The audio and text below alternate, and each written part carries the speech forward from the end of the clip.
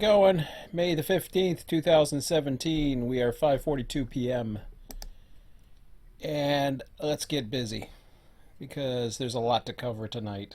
Um, and I do mean a lot to cover. This could be a very long night, which is okay because it's going to be a productive night. It's not going to be like last night where I just suddenly get stonewalled and all of a sudden realize that I'm in over my head, or it's basically, surprise. It ain't gonna happen tonight. Tonight's about figuring out where I go next. Now, I already started today. Um, I did a few things. Number one, I did go just now. I put the title exactly what this is all about tonight. Basically, I titled Back to the Drawing Board. I've also been in contact with my admins to basically get advice. Actually, I got some pretty good advice from Mike. I had some other advice earlier on.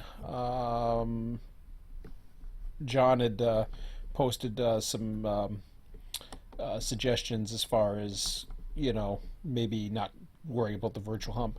The virtual hump wasn't the issue. I think that was okay. The issue is the actual hump itself is the issue. Um, I'm going to go through some various things. I'm going to go through basically what options one has.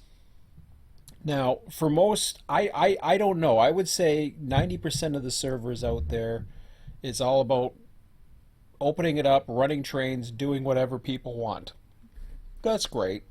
And, I know there's others too that structure. There's some major servers that have a sign up, and Mike, for example, I'll endorse Mike, even though I haven't been on his server yet since he's relaunched. I'm pretty sure he has enough experience with RTS that he's going to make that thing rock for him, and he's given it a lot of thought. He's had his quote unquote come to Jesus moment, I guess you call it.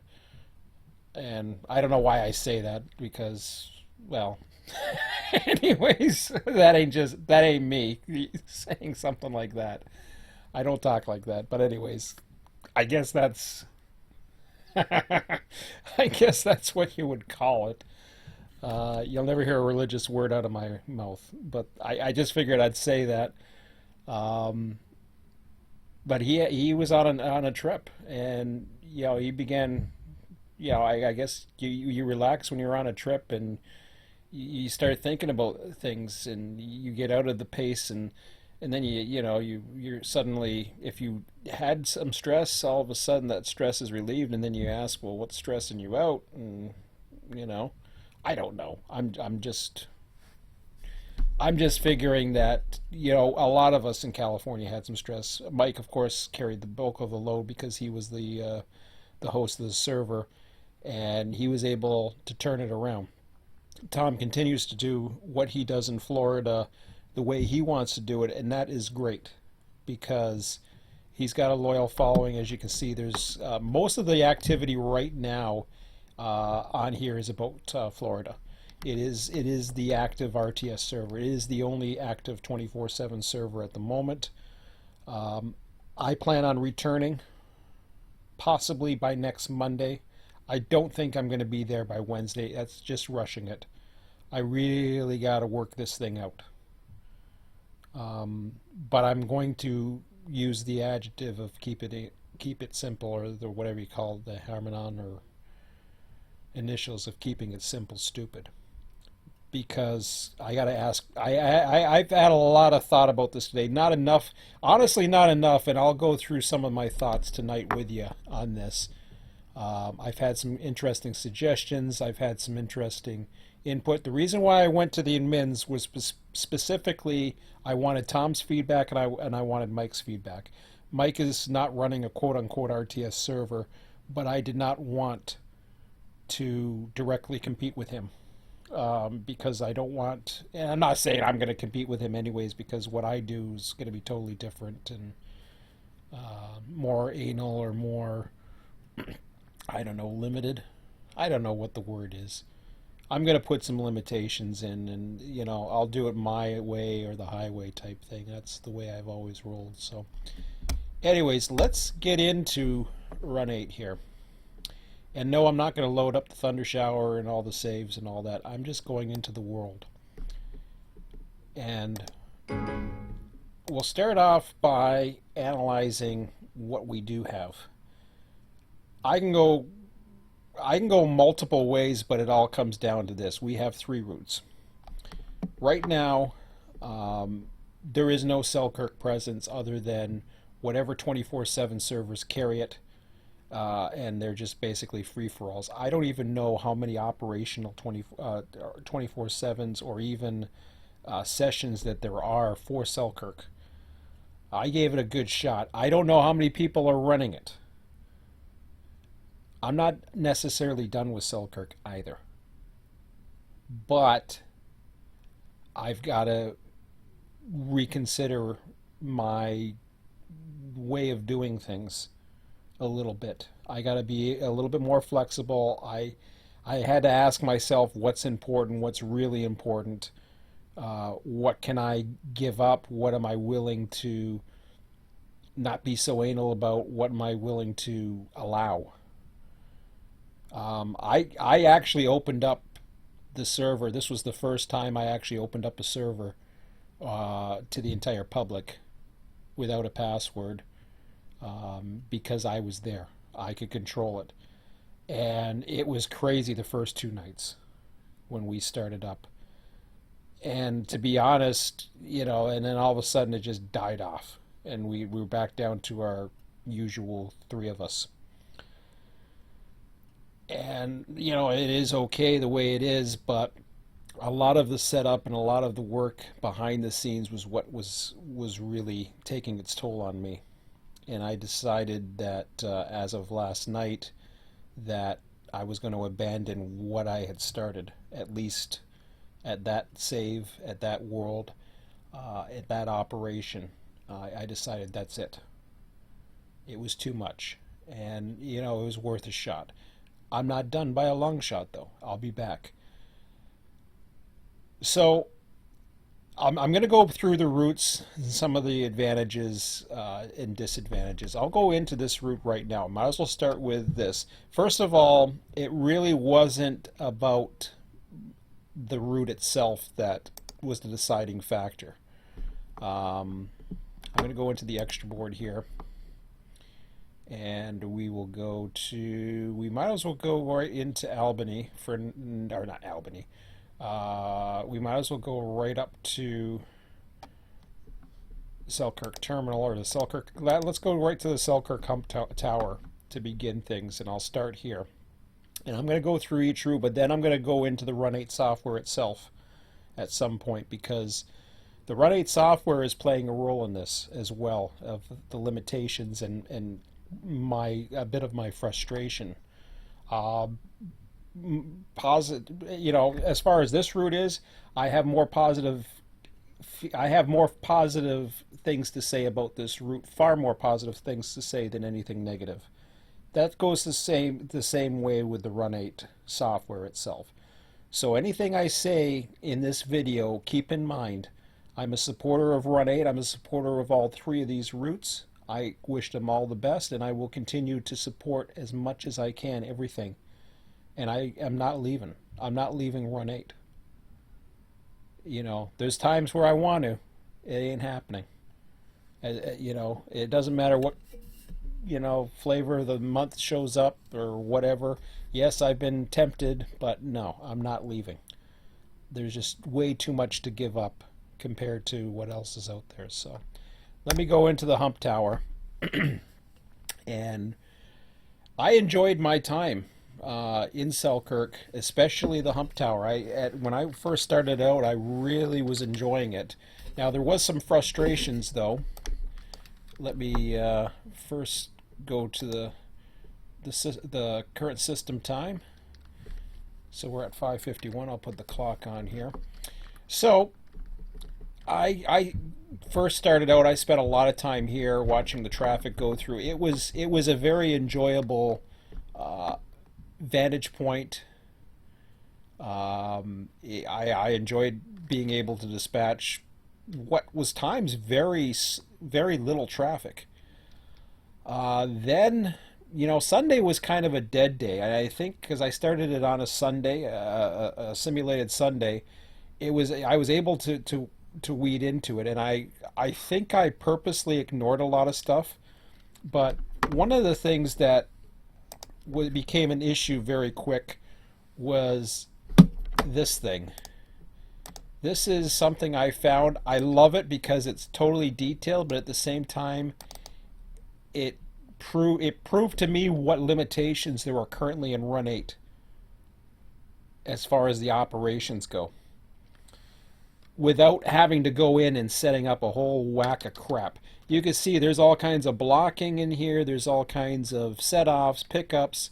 In some cases, you have certain trains that have auto racks combined with intermodal cars.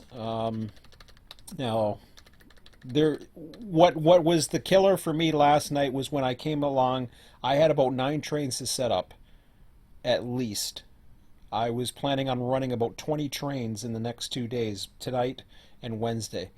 What ended up happening was I came across, I don't even know what train it was, but I came across a train that just totally was the deal breaker for me. And that was a train that I've seen before, but I guess my memory kind of forgot about it, and I think it's not the only one. And that is a train that has a mixture of intermodal traffic and auto rack traffic. There is nothing in the Run 8 operation that can randomly generate that. You have to basically go in and generate it yourself. That's what RTS software was good for. RTS software is not compatible with version 2 as of this moment. And it's going to take me a while before I even get it to that. But we also have other issues here that were causing a bit of grief. First of all, the virtual hump is just fine. The virtual hump worked really well. The advantage of the virtual hump is you can expand the hump network from as many tracks as you want, from as little to as many tracks as you want. Now, the disadvantage to the virtual hump, there is a disadvantage. And the disadvantage is you can't, unlike the real world where you're able to hump at a certain side. Like, for example, say these are 2 segments, okay? And it's broken down in segments. What'll happen is in a traditional hump, you will have maybe 8 segments of, say, 10 tracks, or how many, what is this, 9 tracks each, or whatever it is. You would have your segments, and the trim would still be able to operate while the hump was operating. You couldn't do that. Now, mind you, it didn't matter because, quite frankly, we didn't have enough people to do it. We had at least 2 people, myself and Jerry, who were regulars, who would run Selkirk. He did a lot of great work over in the auto facility. I appreciate his help. It was a lot of good work in there, and I hate, fortunately I let down very few people this time around. But there is one issue that's ongoing with this hump that works,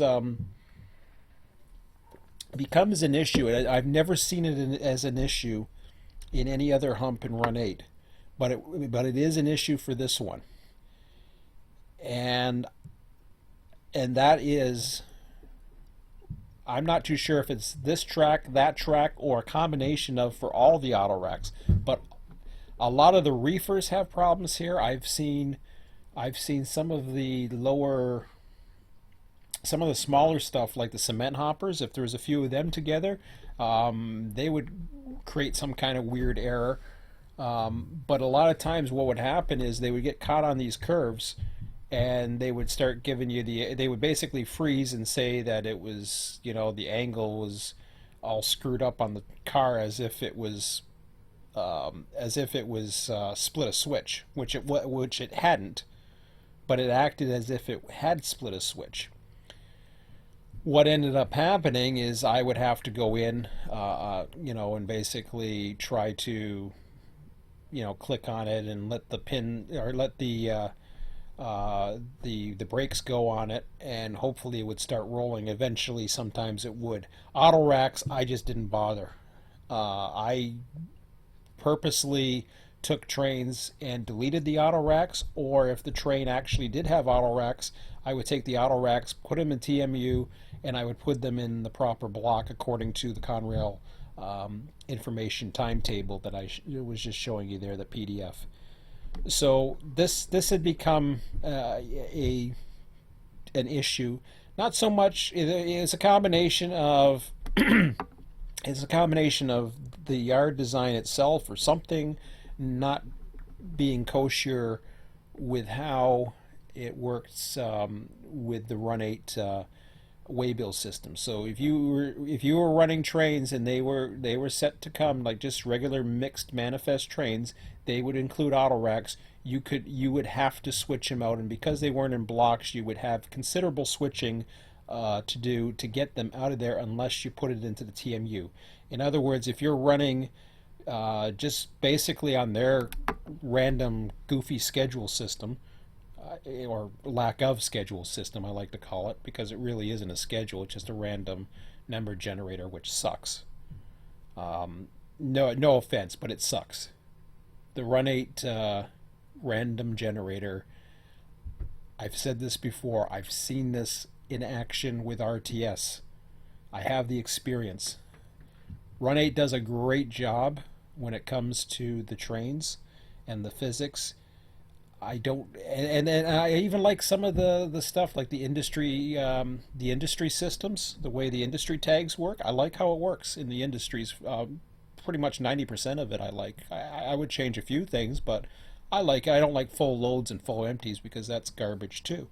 But anyways, there's a lot of options missing that you can customize, but the random generator itself is flawed. I keep saying this. Humans have the ability to detect patterns. And when you run enough times or even put the data in a spreadsheet, you will see the pattern.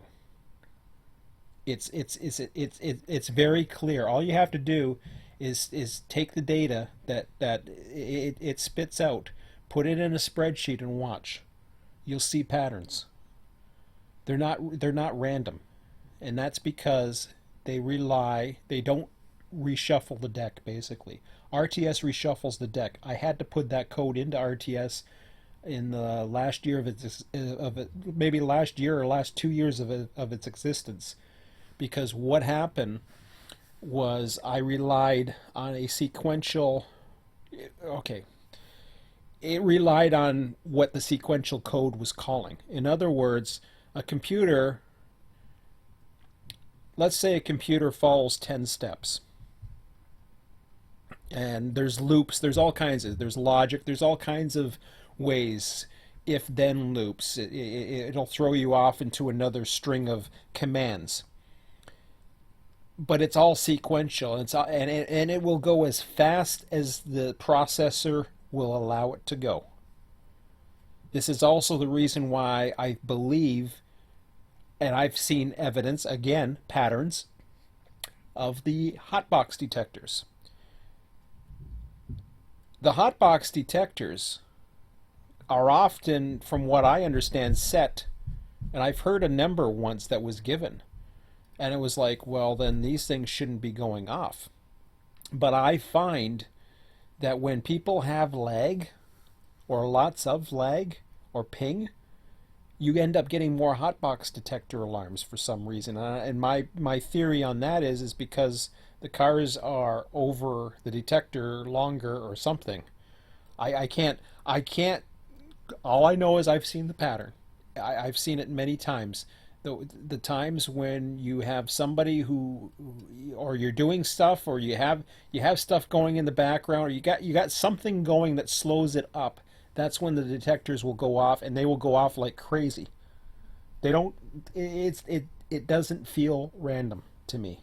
and it doesn't feel like it's fitting its values. I have played around with the random values of the train selection, and I'm telling you, yes, it's a possibility of a 1 to 1,000 thing from happening, but I see it too many times. I've seen 1 to 1,000 odds happen too many times. It's not random. It's because it's going in a sequence of events. And when you're going into a sequence of events, you're basically now going on the CPU clock, which basically says, okay, pick a number, pick a number, pick a number, pick a number. Well, the random generator picks a number, and it picks that number from the CPU clock. So if it takes so many microseconds to process from line A to line B, or to repeat that command, you now have a pattern. You see what I'm saying? That's in this code. And I don't know if people know about it. I don't know if it's being reported. I've said about it a few times. I haven't got a response from anybody, so I assume I'm just blowing hot air. I could go on Train Sim, I could post, I could send an email message, I can do all kinds of things, but it's an issue. And it's an issue that's very painfully obvious too when you start setting up those trains, and you set up those trains basically to, run from, whatever, how many trains you have from one area to the other. We saw it on California all the time. We saw that this one train never got called or barely got called, and the other train would get called 5 times during a session, even though there was hundreds to, there was 200 symbols to, or 100 symbols to choose from. It was ridiculous. It's a pattern. We see it all the time. So I'm actually considering going back to a similar pattern again and not worry about the tags. And hopefully I have enough symbols in there that at least it gives us some from the west end, some from the east end, some, at least it'll give us some variance. And I'm since the actual schedule for the actual schedule for Conrail was very peculiar. There was a lot of traffic towards the end, and then there was some times where it was just dead. I'm gonna go with it. I'm gonna go with the random. If I'm going with Selkirk Mohawk, I'm gonna go random. What I won't do is I'm not going to. I'm willing to go to the random in the waybills as well. It's crazy, and I'll do it, and I'll report my findings. I'll have the data hopefully, and I'll report my findings. But I'm gonna go with it, and we'll see what happens. But I'm telling you, there's issues here. So, anyways, that's the one. But the issue as far as this hump though, that's a physical issue. Something wrong with that track. It's too sharp and it's causing issues. It's conflicting with the auto racks. Now I heard you can't run auto racks. Well, unfortunately, the code says a manifest train has auto racks. So right there, you got a conflict. The whole idea of the hump is to be able to sort cars, not have somebody manually switch all the auto racks out of them. At least that's what I'm under the impression. Maybe I'm wrong. Maybe there's some places where you have to manually switch the auto racks out. I don't know. It just seems like a lot of work, extra work to me. And there's a lot of extra work in between sessions for me. There's, it's just getting too much. So that's what I have to say as far as Selkirk goes. I like the auto facility. The yard's a little weird, but it is what it is. There's a bottleneck here, which is fine. It takes a while getting used to the drill tracks over here, which again, it's fine. That's the way it is. I like the various, I enjoyed having passenger trains going on. I want to actually have the opportunity to run more trains. That's something I haven't really got the chance to do yet. So because of that, I started thinking, well, maybe I shouldn't be too concerned with a hump yard as much as I love humping and doing the hump yard thing, as much as I love spending time in the tower and orchestrating and being a yard master and all that. Well, maybe I have to downsize or downscale my objectives until we're big enough to where we can do that. But first things first, yeah, there's other ways around that. So I do like this route. Um, I haven't run much on it. It is not the most. It is, first of all, it is the best looking route. From an operation standpoint, is probably, with the exception of the bottleneck here at Selkirk, it's real. And maybe I've had some train meets up in here with some of the passengers. You got to watch the timing through here, this little section here through Albany. Unfortunately, I'm getting rid of passenger schedules. I'm getting rid of. I'm by the sounds of it, I'm going to be not going through the passenger schedule thing. The other thing I don't like with Run 8 is having to go in and go through the AI traffic generation to find a train and spawn it. Because what often happens is if you can spawn a random one, but to try to spawn an actual train you've created, you have to go in and you have to relinquish your train and acquire that other train and get it going. So those are things that basically annoy me. And like I said, the route is beautiful. I like the route. I'm going to miss running in Selkirk, but I think my time in Selkirk, at least this particular yard or that tower, is over. I don't see myself doing that in the foreseeable future until some of these issues get resolved. But I'm not giving up on the route just yet. I'm not too sure what place this yard is going to have.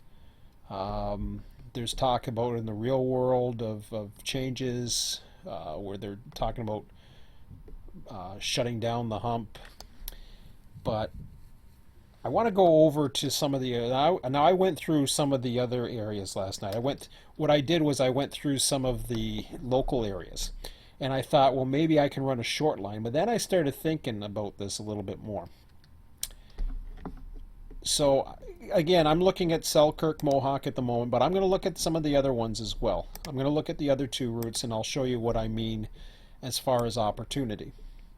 And this is for other people who want to start a server. There is opportunity in all three routes. It depends what you want to do, and it depends what you want. If you just want to run trains, there's opportunity to run trains. You can deal with the hump. You can deal with whatever you want to do. It's basically up to you. The sky's the limit. Let me go into I want to go into Mohawk, and so there's these yards in here. Now, when you look in the area in and around Syracuse, there is a lot of industries in the area. There's a lot of what looks to be a lot of local operations. There's a lot of interesting dynamics. I haven't explored all of this. I don't think there's a spawn point for St. Lawrence sub. Last I checked, there wasn't. There's only a few trains that come from there as far as I know anyways. This used to be a hump yard, so you got a local yard lead, you got a departure lead. I have not tried to work this yard, but it is your typical. And I looked at this a little bit more, and I thought, well, this is reminding me of your typical. This used to be a hump too, so it's reminding me of your typical flat yard or bowl yard. I don't even know if it's like a bowl or whatever, but it's something that has potential. And you go east of town, you got a few industries, and then you've got the MANN, which has a whole whack, so you can run a local that way, I guess. There's a runaround, I'm not too sure. Well, actually, it sounds like that's its own operation, but you can go in there and transfer some cars, I guess. Utica, NYS, and W. There's all kinds of potential in and around Mohawk. But a lot of it is around the Syracuse area. So I'm thinking if I'm going to do something, this might be a good place to base myself out of. And then I can possibly look towards what we have going this way and see how it works, or see how it goes. And if I like it, if it works out good, then, well, then that's what I gotta do. So we'll see. But let me check the Selkirk map again, and we'll see what we got here. Actually, let me go down there and take a look around. I haven't really taken a look at Syracuse. So, I mean, there's a lot of potential. You got North Runner, other blah, blah, blah. Let me start at 290 here. And I want to do some experiments as well. I may try some while I'm here. I'm still looking at other options as well, but let me see about trying some while I'm here. Am I going the wrong way? Yeah, I'm going to the fairgrounds.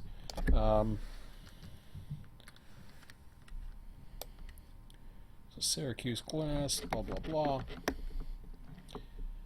And a lot of these industries, I don't know what they are. I'm not going to spend too much time in doing research. I'm just going to set these damn things up and just go crazy, I think. Packaging. So you got Syracuse packaging, you got first ward lead, whatever that is.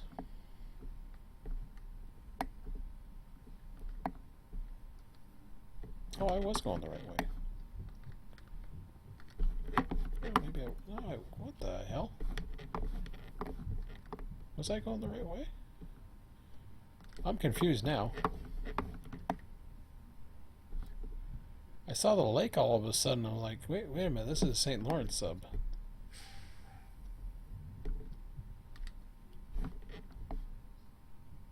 Well, there's the racetrack, so no, I was going the right way.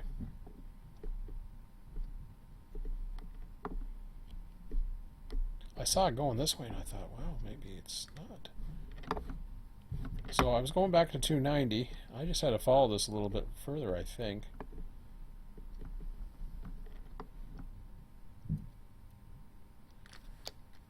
Am I losing my mind here? What the hell's going on? 290. Oh, it's still a few miles away. That's why. See, I'm not too familiar. So yeah, you got more industries here.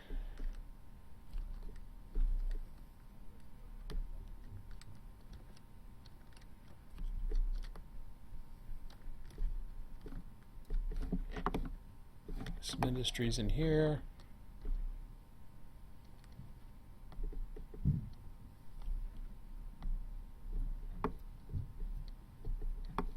Okay, this is where the fun begins, right there. So let me take a good look here.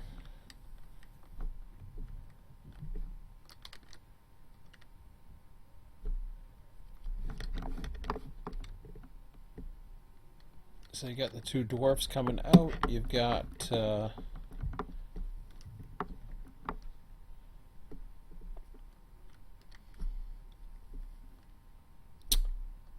yeah, here's the intermodal. Okay. Intermodal's interesting.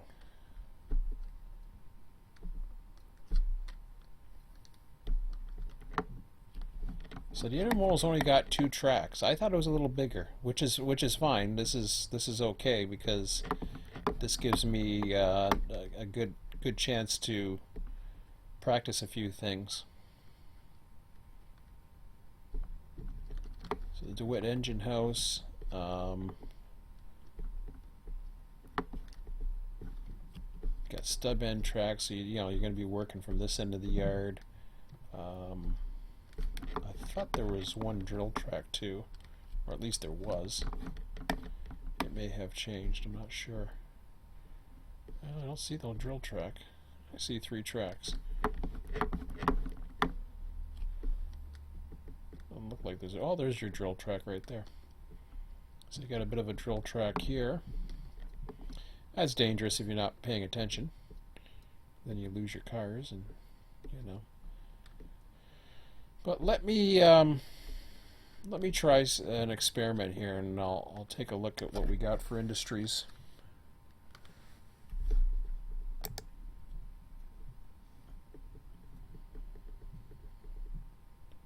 Selkirk Auto Terminal. So that's all the industries we have with this. What I'm going to do is I'm going to put the Syracuse ramp as a test. So I'm going to edit the tracks. Yeah, we'll start it there. Oh, is it allowing it? I don't know what the hell I just edited. New industry. Okay, let's try that again. Edit the tracks. Hopefully I wasn't editing something else, but so that's how you set up the you know, you get your tracks set up, and then that's already set.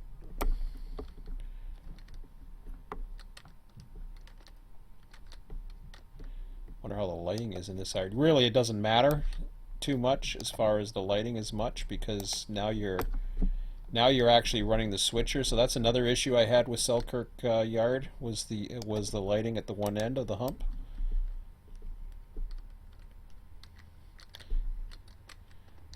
I actually was prepared to make some moves that was going to help me. I didn't get around to that last night once I ran into that brick wall, and I was just like, okay, well, that ain't going to work. Or this isn't going to work, so I had to rethink about everything. So this is, and I was really down. I was like, man, I was like down. I started looking into, I was bored. I started looking into other games. I mean, I was just, I actually downloaded this space game. I put a YouTube up video, man. God, that was horrible. I mean, it looked like cool. I love space and that kind of thing. So I thought, yeah, this would be pretty cool. I shouldn't say it was horrible. It was just, I didn't know what the hell was going on. It just felt weird. But it's, you know, it's a free game, so what do you want? Maybe it's better than I think it is. Maybe I need to give it a second chance. I don't know. But I would rather be doing this.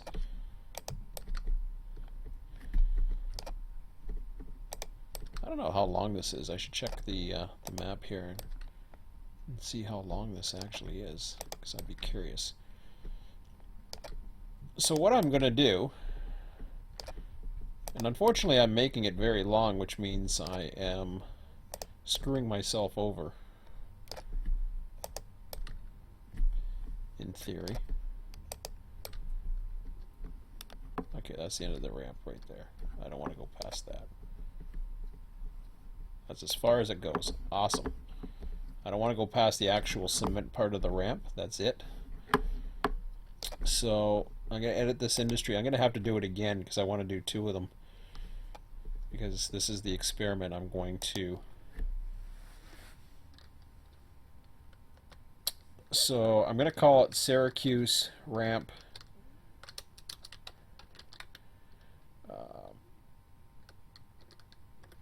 Test 1. The industry tag that I'm going to have dealing with this. Oh, wait a minute. No. Syracuse Ramp Test. I'm going to call this Syracuse Ramp Test Unload.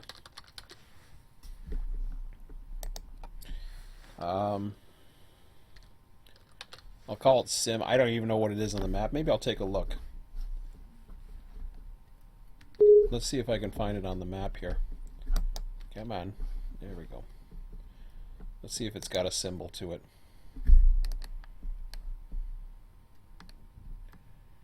I don't see it. So it's got 2 tracks for intermodal. Wow, 4,165 feet. That's pretty good. So it'd probably be doubled up for an intermodal train. I would imagine the average intermodal train won't fit, which is cool.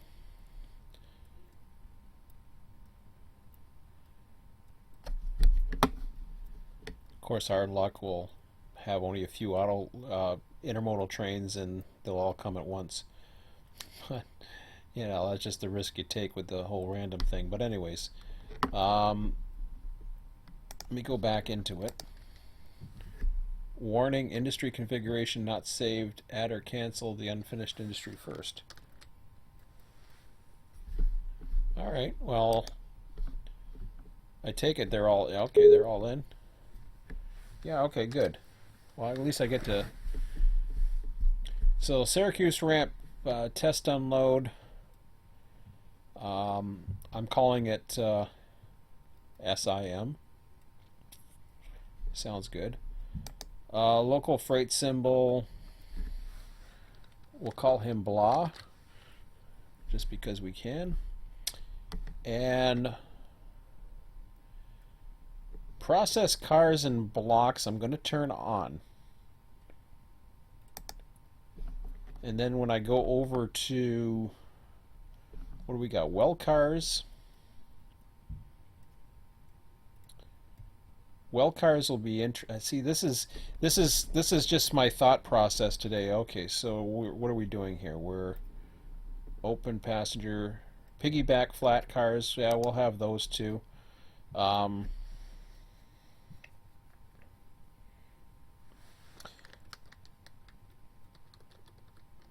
So I'm gonna put one as storage and the other as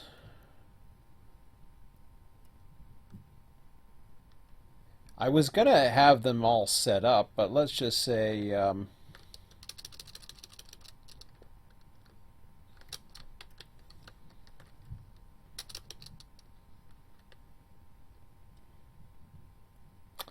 so piggyback flat cars. I'm gonna have them if they're coming in from one location, I may have to play around with this, but bear with me on this one. I'm going to call one as storage, the other as 1, 2, 3, 4, and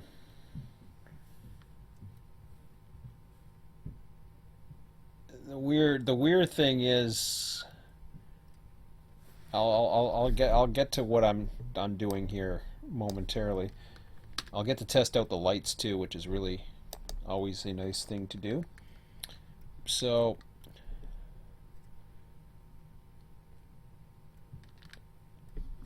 what I'm doing is after a 4-hour period, or sorry, not the capacity. Capacity I don't think matters. I don't think it has anything to do with capacity whatsoever.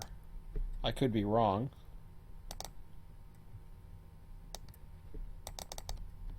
But I am going to set these to empty.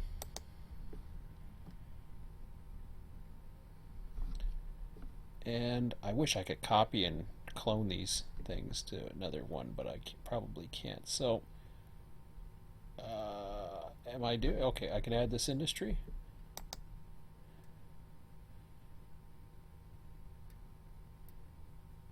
That'd be really cool if I can import the industry and then somehow copy it in that. Maybe that's easier. I'll have to try it sometime. But let me just do one more. So Syracuse ramp test load I'm going to do now.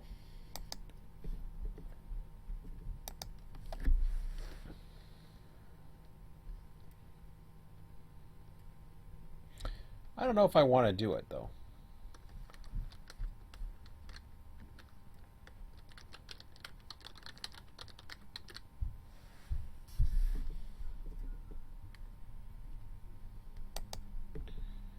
So the industry tag I'm putting to 1.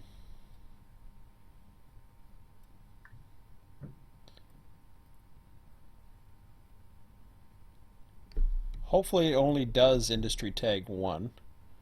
The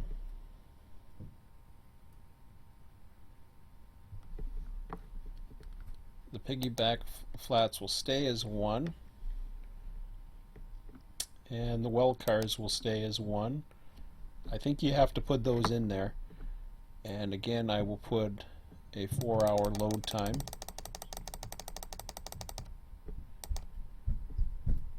Oops. So what I'm trying to test here is to have okay. So I gotta oh, the local freight symbol, we'll call him blah again. I don't have to process the cars in blocks, but I do have to edit the tracks, unfortunately. But I will start from this side just to make sure it's all concurrent and the same.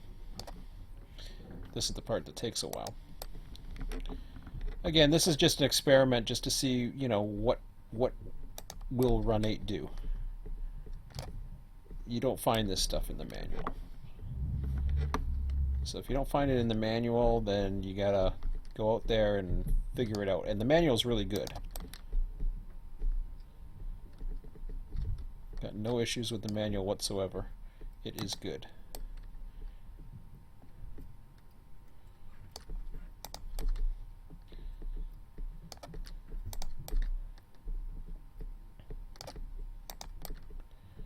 So this is likely going to go in night very shortly, because we are going to, whoops, no, what am I doing?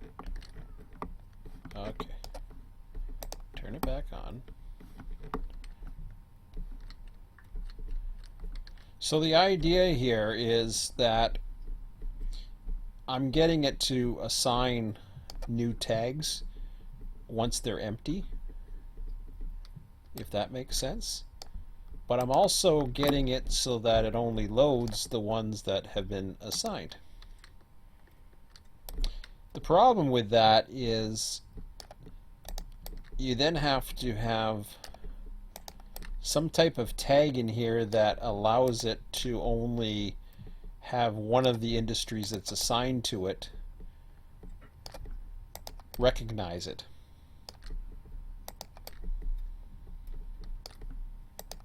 If that makes sense. Hopefully that makes sense.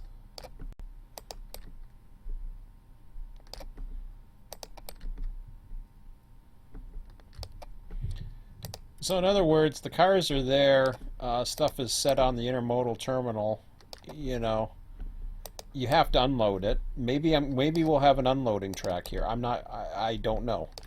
It's not that busy.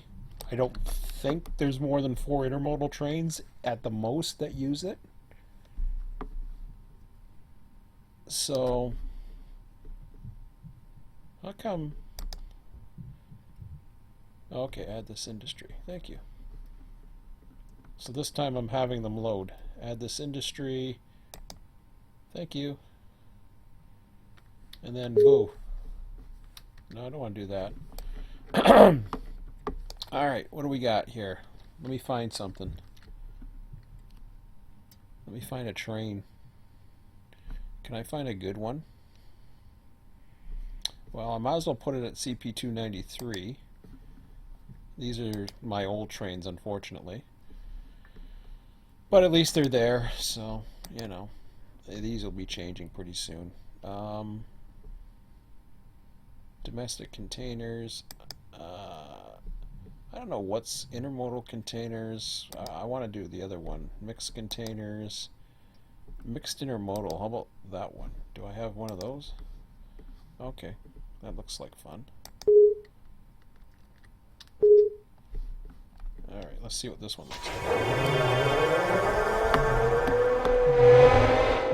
Okay, so we got some double stack. Do we have anything else? Oh yeah, we got our little hot shots at the end. Perfect. Very nice.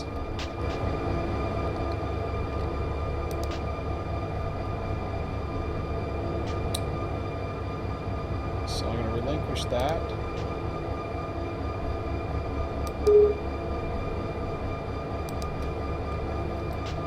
Plug that into there. And delete that.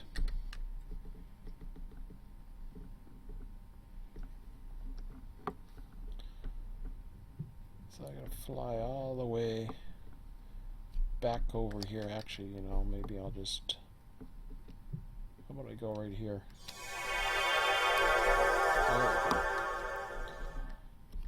Now we're talking.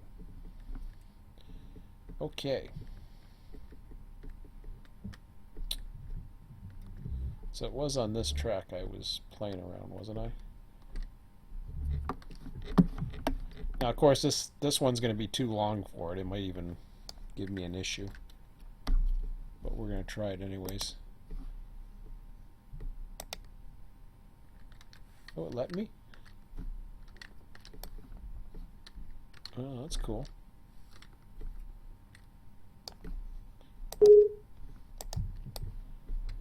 All right. So,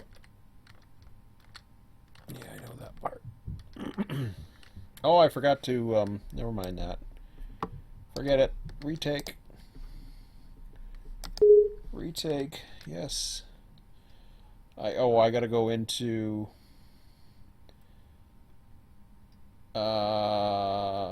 it's supposed to be sim, isn't it? I think it was supposed to be sim.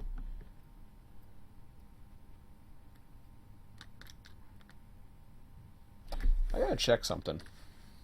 No. Industry configuration, is that what I want?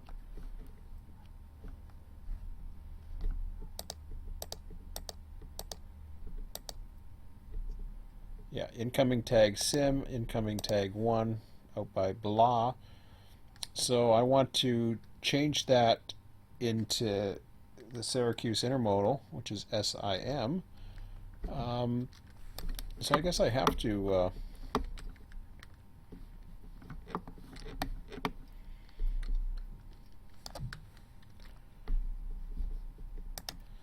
place the train.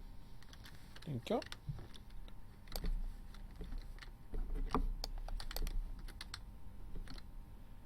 Oh, I placed it too far. I'm going to lose one car out of that.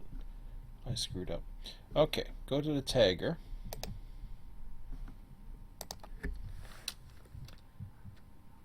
What's with all the different?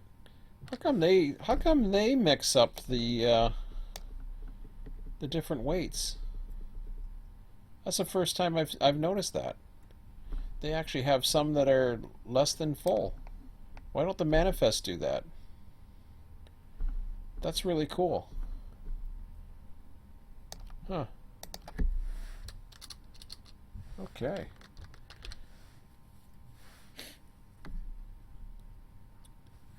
That's neat. Okay. So there's a sim. I like that. I wish all the manifests did that. Is it because of the weight of the... It looks pretty cool. And then you got these ones that look like they're empty in the back. I don't know why they look like they're empty, but they do. Okay. So, when I go into here, or is it the industry cards one? Yes. So I've relinquished that train, and when I go into, I guess it's blah? No, that ain't it. Maybe it is blah. I hate to say this. Is it blah? Do I really have to change the train to blah? Oh, I have to relinquish it first. Okay. Now I've arrived. Okay, so there we go. In 4 hours, it didn't do all the piggyback flats because I am too big for this, which means I would have had to have doubled up, which is okay.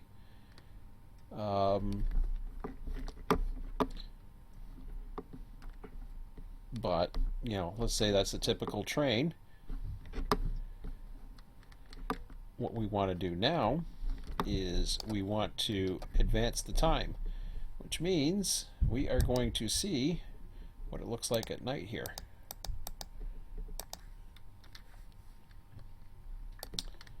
Okay, I see a bunch of 2s. Is that all they are, or So I see a bunch of empty 2s.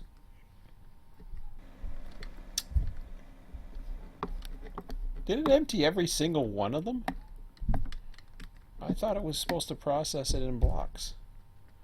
That didn't work out.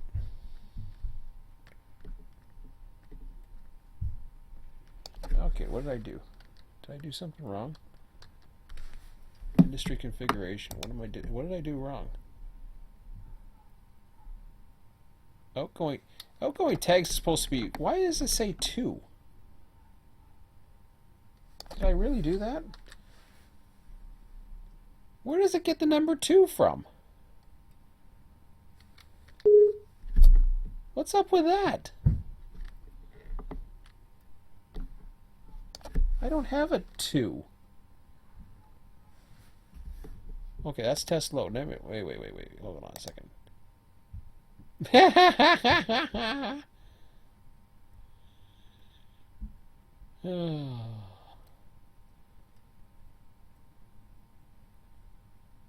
So, is it because I have the commas in here? Is that why?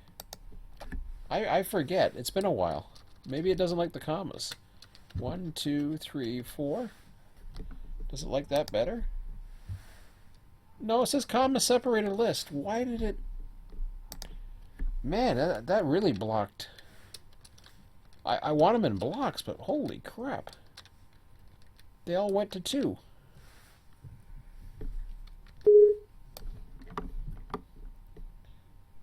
Well, that thing ain't going to do nothing, or it shouldn't do anything. What's it look like now? See, it says they're all ready now.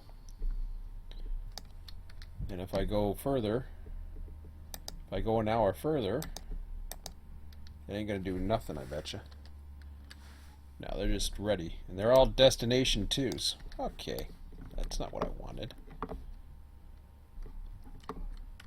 Not what I had in mind. Alright. Can I go to the tagger again? Can I...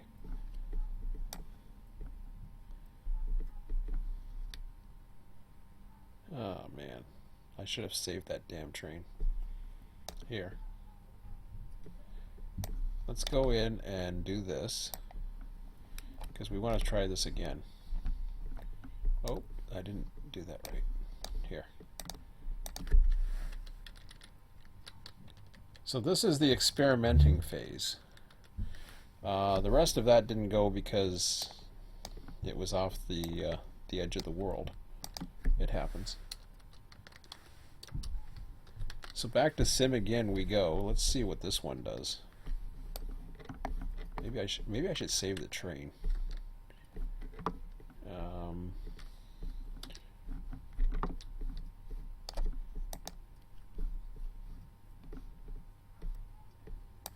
I'm going to save this train.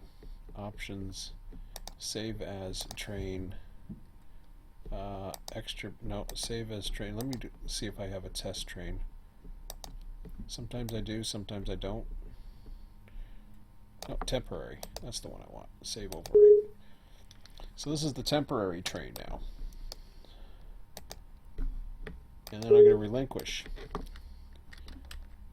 So we got everything going into 1 again. That should automatically reset it to 4 hours. Now what I'll do is I'm going to put another experiment into play, because you know how a lot of people like to come by and click on stuff and then relinquish stuff. I'm curious what will happen if that screws up. I've always been wondering if it screws things up. So what I'm going to do is I'm going to go to 1:40 in the morning on May 16th and apply that. And the moon came out. Hello moon, where are you? There you are. I could tell the moon came out. Okay. So now it's down to 2 hours. Let me click on this and then relinquish it. Okay. Did it reset everything back? Never mind, blah. Wait a minute, hold on. I relinquished. What are you doing?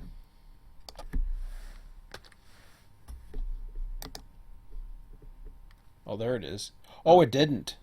Smart cookie. Isn't that cool? It didn't. I expected that to go back to 4 for some reason, but it didn't. Good job. All right. So that's a good sign. Pass tested. Let's head over to 341. And we got ones this time. Okay, good. I hope we have more than just ones, though.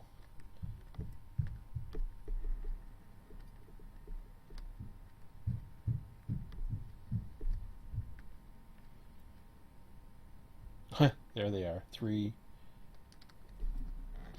Doesn't really set them up in very nice blocks, do they? Well, maybe I won't process it in blocks then, unfortunately. Which kind of means more switching. But then again, it's a small place. But yeah, the blocks aren't very good. That's kind of sucky, actually. But you know, it is what it is. Now, here's where the experiment begins, though. We are now at a tag with 1 and 3. It says it's ready.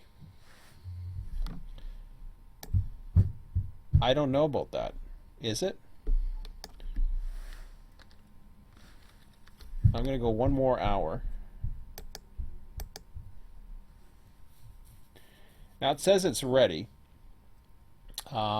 What you may have to do, I'm going to go 1 more hour, bring it up to here, and apply it. And it's probably still going to say the same thing as ready. But now I'm going to click on it, at least click on it once, then relinquish it. And watch, I think this is going to work, but I'm not positive on that. And if it doesn't, it's not a big deal. No, it didn't work. Well, let me go through, just in case. Sometimes you have to cycle these things. No, they're all showing as ready. What I was hoping was that another 4-hour cycle was going to start, and then that was going to start loading. So the other thing I can do is let me go to industry configuration, and I'm going to get rid of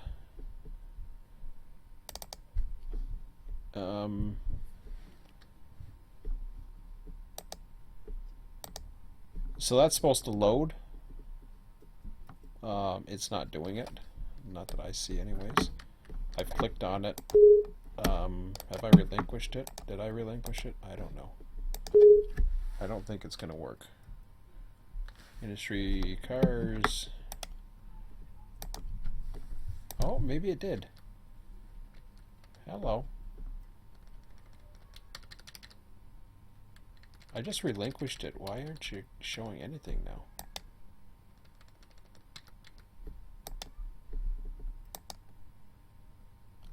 No, so it's back to ready again. Syracuse ramp test load. Well, now it's calling it Syracuse ramp test load. Did it call that before?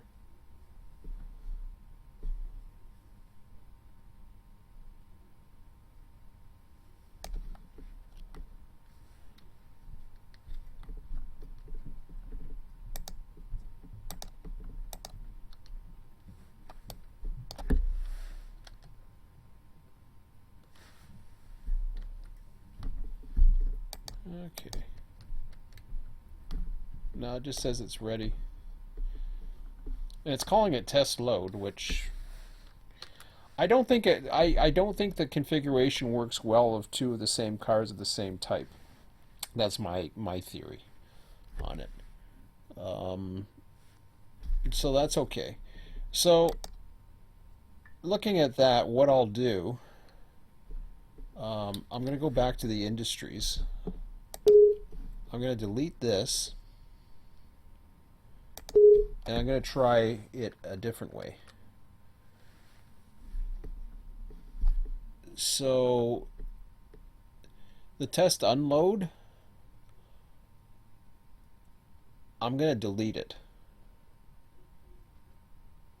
As much as I really wanted to get some, what I think I'm going to do is I'm going to have a load and unload track. Makes sense, right? So test unload is now going to become our test unload. I'm going to delete it. Tracks are assigned. Delete the industry. That's all I want to do. All right, perfect. So now, when I spawn it, it should be doing the load one. I'm curious if it works. Whoops. So I'm going to load the temp train. All right. And I'm going to, I forget if I've tagged this thing correctly. Yes, I have. Awesome.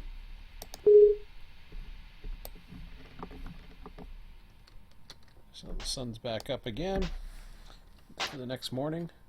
My birthday, by the way. Tomorrow's my birthday. Oops, that's not what I want to do.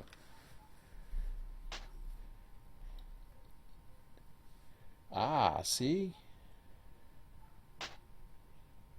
Was this happening in California?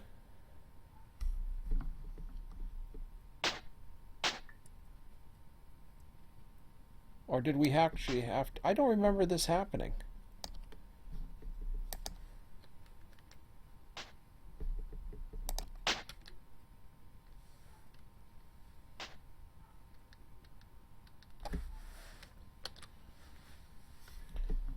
Because I don't like it.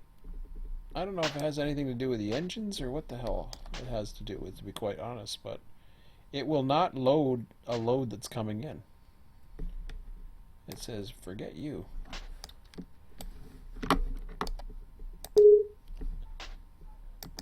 I've tried relinquishing it a few times. It ain't gonna go.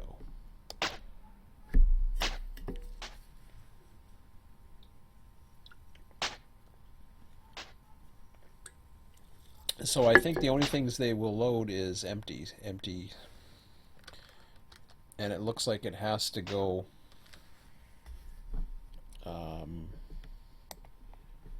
industry configuration.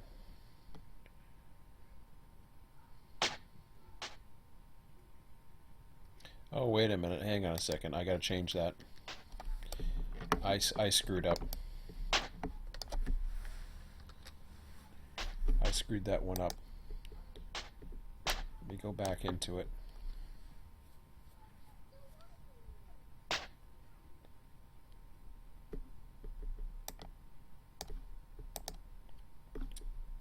This I have to change to sim.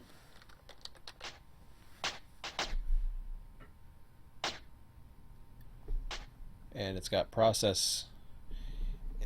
I like unloading on one track and loading on the other for the simple reason that it introduces bare table cars to the mix. I like that.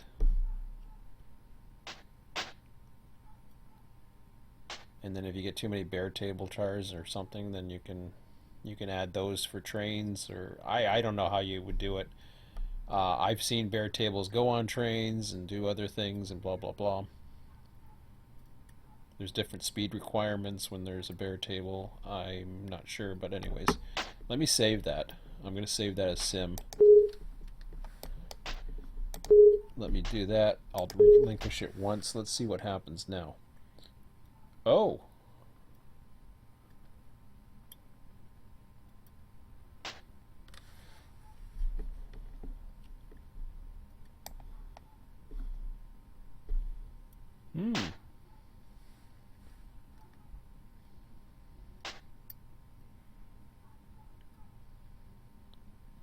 That's interesting how that did that. One says 4 and one says 2. Maybe I have, maybe I've did it a little bit different. I don't know. Let me just change it. I'll put it all the way to 9.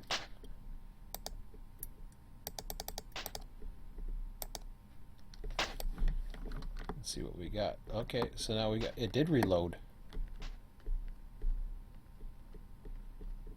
Those weren't empties, it did reload.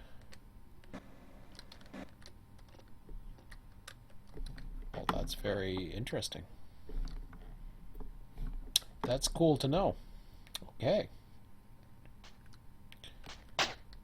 So we can reload, but what I'm thinking, let me delete this thing now. So that's the end of that experiment. It can reload. And I thought that was happening in California. I just had the tag was set up differently. So what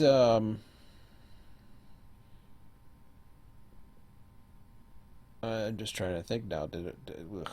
Man, my memory is so screwed up. I can't remember the results of the test prior to that. So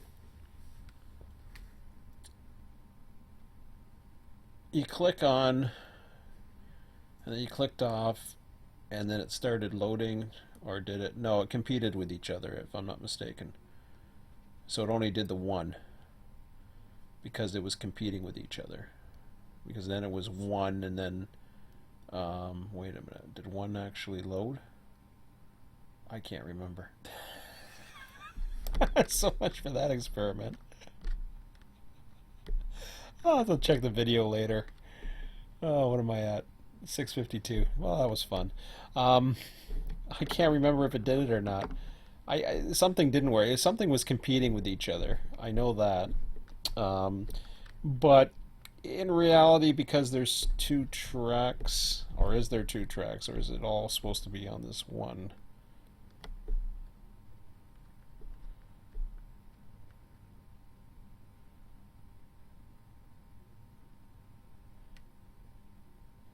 See, I'd like to be able to have it so that it does some bare tables. Or if it just reloads and reloads the other tags going out, that's fine. I mean, it's not a big deal. I'd like to get it to do it, but if it does, it does. If it doesn't, it doesn't. It's not a big deal. But it seems to take on any type of car as far as that. But I'll experiment with that later on. So, like I said, the industry's here. You know, this does seem to have a lot of promise. What I was going to do is, if I go ahead and do this, I'm going to set up a bunch of trains into the AI system. Not the ones, I could use the ones that are in there. I could combine them with the old Conrail stuff. I don't think I'm going to do that. As you can see, I do have some probabilities already set up. So I was in the process, or at least I was ready to at least try the probability rules. Whereas I had, you know, a lot coming from here, you know, a little bit coming from Amtrak. I don't know what other probabilities I had set up. I thought I had at least one other. Where's the river sub? Oh, okay, see? So I already got probabilities set up the way I want to. Do I want to go in and actually change the trains so that we're actually dealing with a... Let me just take a look at a bare table train, for example. If I was to put this as a test train, for example. We got these nice SD70 Aces. I can't remember if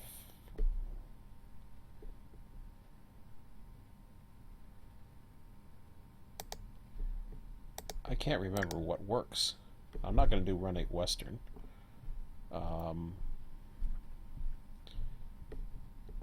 But there's all kinds of different... I want to run something that has a variance to this to make dispatching rather interesting.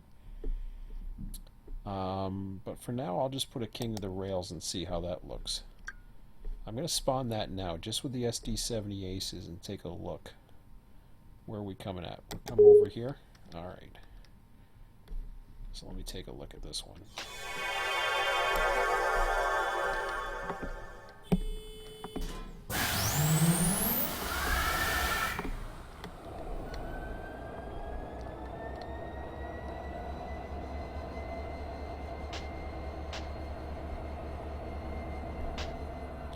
Be interesting to see if it actually empties a bare table or does something. I don't know. Do they all look the same, or do they have some of the... I haven't really taken a look at the bare table trains too much, to be honest. Well, that looks different.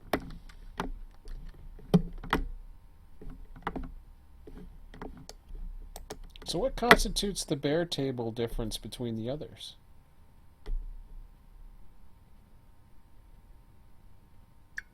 And the other thing too, I gotta ask, if this is the case, let me try this.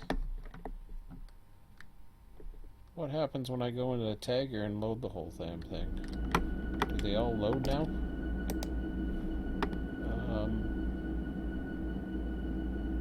That could be very, very telling. Hang on a second. I'll relinquish this. Oh, it's so nice to... I miss those engines. As much as I love Conrail, you know, ST40s and GP40s, it was just getting boring. I may go back to it at some point, but... So let me go into the tagger for a minute.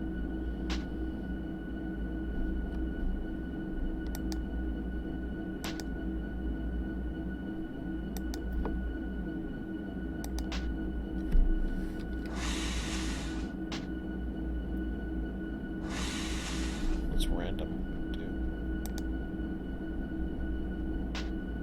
Well, sure enough, that goes in. And suddenly we have all our containers back.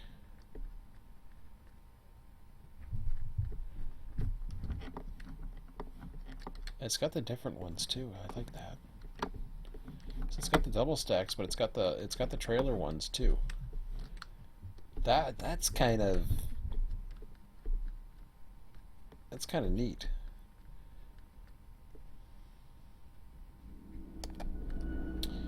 Well, let me try one more. I'm gonna keep doing this here for a minute because I wanna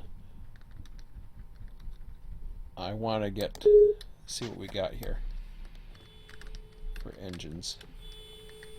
So UP and CSX works well.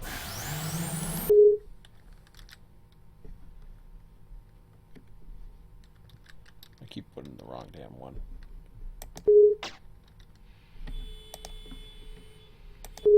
Likes putting CSX in the lead.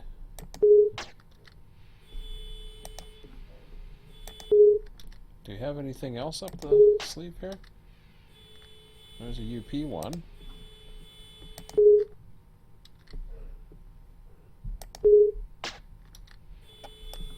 Ooh, there's three.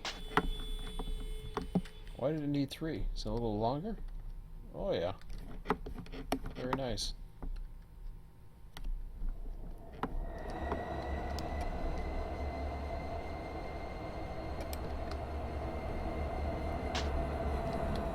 I thought it had issues with UP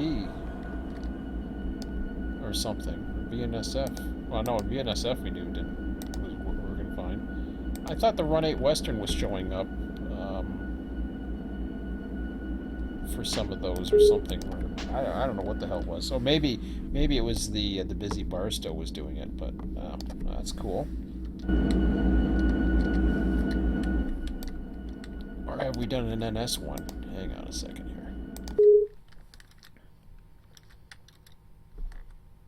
No, there is no NS one. That's why. Okay. I'll do this just for shits and giggles.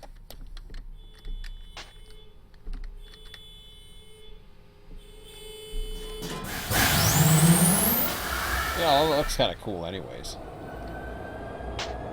Kind of looks like a leased unit. It looks a lot better. With all the warning signs on it. Wow. That's a lot of stickers.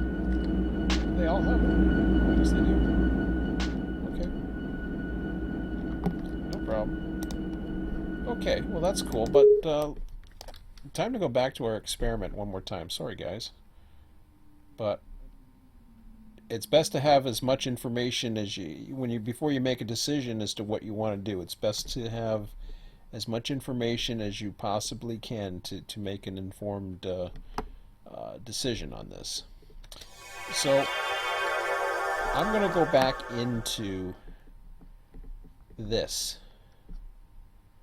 No, not that. That.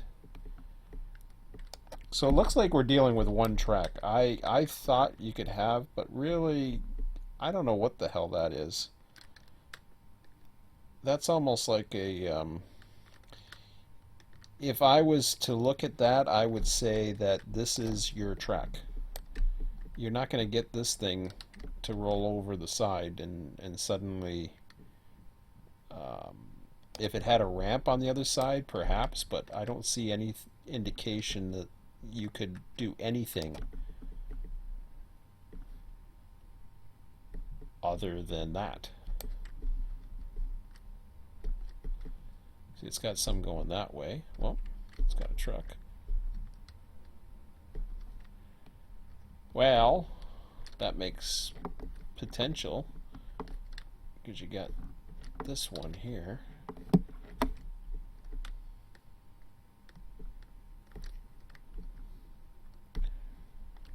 How does that get over?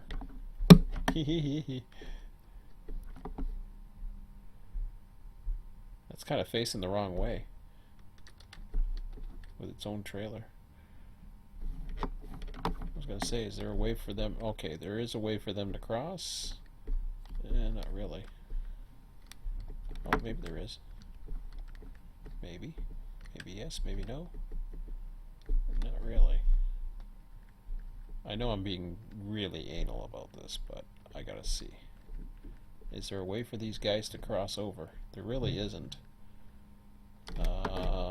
Unless they can come up that way, which they really can't. Well,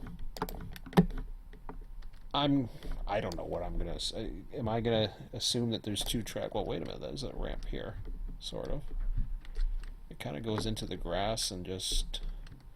I know I'm being really anal about, you know, how it works, but I'm just curious if there's actually two ramps or if there's just one.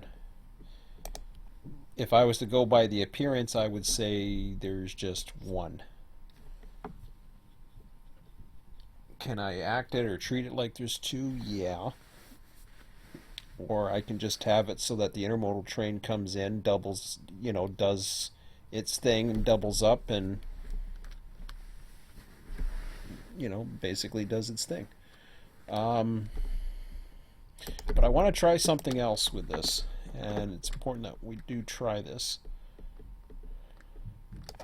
Let me go back to reset to system time and apply. Well, I don't even have to apply apparently. Okay. So,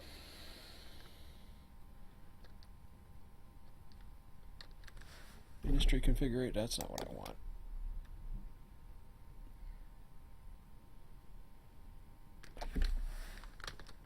That's what I want. Okay, so that's your test load of sim, which currently doesn't process. Okay, so that's the test load.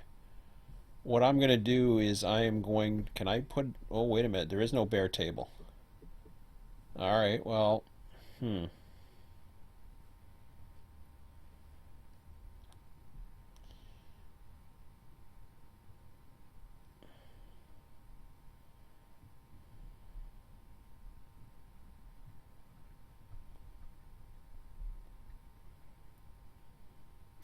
that's where I would like it to possibly say, okay, throw in an empty. You know what I mean?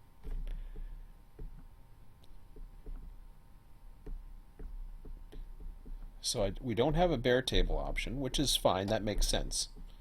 You don't want a bare table option. I was wondering if there was, but that's fine. So we got the test load. I'm going to go ahead and wish there was a way to, the only way I can see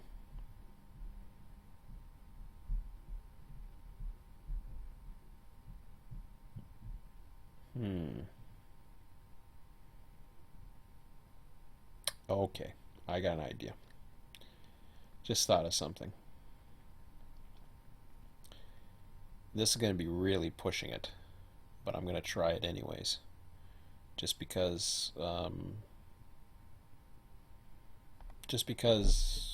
you know, just because. So for these here, I'm gonna go with, considering that we could have, let's say, 4 intermodal trains. I'm not going to process the blocks. I'm going to have them load them all, but I'm going to do something else here.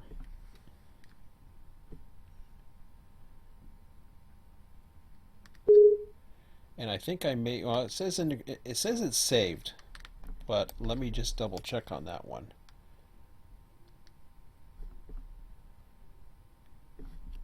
So if I go into loading that save thing again,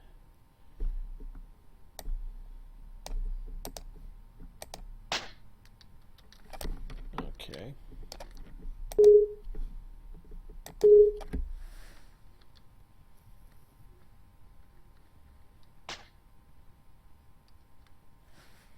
I check the industry cars. Okay. So we've got those going to go in the next 4 hours. So I'll throw this ahead to night and see what we got. And I see 1, 3, 1, 2, 1. I tried doing the block thing and it didn't really like it too much, so I mean, I could try it again, I suppose.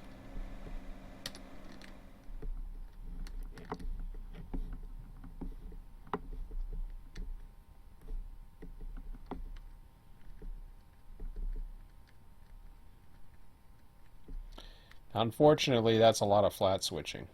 I'm not a big fan of that. Well, let's see, what do we got here? We got 1, 3, 1, 2, 1, 1, 4, 1, or 4, 3, 3. I'd like to see the blocks work. Honestly, I would.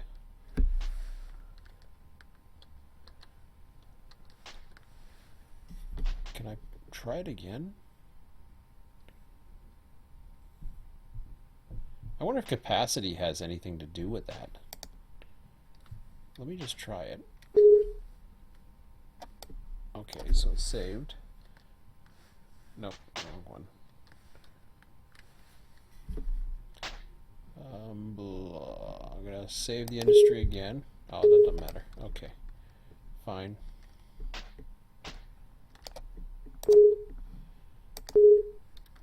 Okay, so we'll load. We're gonna load temp in again.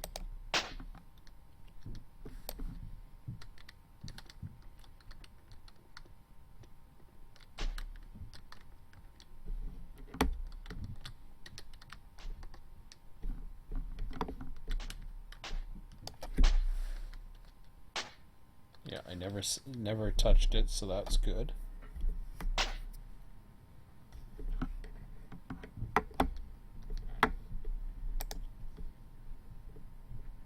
Maybe it was a fluke and it just did a bunch. See, 1, 2, 3, 4. Really?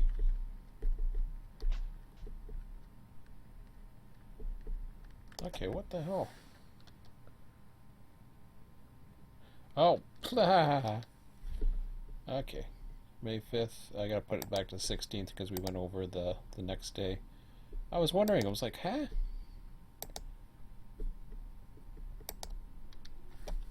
All right. So we got a bunch of 3s and man, that's brutal.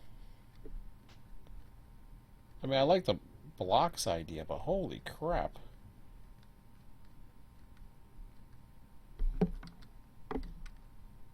Oh, it finally changed it at the end.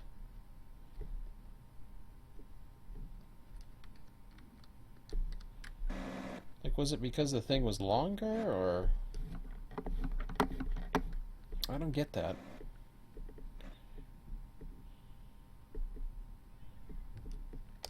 Alright, so let's try this. Delete that.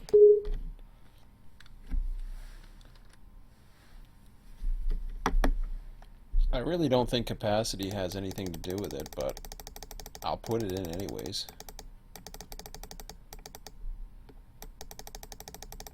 Let me just put it at 10.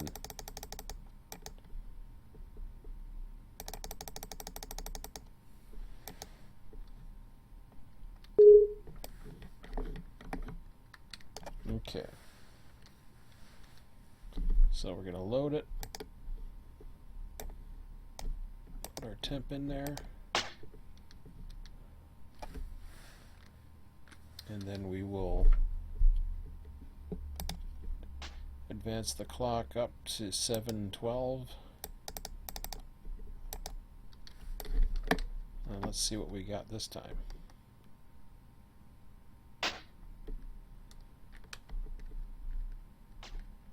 I see a lot of ones. A hell of a lot of ones. A few twos. It's almost at the same spot. I don't like the blocks. Which really sucks. Because this again is... I don't know what the hell it's doing. It's not really distributing it well, or distributing it the way I would think. Like, I have no idea if it has to do with the engines, or I can try that. I don't know. I think I'm gonna not bother with that.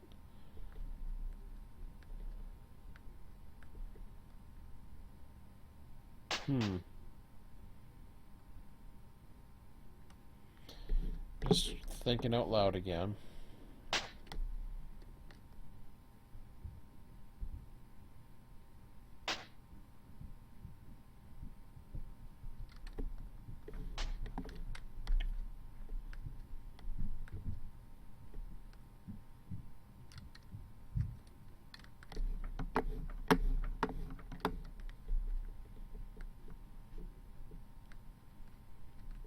I mean, once you start throwing some other trains in there, perhaps it will randomly select, but what kind of yard are we dealing with for that kind of thing? I imagine it would be something along the lines of that.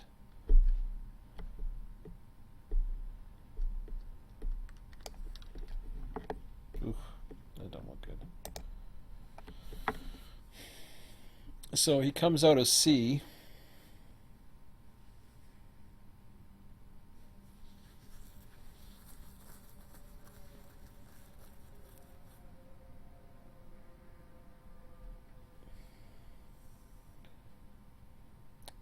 I mean,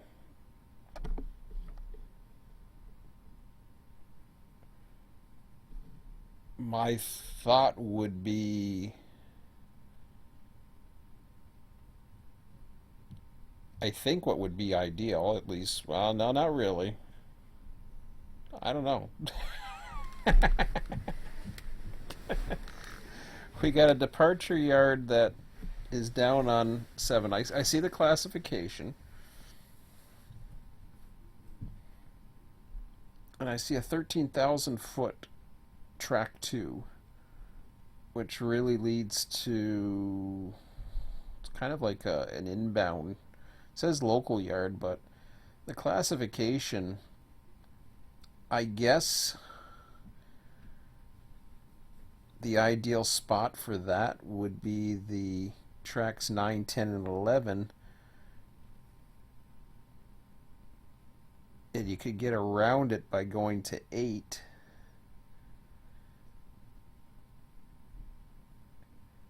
I have no idea what 101 to 104 would be used for. It's very small. Good for locals, I suppose.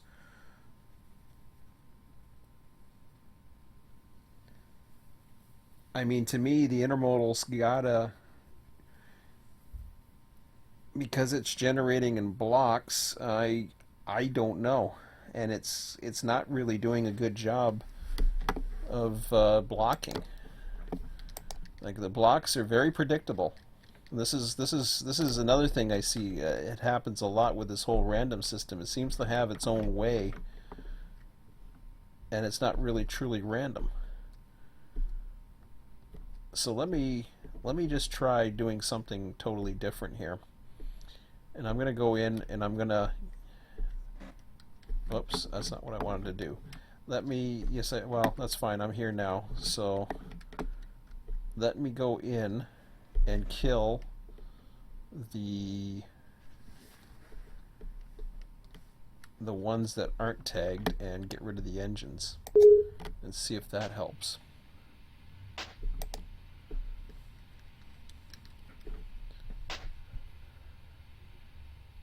Copy player train.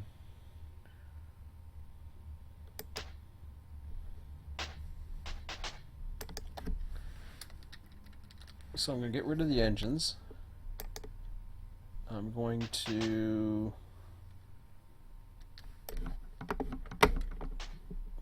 let's see, how many do we have to deal with here? Again, this is a good time to do the experiments, so I'm going to get rid of one extra one. 2, 3, 4, 5, 6, 7, 8, 9, 10, 11, 12. I'll get rid of the last 12.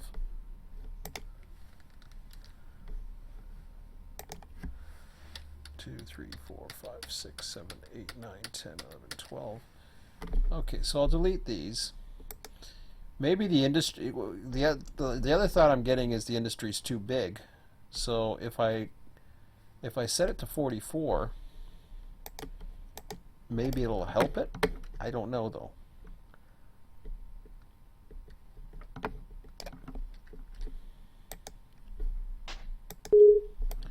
Blocking is essential for this. Honestly, it really is essential. I can't say any more about that, other than that. I don't know. I guess I'm seeing one side that's not even with the others, so I guess the best place to put that would be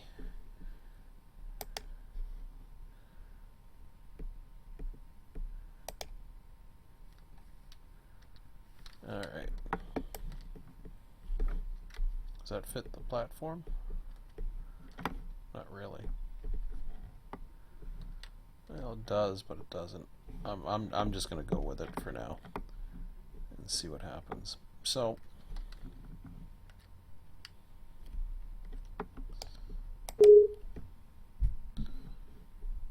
I'm gonna go with the tagger, and I'm gonna change these all to sim as loads and see if I can get this to somehow do a better job. Worst case scenario, I can go in and manually do this. I don't want to. I'm trying to avoid the whole manually go in and do things. I thought the blocking worked pretty well, so I don't know what's going on here. Or at least it worked somewhat well. Okay, so let me resave this again as the temp file. And I think we're okay now.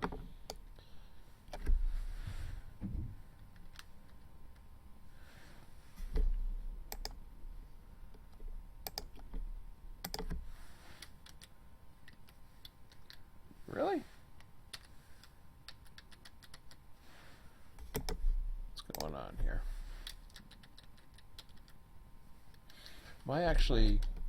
Have I actually relinquished that or what? Okay, there we go.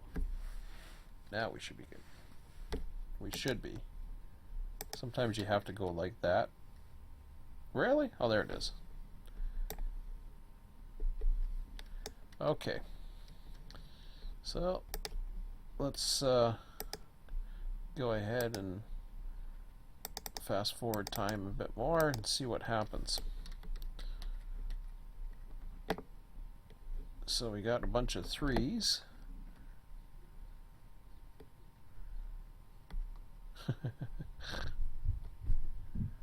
Yeah. You see the pattern here? I mean, seriously, do you see the pattern? I can't.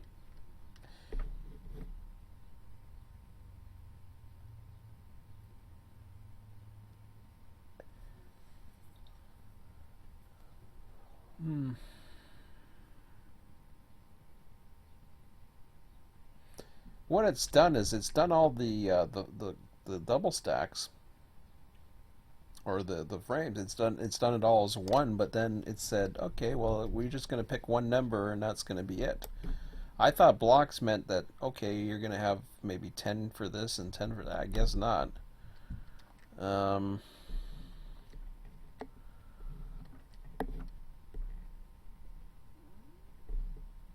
Oh, I forget if do I even have the unloader. I don't think the unloading was doing any different either, to be quite honest.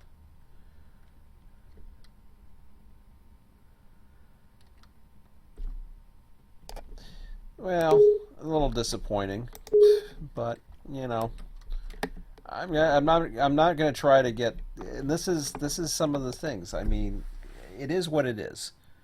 I get it.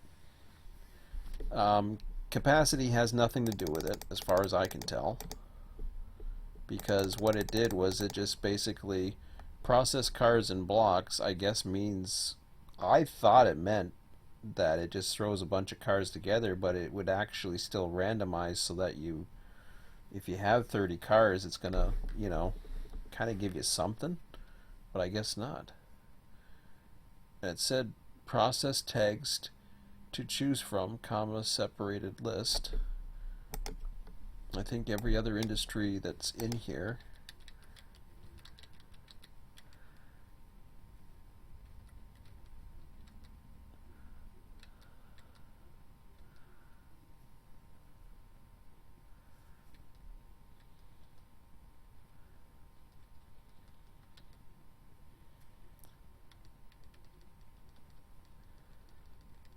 so the only way I see that working is it's basically going to it is to avoid the block. That's the only way you're going to get some type of randomization out of it, unfortunately. Okay, so it is what it is. And from there to, if you're going to deal with bare tables, there's, as far as I know, there's no randomization. Let me just try one more thing before I let this one go to rest. Temp. Gonna load spawn that again. I don't think there's any function. Industry tags. Yeah, see, there's no random function that I'm aware of. Required tags. Local freight symbol loaded. Okay, yeah, we don't have anything for it. So if I go into the tagger,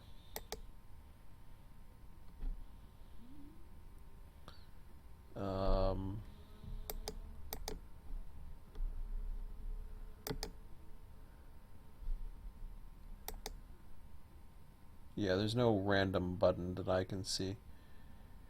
Now there's ways to set it up. Required tag, local freight symbol.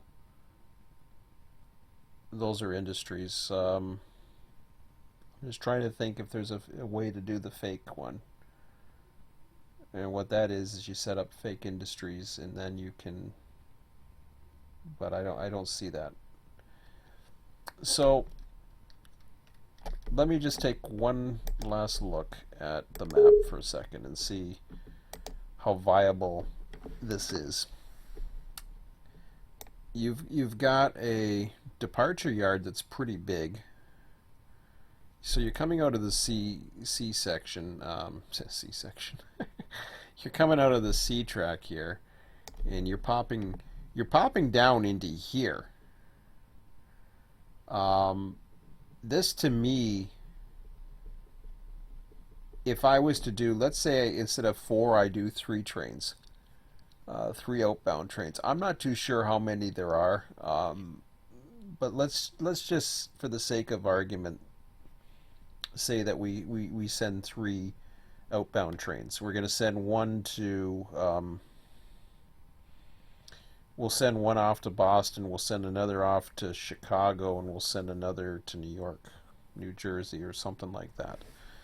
And again, you're going to be seeing that the way I do the symbols and everything is going to change. I'm not relying on Conrail timetables, I'm not relying on CSX, I'm not relying on any of it. Because basically what I'm going to be doing moving forward is dealing with both a demand and the random system. So if there's enough cars to go, it's gonna go at some point. I think, anyways. At least this is what I'm getting as far as this route. Now I still have ideas for the others too, but it's all gonna flow along transflow. I don't know why I said that. Flow. I saw flow and I saw transflow at the same time I said that. I don't know if that's subliminal or what the hell happened there, but that was cool. So there's a transflow facility just west of here. That's interesting. Got a lumber place. So there's a, I'm looking at the various stuff. There's a lot of stuff. We've got that departure yard, and then there's like 4 tracks there. I don't know what the hell they are. It's on the one side of the departure. I don't know if those are places to, because this is a departure yard, right? And that's a classification yard. This is the departure lead. That makes me wonder if that's a place to park engines. I can't see that being a, yeah, I know the engine house is there, but let me take a look. I don't know too much about this yard, so my gut is the intermodal trains are going to come in. I guess they'd be coming in, well, whatever way they come in, it doesn't matter. They'll double up on this siding here, or they'll double up on the siding if they're in the process, or they'll hold off, or they'll basically hold up until the one is done. I'm going to have the intermodals only, like I said, only about 3. They'll come in, they got the track to double up around them, and then probably my gut is saying that the best place to deal with those particular trains would be right here, so that I can run around right in here. The little stub yard, I can see that as a good place to build up locals. So now I'm looking a little bit further here. To me that's got power written all over it, ready power. I can't see it being used for much of anything else, because that's going to be the signal that they depart through. Everything else here, I don't. Oh, okay, that's your drill track. And then you've got another signal here coming into what's, I guess that's, what is that? Is that the arrival yard? Oops. Well, it's got a local yard.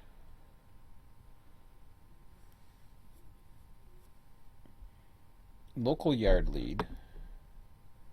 That's a lot. That's a lot of length. So I can see a train coming in here supplying. So the ones that do can come in here. So they would come into the local yard, I guess. Inbound would come right here.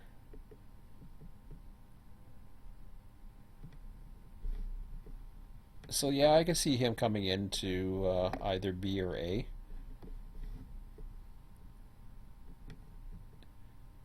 So I can see this local yard here in track 1 probably being the main. Is there a runner? I thought I saw the word runner. So there's the runner's up there, but B's coming in. So I can see a lot of things happening there. A to me, no, that's just all. A would be a right into the fuel pads and everything else. So yeah, it's going to be interesting if I do it that way. And I'm still debating on what is the best thing. I see this yard as being something of a it doesn't matter departures wise, they're all going to come from this yard, so that's fine. But this is good for local sorting. I don't know what that. Okay, that's a shop, I guess. Have we seen that? Have we seen evidence of it? Or are we just making stuff up? I don't know. So yeah, you got the little stub tracks here. Good for sorting. Do we have a shop at the other end, or like I said, are we making stuff up? I mean, yeah, gotta be creative. I don't know. Where the hell did they go? Are they way down here? No, they can't be that far. Or did it change? I don't see any stubs going the other way.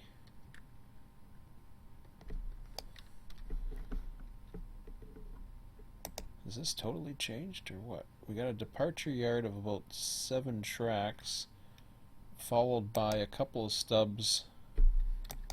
Oh, okay, this is further up.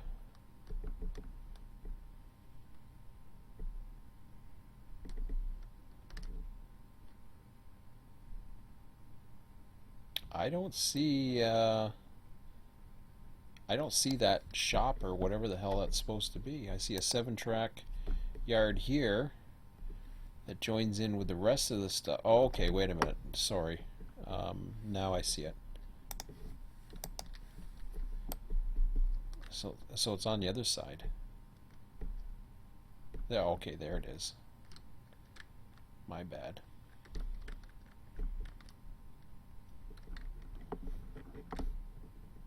Fueling, I assume? Or something? Maybe not. I don't know.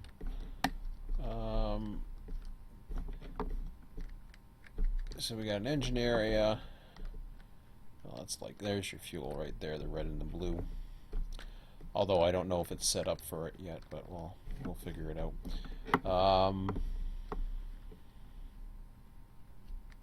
There's one way of finding out.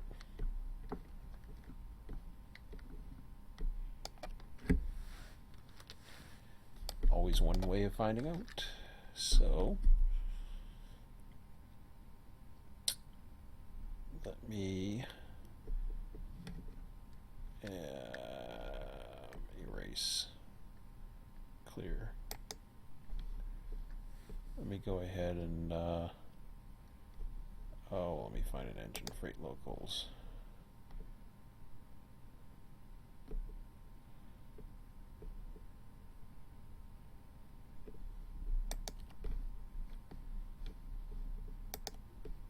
Oops.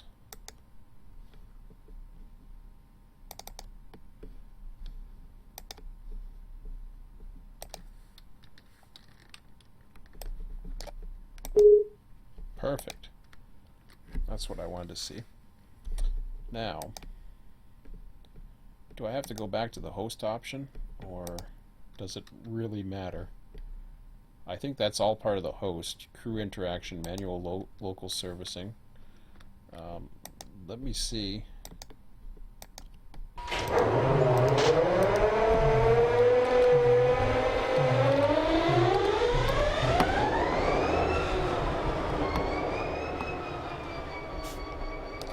This may not work on the network.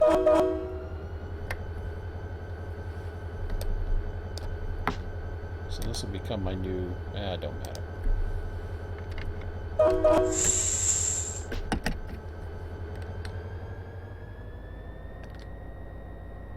On a network it's different. On the network it gives me problems, I find.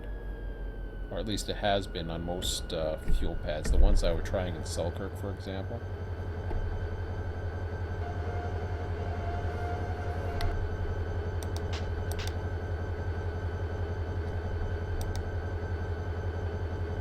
Oh, I see. There's a refuel button.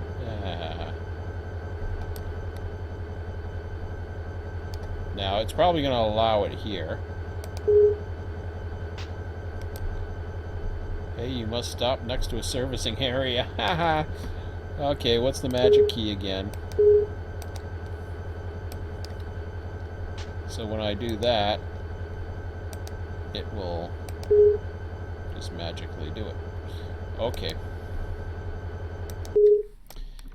Yeah, I gotta somehow define these to pick those up, I guess.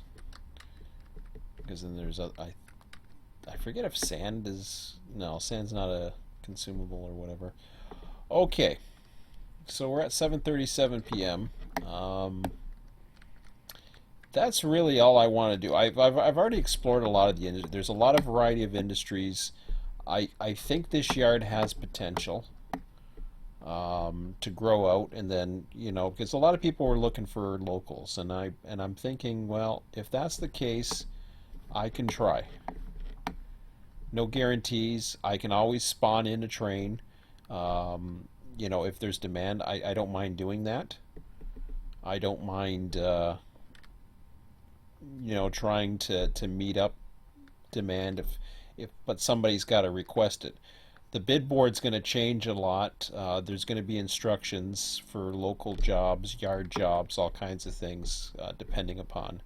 But there won't be any trains because everything's going to be random now. I'm not going to use the predefined trains in the bid board, which, as much as I like it in many ways, it's, you know, it has its advantages and disadvantages.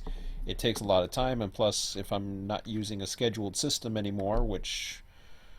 That's the other pet peeve I have with Run8, is they don't have a scheduled system. They have this random whatever.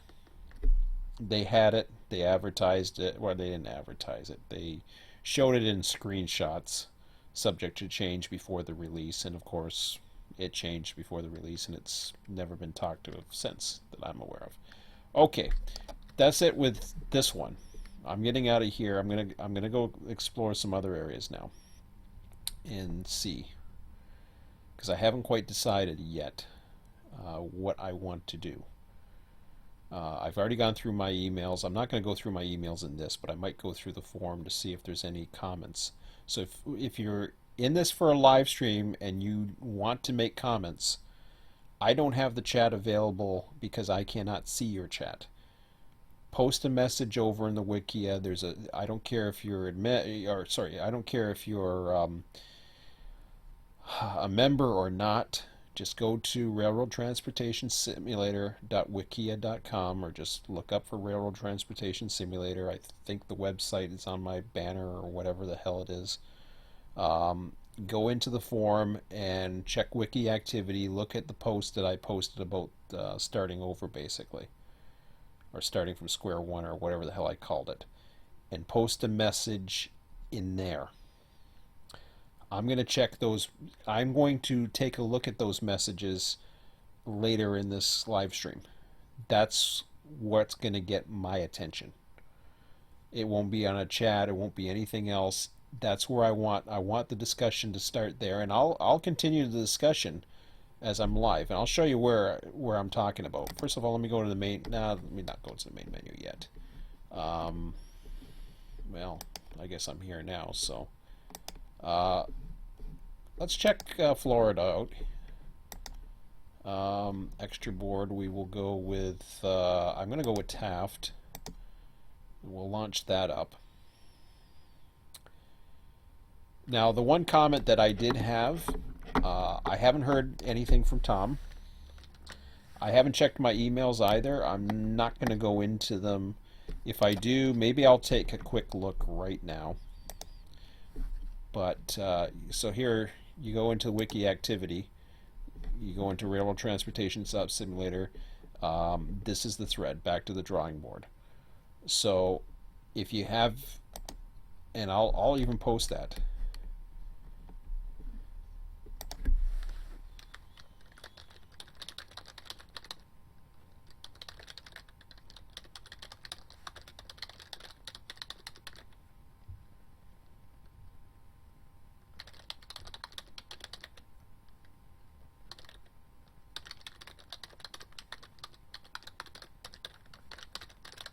But if you have any ideas or suggestions, here's the place to do it. I'll take a look in here in the next hour or so while I'm on live stream. Okay, so I'll reply there. Anybody can go in here, post a message, reply, do whatever. You don't have to be a Wikia member if, you know, and this basically shows you some of the. So Selkirk Moai, this was my first Selkirk based out of Syracuse Yard or another active location. I haven't seen a location that I would consider active outside of Syracuse. Yeah, I could use Selkirk, actually. It's possible without using the hump if I want to, but or I can even use the hump. I can play around a little bit. The way the mixed freights work, though, it's not a good thing to do. But what I could do is have the mixed freights that come in, or have a local feeder that comes in, and then have the yard. But anyways, Taft Yard is in the Florida route, and you got a nice little size yard here. There's a container flat car thingamajiggy, I think. I think there is. Oh, sorry. It's been a while. So yeah, there's a nice little container yard here. Is it as big as the other one? Yeah, it looks a little bigger than Syracuse, so it has some potential. Of course, you guys with the Florida server, RTS server, would be more prone to knowing, you know, what this is all about. Here's why Florida interests me, and I'm very, very careful. I got a message from Mike tonight, and you know, he said as far as California goes, he's not worried. He's still an admin with RTS, but he's running what I would say is, you know, basically it's not an RTS server. Not say it's fact. It's not an RTS server, and he's going his way and his direction, his forms, and that's cool. I'm all, you know. There's definitely, and I want to make perfectly clear to anybody who thinks there's no hard feelings. He's still an admin here. He's welcomed an invitation to me. I plan on joining him. Now, I've said this before, and I said this in an email to Tom as well. The reason why I don't frequent the Florida server is a lot of it, because it's 24/7. I don't know when there's dispatchers, but when you look at Florida, this here now, Florida's expanding, so there's actually a pro and a con to that for me. Pro that yes, it's expanding, so there's potential, and a con because it's expanding, which means it's bigger, which means there's, you know, it becomes bigger. I personally, and I, you know, obviously, you know, people are going to do what they want. This is his baby. This, you know, California, they're going to do what they want. Selkirk Mohawk, they're going to do what they want. I would personally like to see a new project or a new route come into play that isn't so freaking big. This route takes a fair amount of time as it is if you're going through Jacksonville. Now, if you are a main line, or the majority of the traffic, you're only going through here. And then you head off, and then sorry, not Jacksonville ramp. Sorry, my mistake. You're only going through this little section right here. Now it's not a little section; it's actually a lot bigger than it looks. You go down the Callahan sub, and that's the majority of the traffic where it goes is in this area. Because it's expanding, that actually brings it more interesting. Now you would think that that's the area I'm interested in because I love traffic, and because I love I love dispatching, and I love, I love to simulate well, not big territories, but a lot of prototypical data. That's not the area that I'm interested in the most. The area that I'm interested in the most comes south of Jacksonville. This is the area that interests me the most.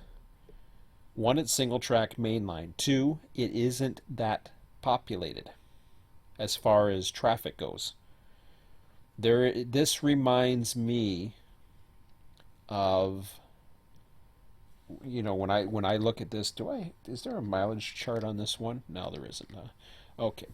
I don't think they have the mileage charts anymore, but I'm trying to think how long it takes to do it, but I I really I would say Selkirk is the most beautiful route, but this is a very close second.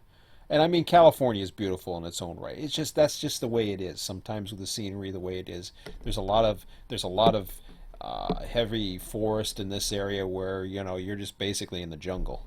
And that's all there is. But then there's some really great scenery out here with some of the lakes and the drawbridges. There's a lot of great work. And to be quite honest, to be totally fair, there's a lot of the Florida work can be seen in Mohawk Selkirk. Mikey doesn't do his own artwork that I'm aware of. He just basically he takes on assets from the other guys. I would probably be in the same category if I did a route. I'd have a hard time because I've never really been known as an artist. So, I mean, it is what it is. I like this area. I like the fact that the single track main line, it's very easy for me well, there's a lot of things I like about Florida. Okay. Number one, it plays really well to the mixed feeder train that comes in and supplies this area. So let's say, for example, you want to control the flow, and you're doing your random trains, and you want to have your random passengers. You can control the flow of anything. You can control the flow of passengers and run it on a schedule if you want to. You can control the flow of a lot of things, and go ahead and basically run a schedule and let it do its random thing, or whatever you want. Sorry, you can either schedule it and simply spawn it at certain times and do your own little random thing like I was doing, or you can let it go. In order to do a hybrid of both, you can actually randomize a lot of the through traffic, like say up here, or maybe some of the passenger trains if you don't feel like scheduling passenger traffic, or the coal traffic that comes in and out of here.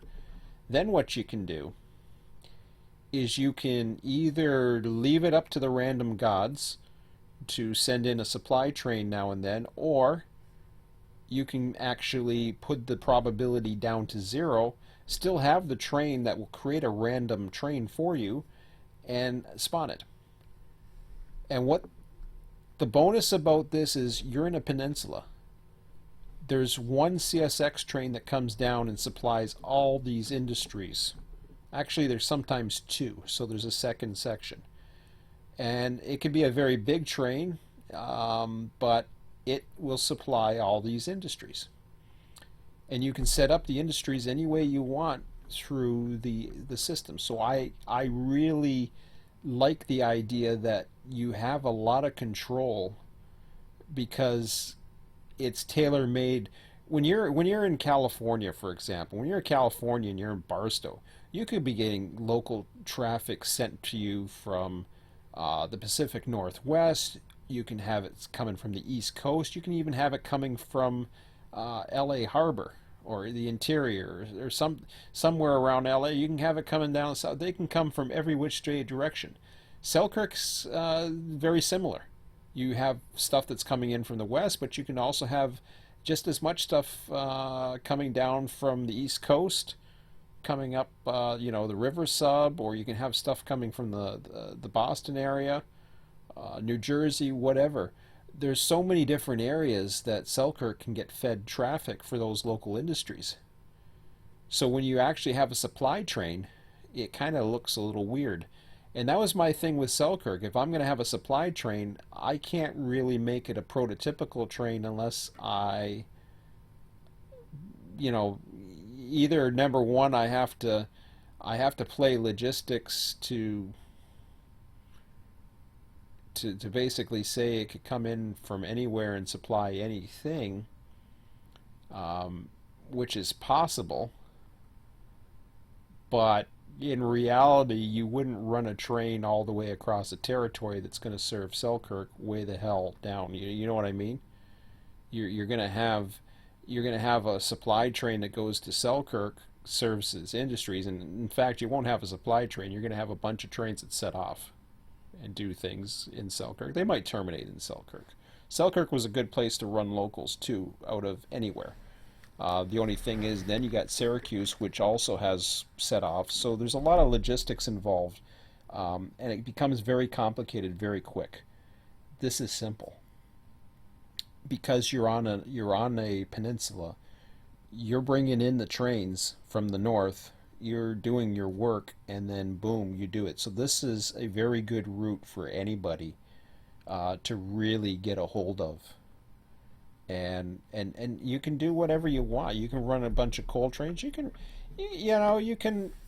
have a through manifest. There's nothing stopping. I mean, yeah, it's great to be prototypical and all, but proto-lancing is just as fun.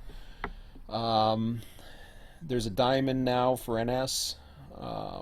It can simulate some traffic in this area. Unfortunately, I'd like to see a little bit more randomization in this. I do have a program for those of you. I don't know if it's still accessible or if it's. I think it might be on Run8 Depot still. I don't know if it's. I don't know if I have it. I may have it on the Wikia somewhere, but I had a program that called for the lift bridges. I haven't used it in ages, and I don't really promote it, but I have something called Bridgemaster, and it will actually call for these bridges randomly throughout a thing. So I mean, there's a lot you can do with that, and how you do it, and whatever. Well, I got AI trains going now. Oh, there we go. So I got AI on. I guess I thought I was an Explorer. Okay, so it just popped up a train there. So yeah, it is what it is. Um, so like I said, there's a lot of potential there to do different things. I'm at 754. I'm getting really bored very quickly because I just want to go somewhere and get something started. Let me just see this guy here. Let me just run him for a minute and see what he is. It's a Q train, which means I think it spawned an intermodal train out of thin air. You can control the traffic, by the way. You don't like something, but you still want to keep it as a backup. You can do that. Okay, so that's that guy here.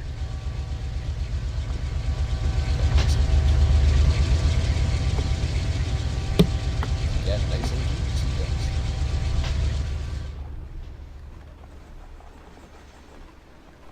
But still, if you don't want to run the intermodal facility, then all you do is you have that spawn point, so it's an option, right? Nothing wrong with that. Just go with the. Oh yeah, there we go.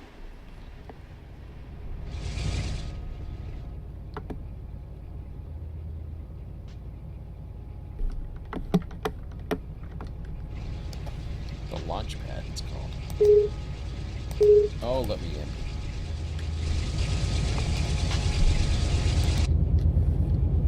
It's been a while since I've run in here.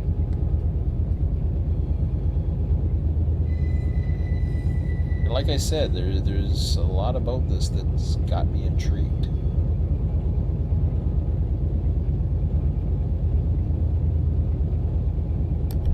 Oh, we're not in the big engine. I thought we were in the big engines. Felt like a big engine.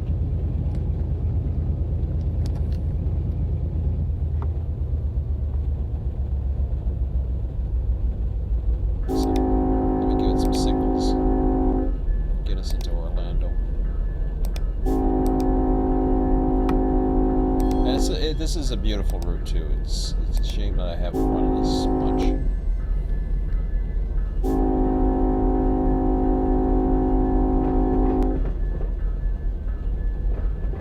Signals are well done. I mean, Jason and his team's done a great job.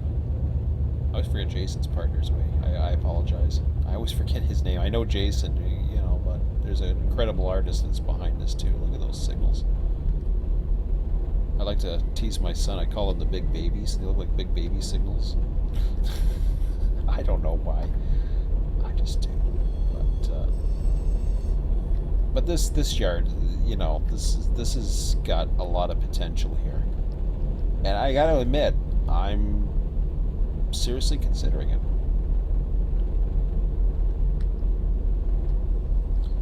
Like I said, if I don't want to mess around with the container yard right now, all I do is have this. I got a spawn point. I just go ahead and spawn them in, and away I go. I could delete them once they get into the intermodal facility. I really don't like deleting things out of thin air, though. I'm not a big fan of that, but it's an option.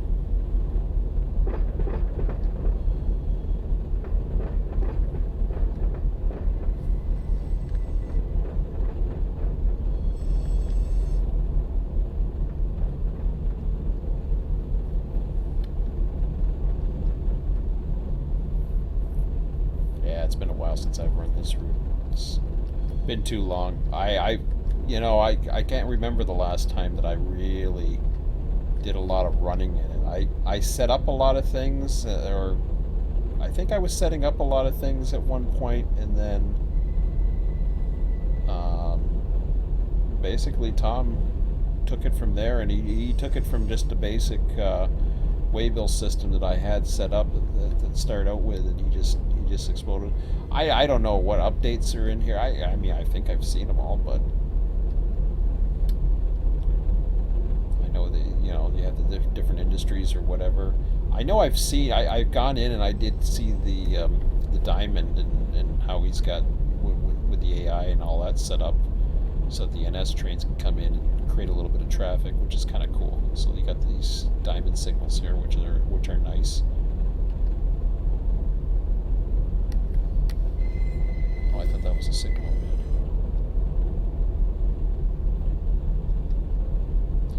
So just as we're going here, for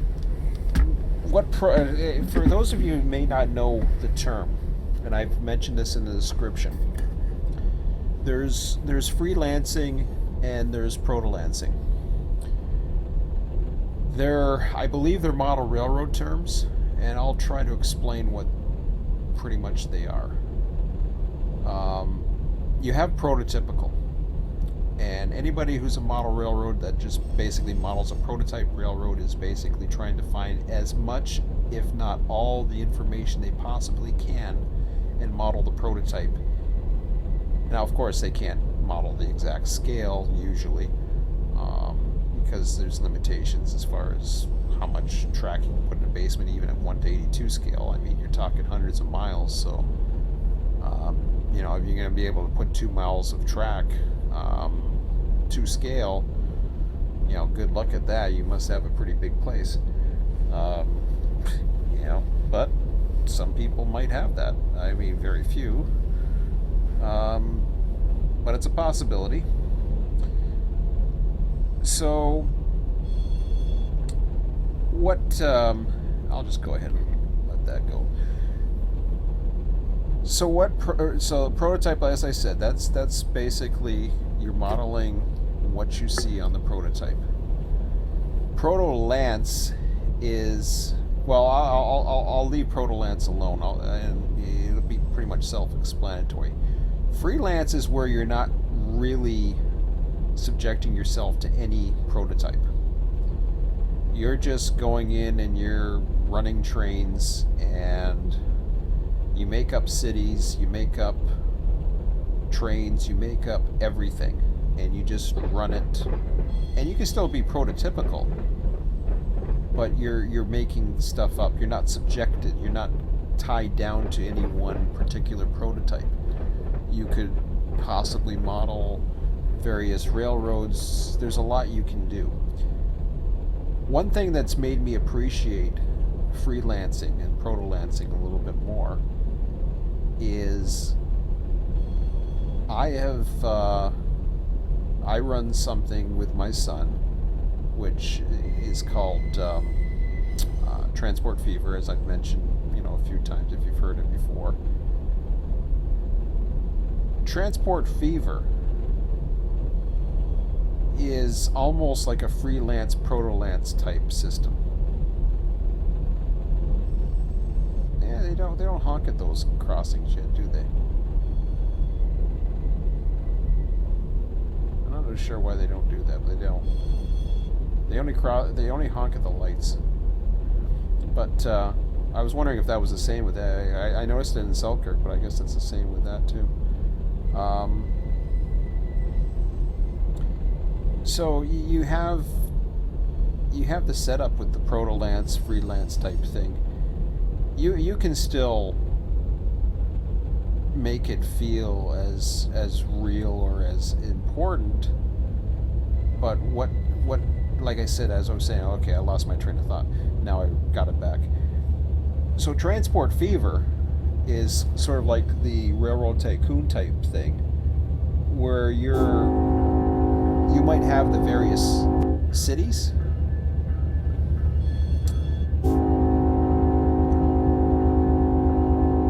but they may not appear at the same place on the map you would expect them.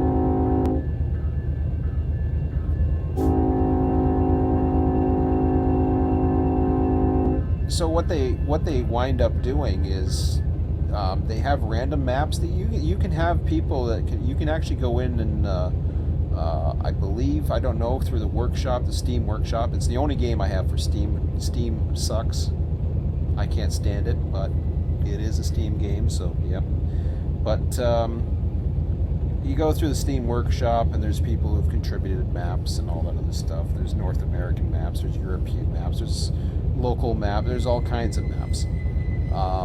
But I have had just as much fun doing the random thing. And the random thing is where you just type in like codes, and it randomly generates a map with all the you put in the parameters, whether you want hilly or less hilly or flat, and it will generate a map. It gives you like a key code or something like that. It randomly generates, and somehow that code dictates where the rivers are going to be, where the lakes are going to be, oceans, mountains, you name it, and the various cities. It's made me appreciate the art behind creativity. And this thing is gonna get loud as hell.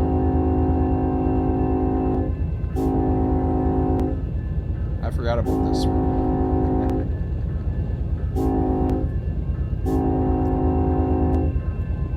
So yeah, it's made me really appreciate how much I enjoy the proto-lance type freelance thing, because we got we got Vancouver, Washington. I think it's Vancouver, Washington is our major city on our map, but it's got different names. We have a small map right now. We only have like 8 cities on it, and I did that so that I can learn the game and learn the ins and outs the best I can. Plus, it's pretty good on resources, and I'm in the year 2070 or some crazy thing right now. Yeah, this thing's gonna honk like crazy here, but I'm enjoying this. So, but yeah, I appreciate it. I've learned to really appreciate being a little flexible, and I had to go back and think about that over the last 24 hours since the meltdown yesterday. I say meltdown because, you know,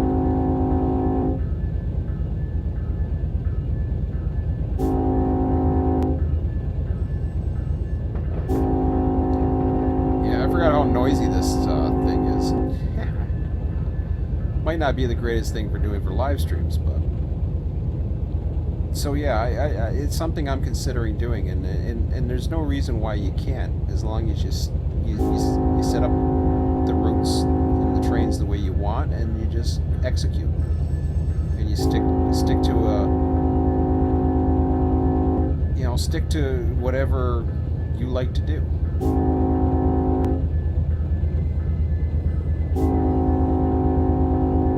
Oh yeah, there's like a crossing every mile down here. So I'm gonna grab a bite to eat here and let this thing run for a tiny bit. I'm gonna explore California a little bit too, and then I'll check the forum, see if there's any replies. I doubt it.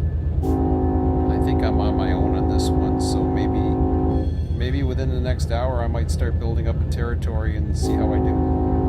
But I don't know which territory that's going to be yet. I'm still trying to decide. I like this.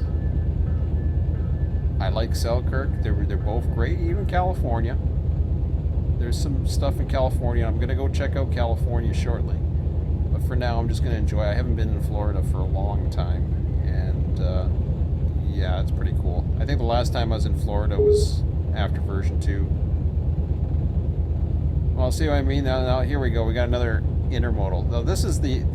I want to show you this before I go. Watch this.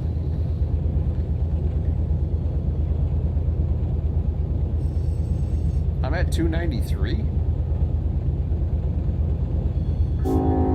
Was that a bug?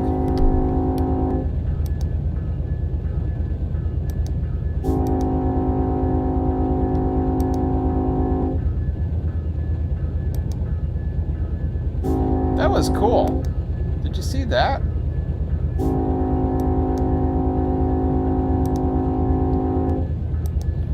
It still had the old route on. Okay. So you got your launch pad.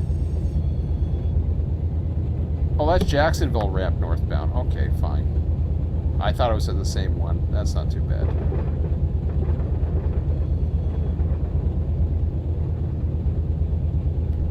So what we got here for different ones? Callahan, Jacksonville ramp going both ways.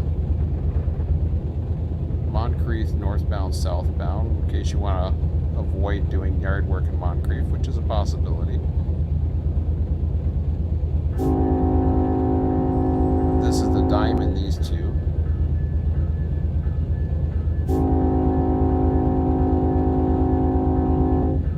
Race Pond and Winnaker coming in the other way, and South Taft.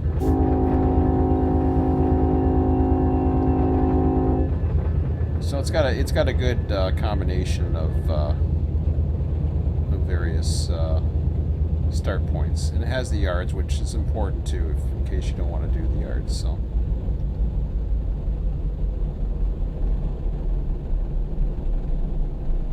this thing's gonna go like crazy through Orlando pretty soon. I forget what this guy's going. Is he going this way? I was running this not too long ago. I forget if I need this. I guess not. I don't think so. Maybe I do, maybe I don't. I'll just light it up anyways. Let's just light it up. Light it up. Light it up. Oh, he's going faster now, so that's a good sign. Stop at Folkestone because I get lost after that.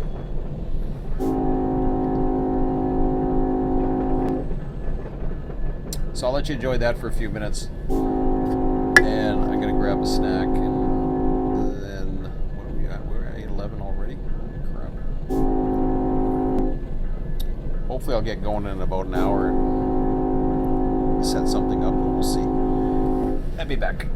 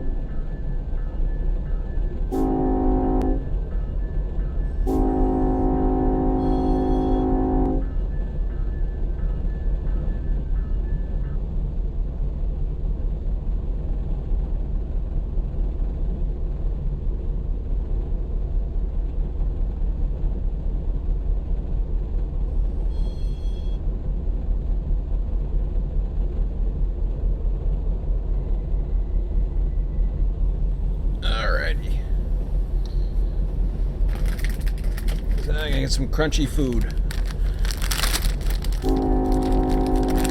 Coming into Orlando.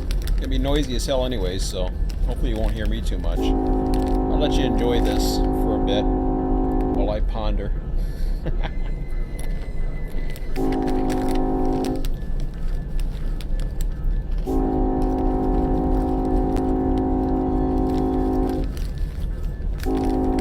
Forgot how awesome this looks.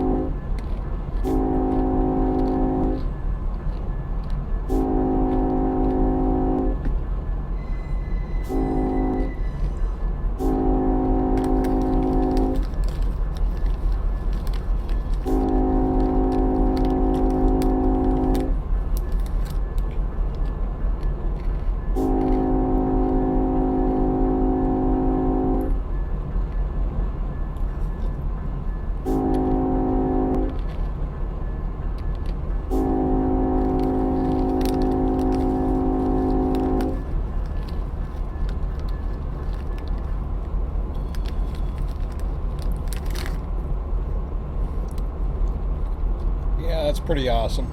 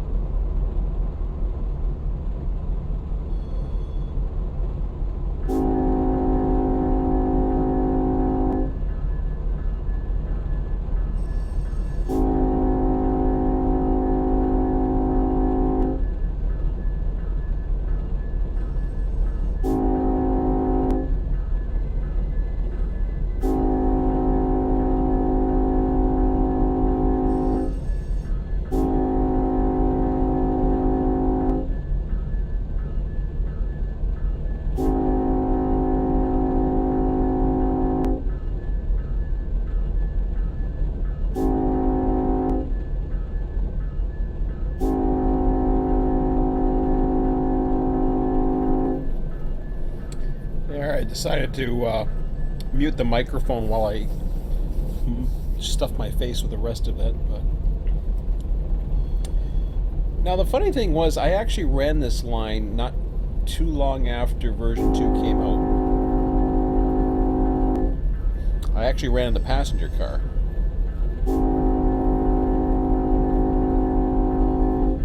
It was of an AI train, so it was kind of cool.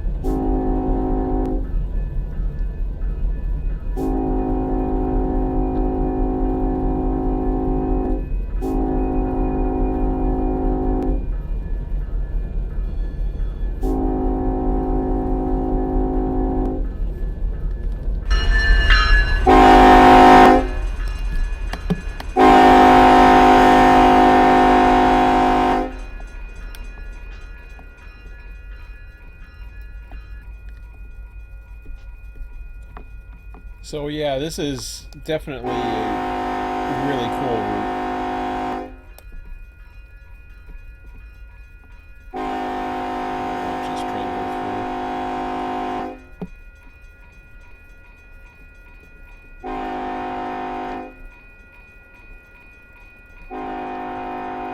through. Drone footage.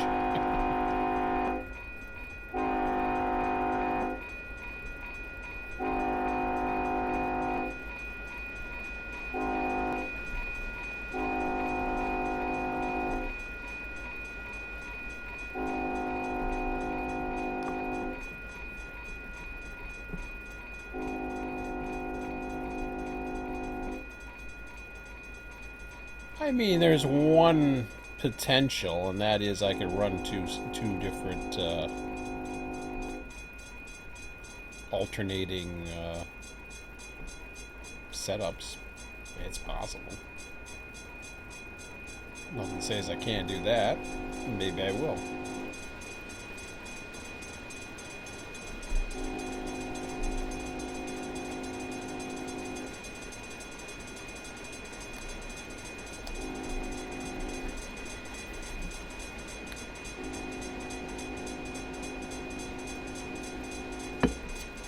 I'll see what Tom's got to say.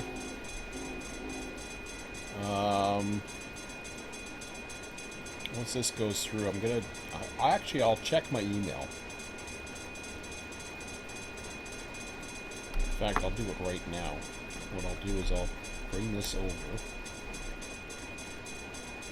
I'm gonna darken the screen for a minute.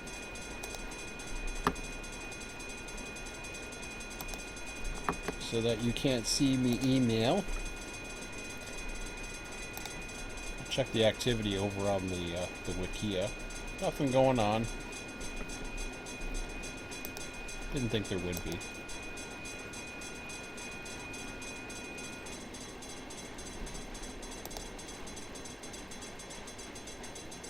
Ooh, SpaceX is launching today.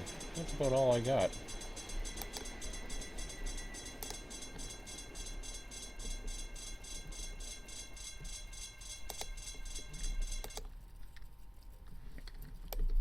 Well, that's cool.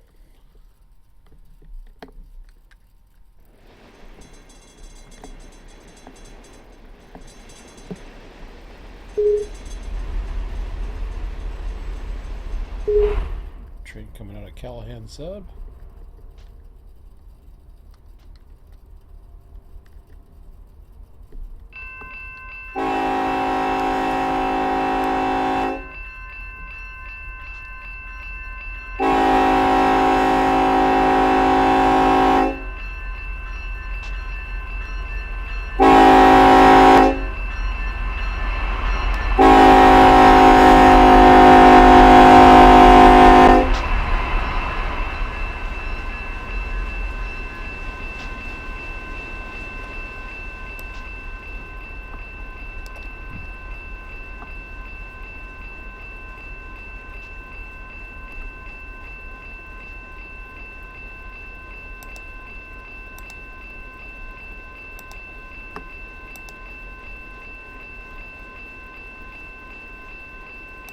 Yeah, I guess he didn't need that light.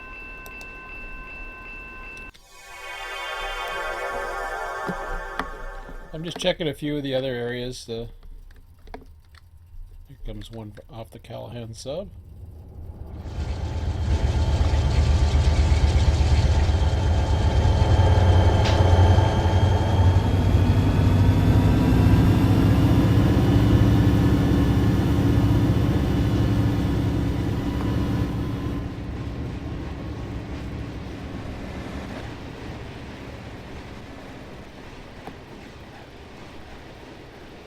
Got a lot of the industry set up, that's for sure.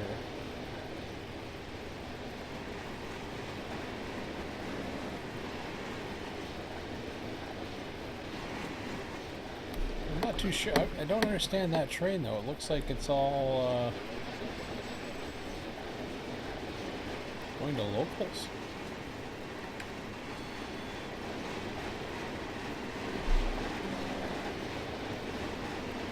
Considering it's leaving, I don't know what that's supposed to do other than maybe he's got it set up to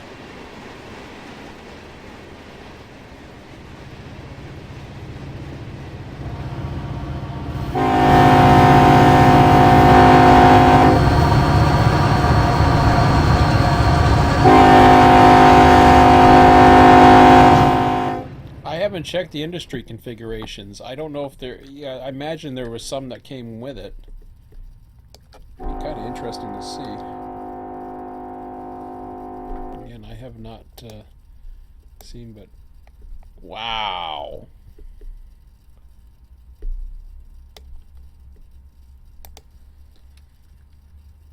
A lot of Waycross.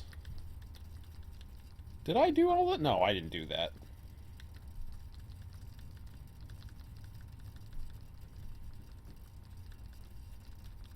I couldn't have done that, did I? There's no way I would have done all that. They're all 24-hour service. A lot of it's just heading to Waycross. What's interesting about that train,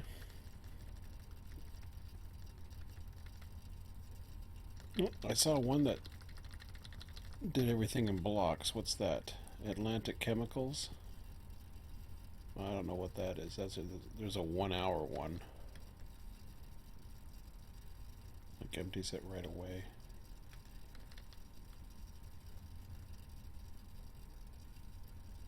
Oh, there must be more than one Atlantic Chemicals? I don't know.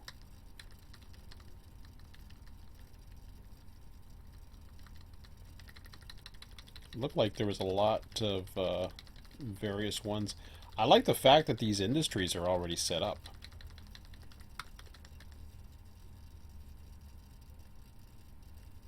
TDSI, Traf, Waycross, I don't know what a lot of those are, but Los Angeles, I imagine.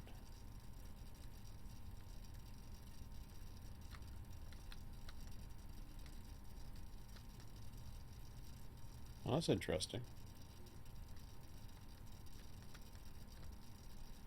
So one of them is set up to load, and the other is set up to...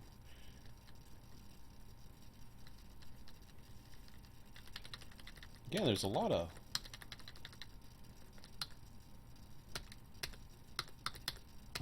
I'm rather impressed by the industry list. That alone is actually very convincing. Now, let me go a little bit further though, because with that I have to see what we have. We've got, so we got 3 trains that have popped up on here. I don't believe I did any of that. I don't want to take responsibility. So minimum time between trains is everywhere between 10 and 25 minutes, which sounds about right. Minimum AI and player, or maximum is at 18. Okay. That sounds realistic. So what do we got? Callahan sub. We got a mixed freight and we've got unit auto racks. So now see, these are tagged for industries, which really is interesting because they're coming out of the Callahan sub.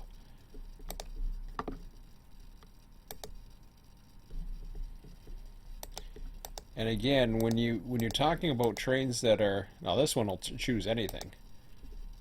So Q280 is going to come up with a whole whack of crap because it doesn't specify. Like this one here is using, could be using that, could be CSX, CSXT, makes sense. Low priority.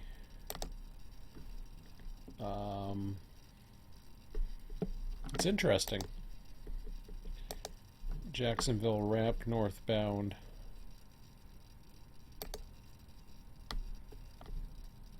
Honestly, I don't know. I haven't checked. Holy crap. See, this avoids doing all the intermodal stuff. It just basically says, here you go, run some trains. Which I kind of like. I don't even know if those numbers are real. I don't care. They look kind of cool.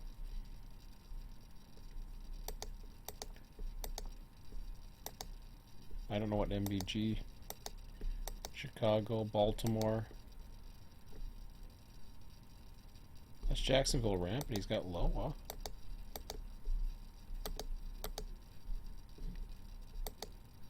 Wow. I'm surprised. Huh. International containers. Again, low, but look at all the different numbers. So that was a Q026. What was this one? Did that have them too? Oh, he's got this. Oh, I see what he's doing. He's got the same numbers. I don't think I did that. I honestly don't think I did that, but it's interesting how he has them repeating, which is fine and dandy because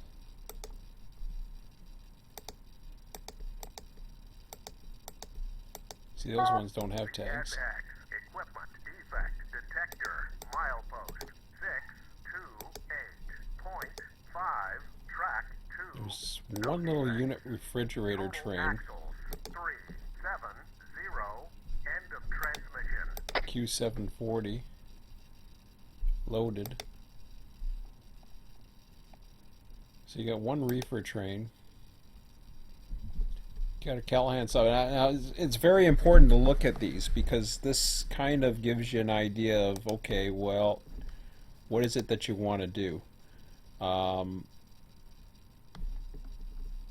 Some of this looks like my doing and others don't, you know what I mean? I just don't know because I would have to go in and see if I was actually playing around with this. There's a lot of low priorities in here as well. Which is okay because maybe it's their way or his way of making sure that we don't have too much power on these trains. So you got 100 P on it, Q181. So maybe that's totally, the way it is.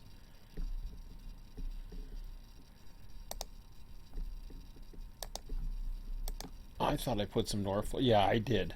I put a bare table train. That's mine, the test train. I did put those in there because I wanted to see how that worked.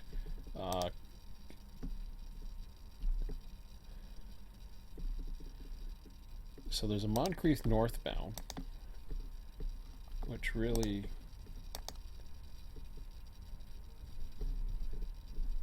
so that's if you're not generating the Q458. But you can disable that too. U441, what is that? Oh, that's a unit coal train, okay. Another northbound. Do we have southbounds coming out? I imagine we do. Because they're probably going to show up here, or coming up.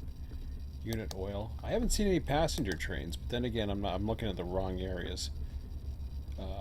So you got a unit oil train. Oh, that's the other guy coming through.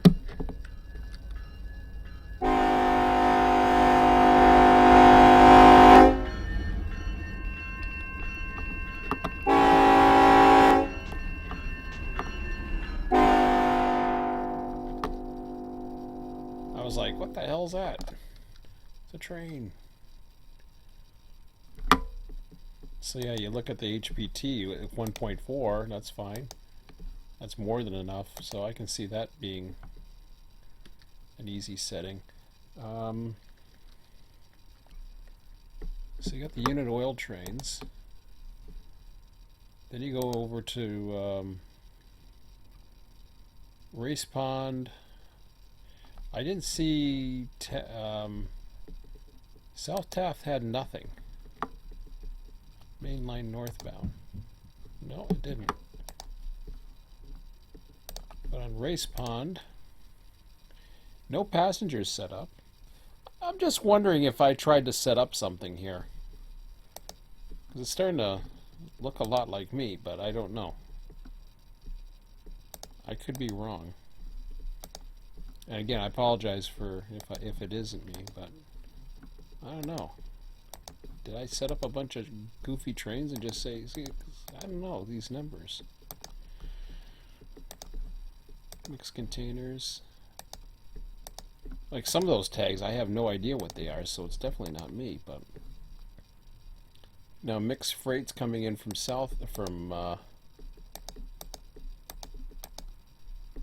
well, Race Pond should have at least one train that's tagged for industries, but it's not. Unit auto racks. It's going for Tampa.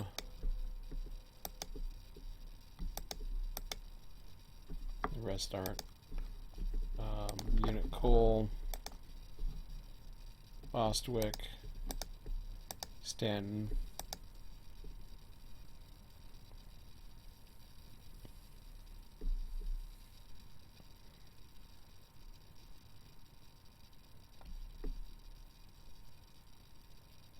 I haven't seen if Bostwick's in there as an industry or Stanton. I'm curious. I don't think they are, but I'll be curious to see. Unit grain. Yeah, it's not set up, but for some reason it's got. I think there was some experimenting going around. Unit oil. What was that one? Florida East Coast, Jacksonville. Okay, cool. Unit reefer.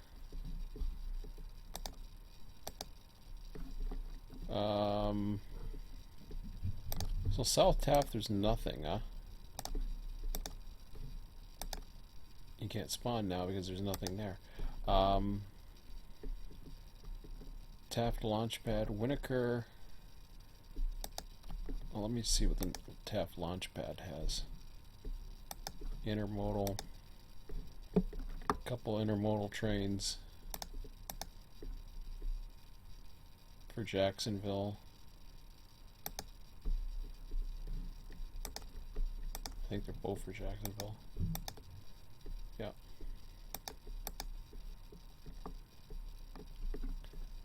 And then mixed intermodal train. Doesn't say what that's for. Winnaker siding.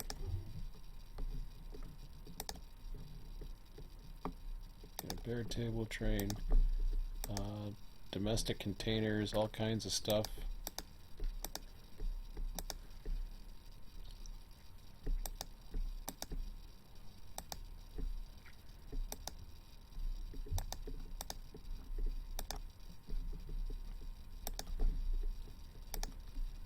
So I probably had my hands into some of this, but I don't know what, if any. International containers, because I probably played around with this one night, and I think I did. I remember doing something like that. Mixed containers. I just don't remember putting JART in. It's in. It got another Callahan subtrain. Mixed intermodal. Again, I don't have any passengers set up, huh? Whoops. I didn't mean to do that. Well, I guess I got to train at Winnaker now. Okay. Well, I wanted to take a look at that just to see how it was. Let me just take a quick look at the industries again.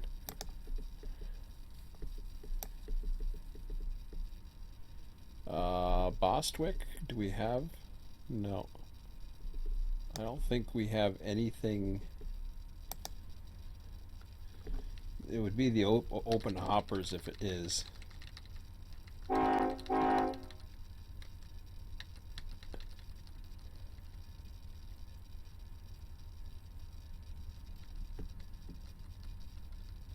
don't know what the heck was honking there. Orlando Utilities. Okay.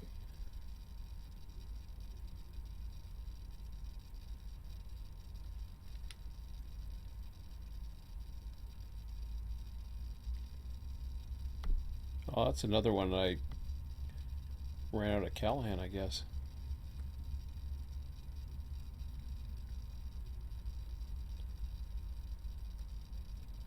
So it's got both two bay covered hoppers and open hoppers for A776.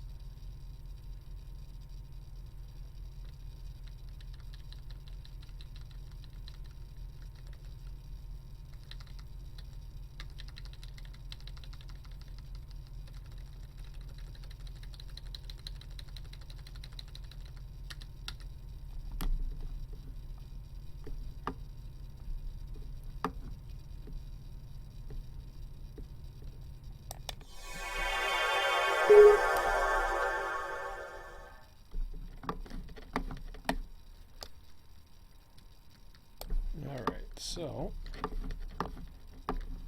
this is a big loop, is it not? Well, it's not.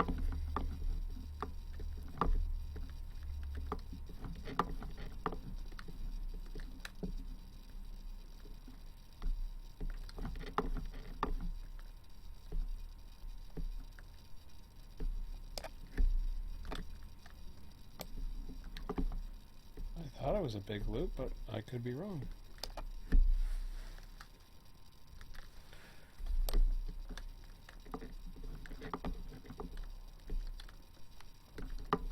I don't even know where this is off of. Well, I did want to do ones then.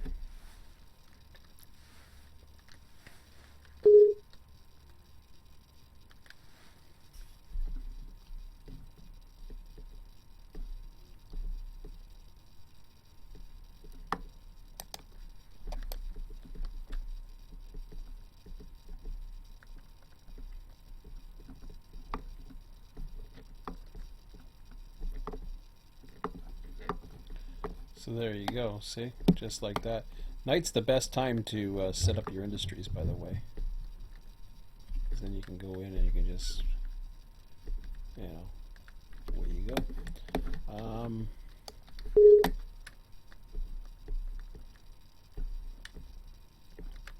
It's cool how that does that. So let me follow this out of here. Is this the end of the, I don't even know where the hell I am. I'm by a bridge. Is this double or this OCS or whatever the hell you want to call it, non-signal territory? I guess it is, huh?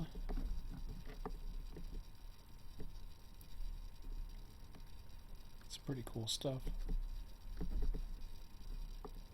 Oh yeah, what I wanted to see with the Orlando Utilities is if it, I didn't even notice if there was a Y or a turnaround or anything there. I imagine there's a Y. Wow, that's a long stretch.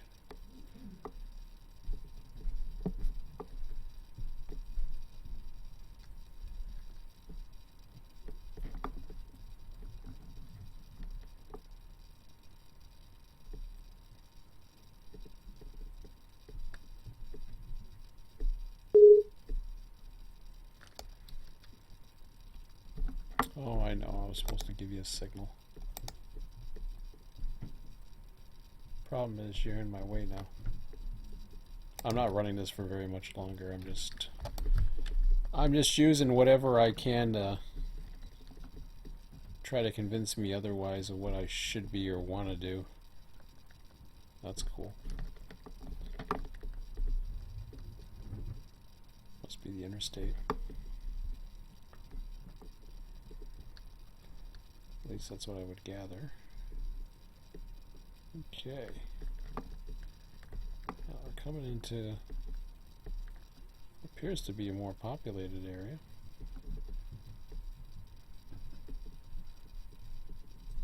Stanton. Okay.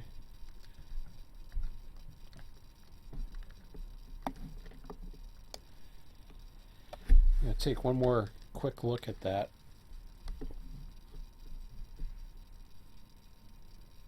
So they have it at 24 hours. The best you can do is 1 hour. I'm going to transport to that industry one more time. Where is the button? I know, it's pretty bad. Okay.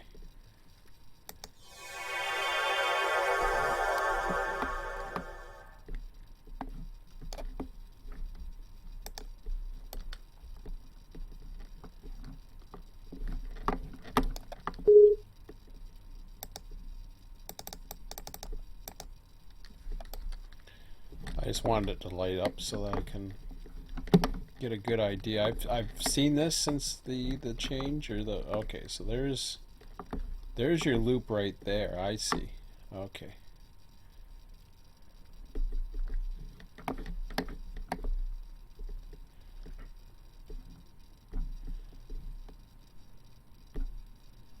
So they really don't have this set up as the unloader or whatever, which is, you know, it is what it is. I'd love to see that. I have some type of thing where you just slowly go over it and it unloads. That'd be kind of cool. But it is set up to go over here instead.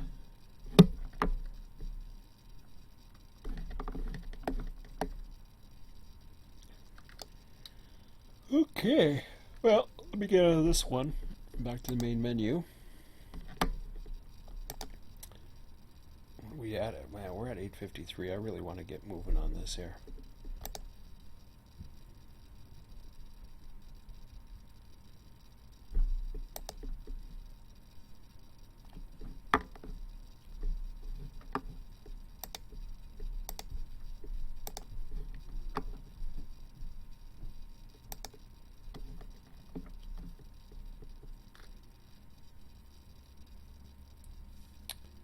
So, when I look at the extra board,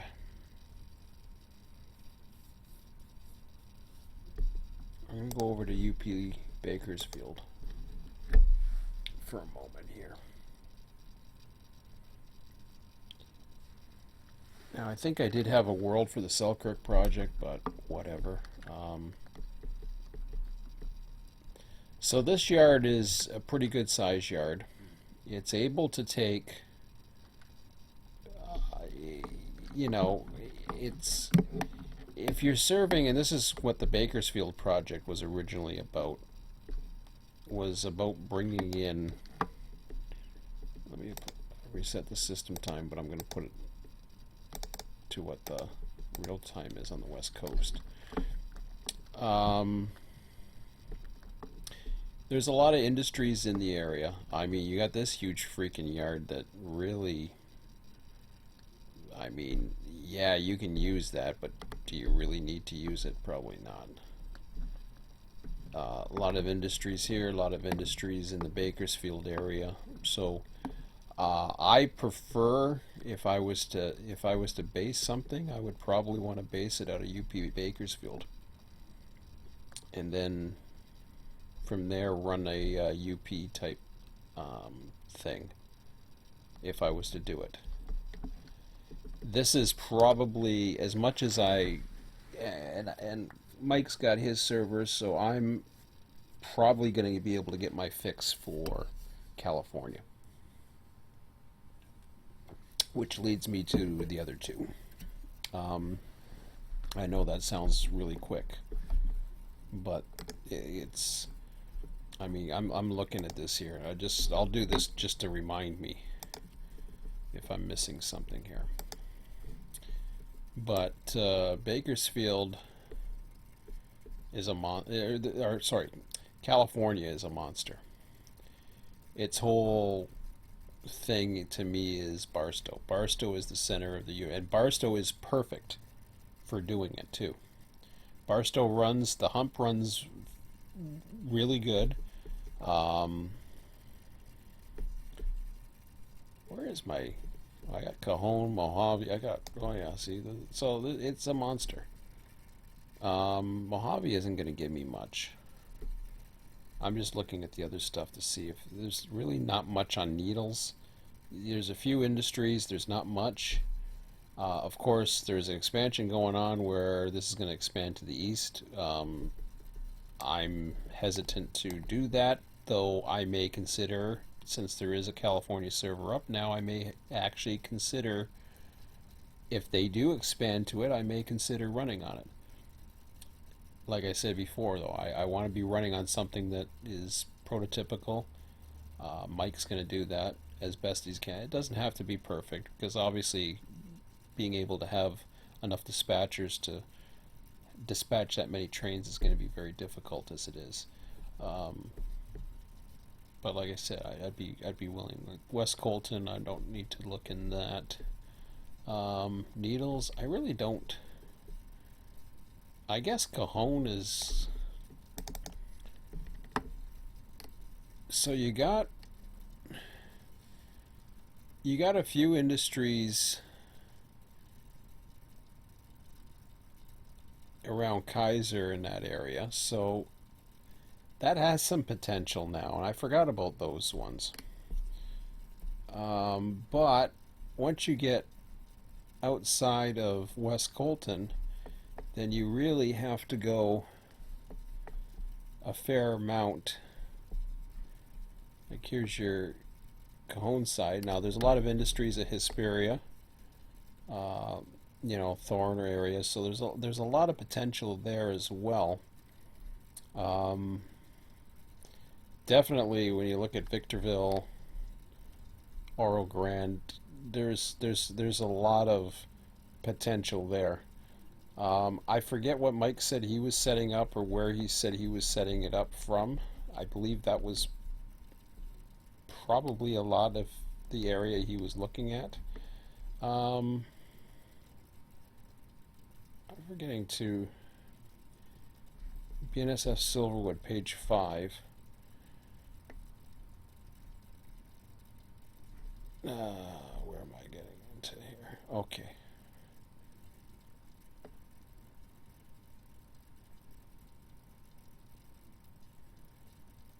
No, that's not what I wanted to get at. I think I do have to go to Mojave.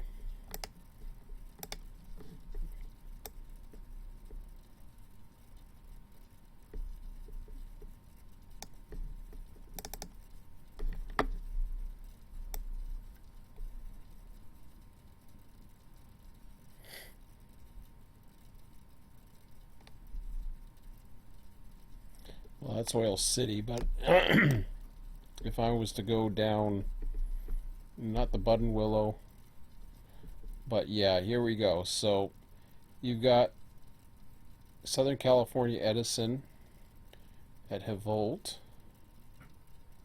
um, USA Services Stock Building Supply between Oban and Dennis, and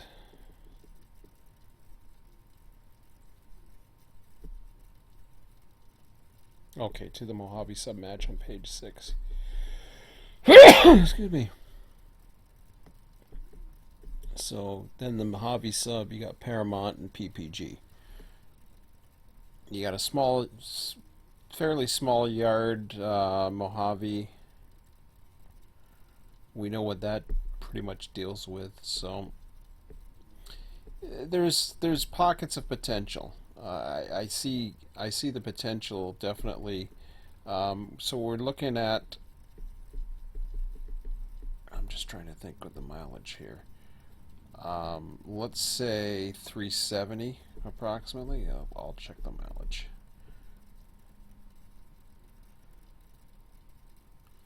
Okay, so 381.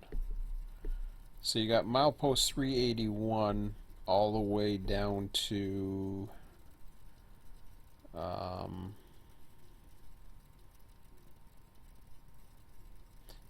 yeah, it's kind of interesting.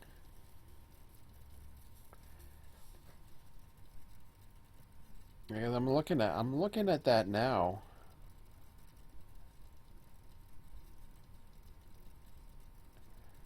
381, and then that takes you to, well, it's about 80 miles. So definitely a good hour or so run, and then you're on to the other side. What I don't like about running, if you're going to run the UP, you got to run the BNSF. As far as I'm concerned, if you're running Cajon Sub, because you're running beside it. And for me, I just couldn't see myself running. The reason why when I did Bakersfield Project, I think I concentrated on running both BNSF and NS, or BNSF and NS, BNSF and UP. I was okay running that, but I did the shared territory between Bakersfield and Mojave. Um,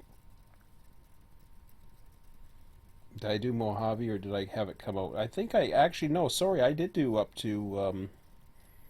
I think I used Highland because there's a spawn point up that way.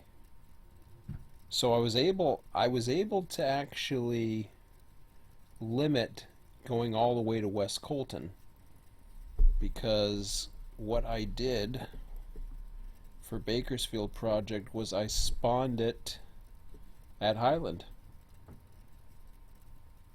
So I never had to go all the way to Silverwood. That alone has some potential merit.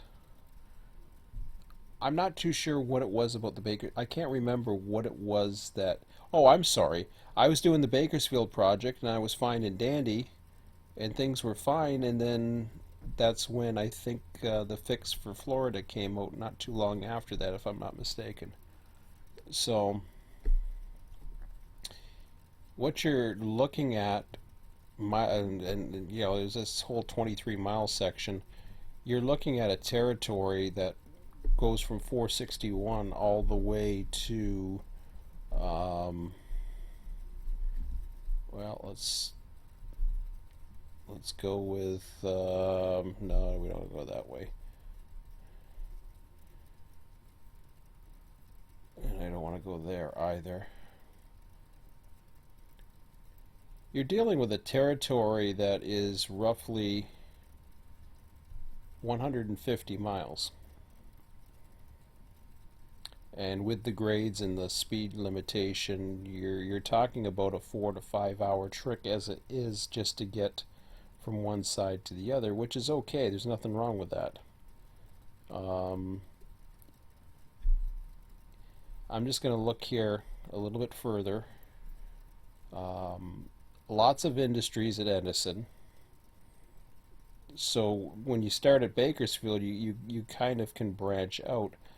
Um, you could easily run Barback as the feeder if you wanted to. I shouldn't say Barback as the feeder. Maybe be using WCBK as the feeder because we're talking dealing with a feeder of stuff that comes in from UP. So yeah, let's say it comes in from West Colton. It's the feeder. You could, in theory, this is where you get into trouble because you've got all these other industries that would really feed out. See, this is where the logistics comes into play and where the limitation is with the Run8 software. If you were to have a feeder that would come in, let's say you have stuff that comes from, I don't know, the Pacific Northwest, let's say again. So you got lumber coming in from the Pacific Northwest. and it is coming into Bakersfield. That train would either set off at Fresno or it would set off at Bakersfield. It would not go all the way down across the Tehachapi Pass all the way to West Colton.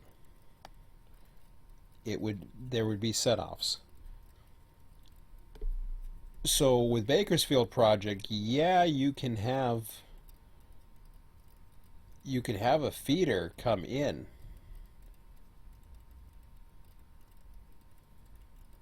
but West Colton itself would actually be fed by another regional train that goes through and services the area around West Colton via the Mojave Flyer.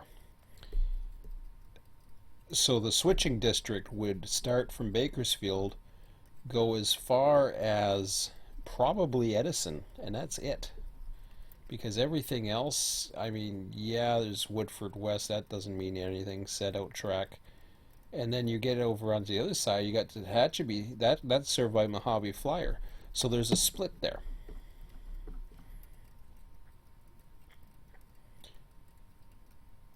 If you have the feeder trains come in, wherever they come in from, I'm just trying to think of a way that would make any sense. You would actually have to have a feeder come in to service from the north. Let's say if you had a feeder come in and arrived in Bakersfield. Well, Bakersfield now would be responsible for taking whatever you just set off, whatever a regional train just set off in Bakersfield, and creating a brand new train for BKWC. So any of the locals that were on the other side would all of a sudden be transferred to the other train. That's not how it works. Usually what would happen is there would be a Fresno to West Colton, or something like even North Platte to West Colton. If there was stuff coming from North Platte, it would go on that train. What happens is they separate the bridge traffic from, it's very simplified, they separate the bridge traffic from the local traffic. So you don't have a combination, you don't have the set-offs, and that's where it gets very finicky, to say the least. Now, what I'm thinking of doing, and like I said, this is why A line is very, very convincing to me. I'm not saying that that's what I'm gonna go with. I'm still at a loss right now. It's 9:09 p.m.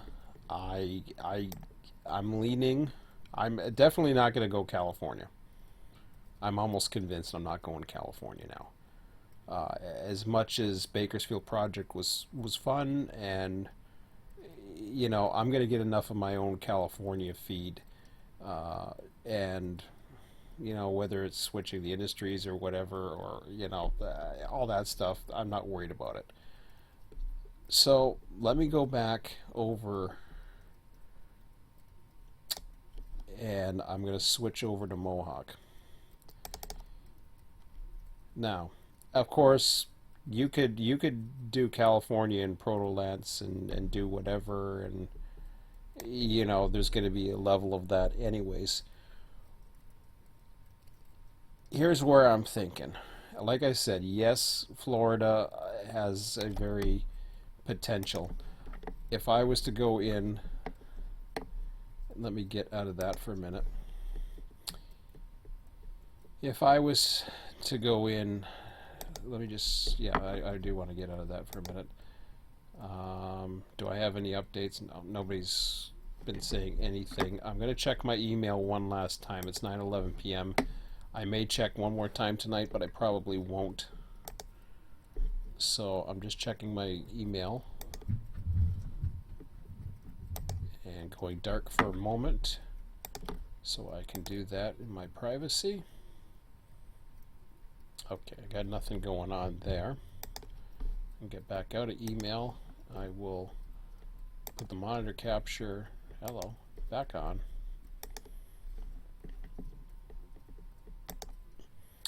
So yeah, I don't know what industries we have at the moment,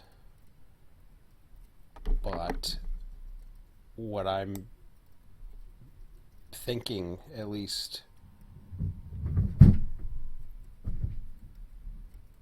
what I really want to do, is I want to get back to a more modern theme with the potential of having some old throwbacks.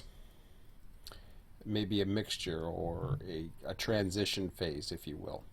Now, of course, that transition phase didn't really go from SD40s all the way to the newest engines that we see, but I'm going to bend reality a little bit and say that's all we got to play with, so guess what? I'm going to use that. I'm not too sure how it works when you give them a lot of options. Um, DPUs I don't have to worry about. That's the cool thing. Um, I mean, the same with A lines, so I don't have to worry about that. We're not going to be using DPUs. So I'm just looking at all the potential. Of course, for the time being, I just want to populate the layout. I may start this as early as Wednesday, folks. I'm really starting to think about this now. So let me just go nuts here and think about this. What I'm going to do is I will set up a backup here.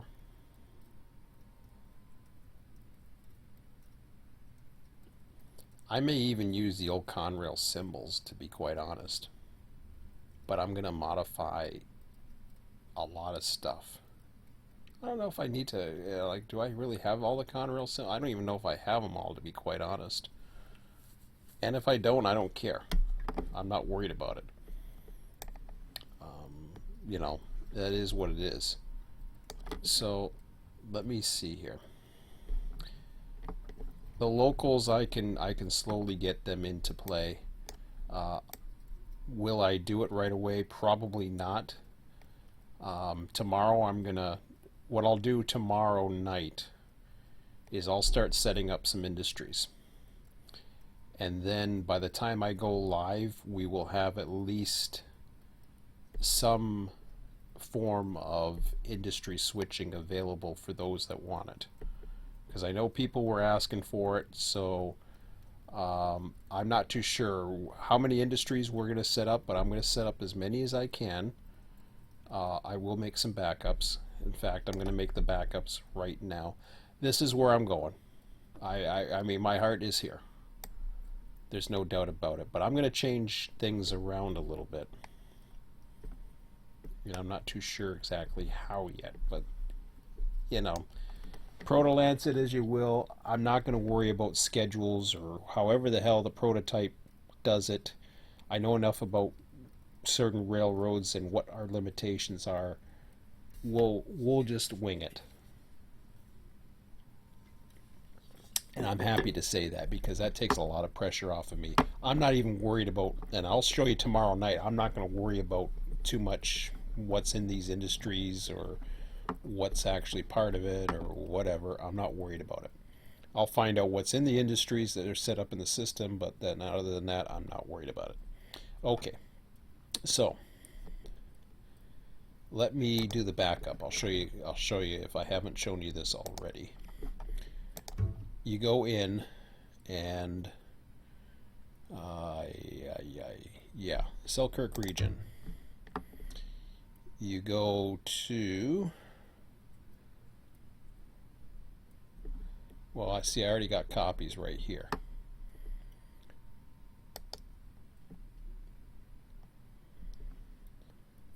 So you copy that, and then you make a paste of that.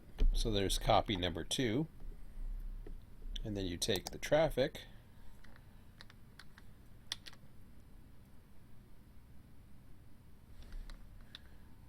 Oops, I did a copy number 3 by accident. I don't need that. And then you take the traffic and you make that as a copy.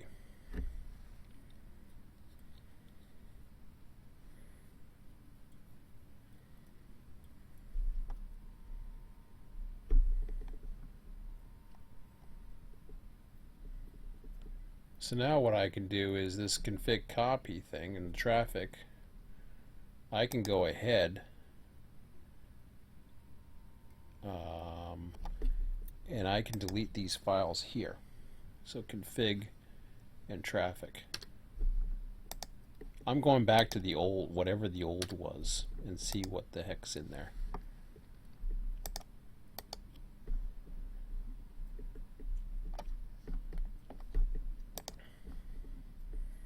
It's probably going to be a little bit more modern. It may not have everything that I would like, but that's okay.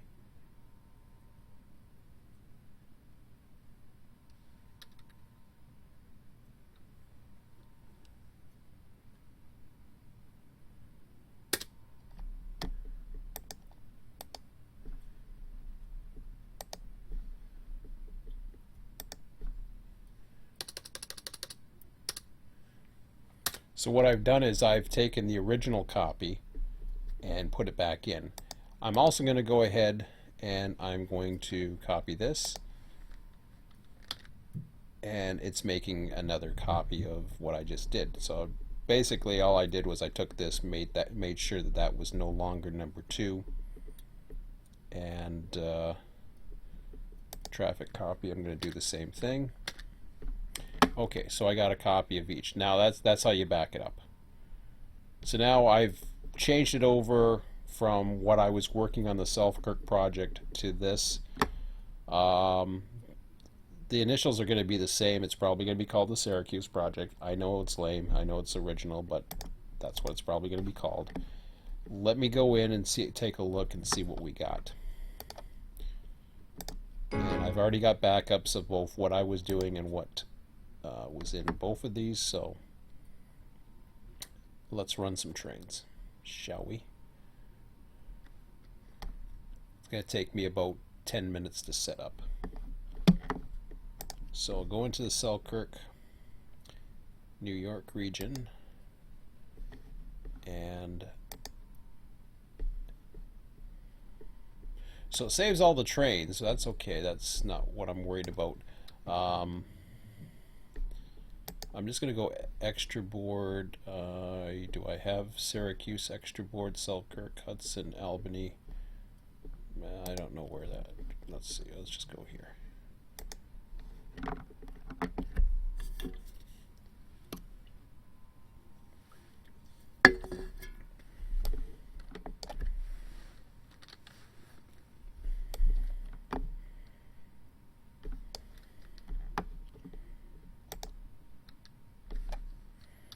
So I want to go a little bit earlier so I can see these things.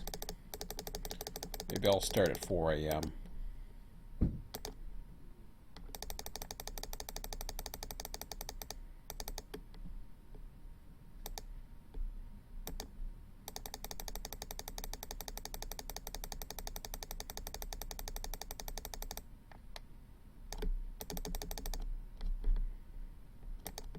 And I will go with June of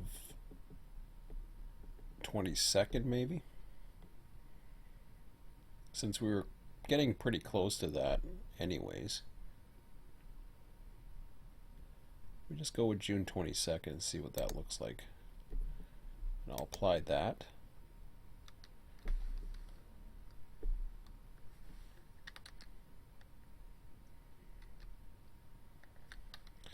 In fact, let me put this all the way up to 21 after. Give us a little bit more lightness. I'll make it 22 to be exact.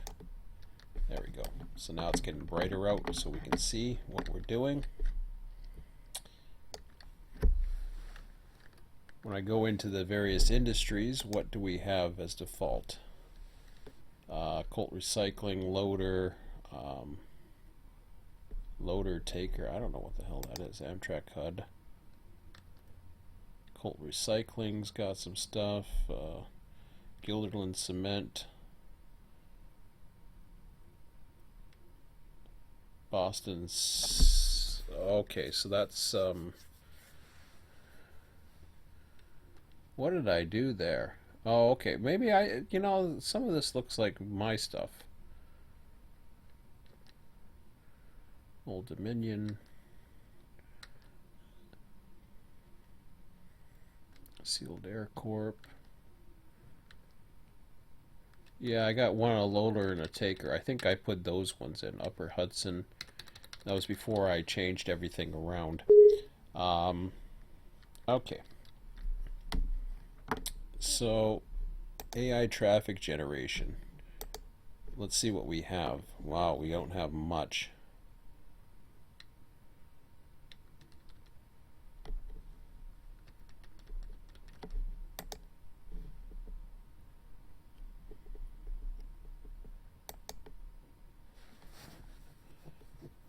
So Amsterdam, I don't have anything. I got the passenger network going. Okay, that's fine. I'm fine with those.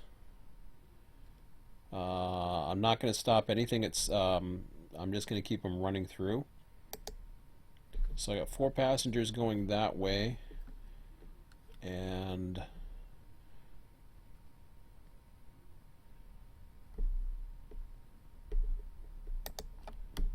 Castleton sub. I got mixed containers. Not much. ES44s basically. Mixed freight. Not much again. I got a Boston Selkirk train.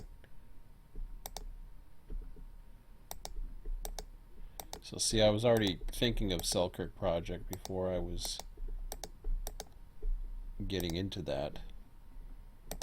Mixed intermodal train.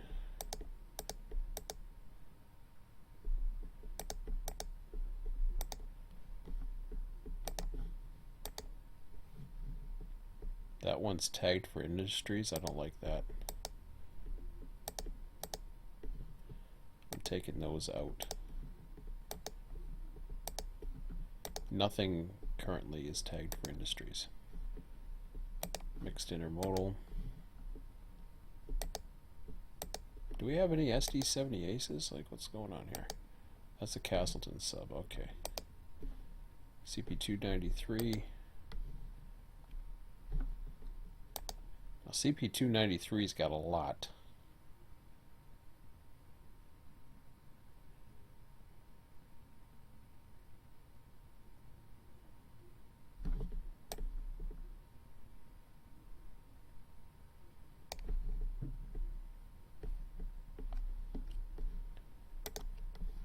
Yeah, it's got a lot, which is good. And I'll refine this a little bit as we go along. I'm not worried too much right now. If something's out of the way or out of the ordinary, I'll deal with it.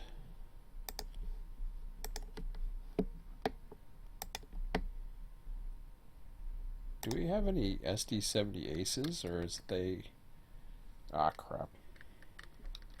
Are there any SD70 aces? I haven't seen any.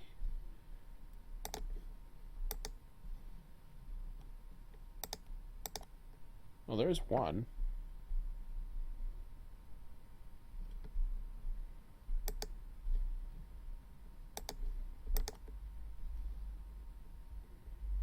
Says you're tagged for industries again. I'm keeping those out. I don't want to see a bunch of tagged for industry ones come in there. I see why it's doing it, but and maybe I had it set up that way, but for now I'm not. I'm keeping those out. I'll deal with that later once I figure out, what it is I want to do. King of the Whales, high.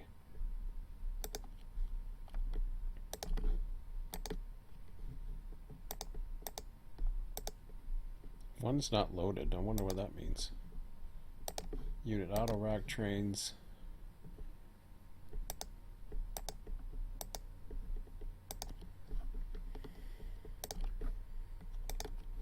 unit grain train. Now, right now, they're using a lot of the numbers. I'm probably going to go back to a symbol type system or a hybrid.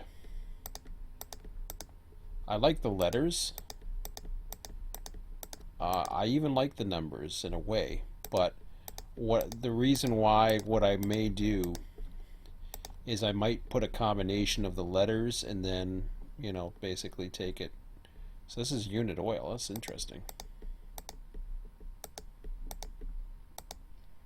Not that many SD70 aces, huh? Which is okay. I'm okay with it. Personally, I think they should be in more. Well, what do we got? It's about 9:30. I really want to start running something. Well, I can always change it later.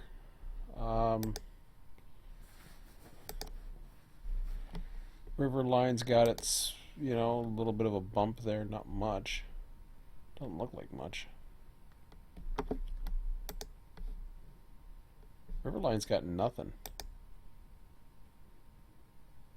Oh, the siding, that's why. Okay. Okay, so I'm going to deal with this as it is. And let's just get it started. So the AI status, or back to AI traffic generation, I want to get this as low as possible. And then this one,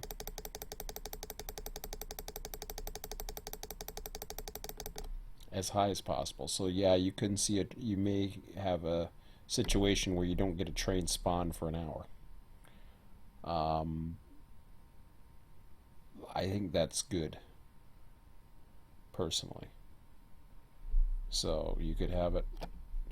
I'm going to enable the random AI traffic thingamajig. Can I play around with the industries while I'm doing this? Maybe I can, maybe I don't. I don't know. I think I can. So, well, let's start building it up and we'll see how it goes. Oh, we're in Selkirk right now, aren't we? Alright. So, let's get back, let's get to our new home base.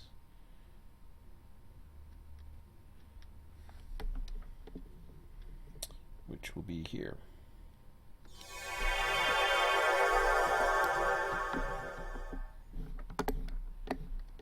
So, welcome to what is...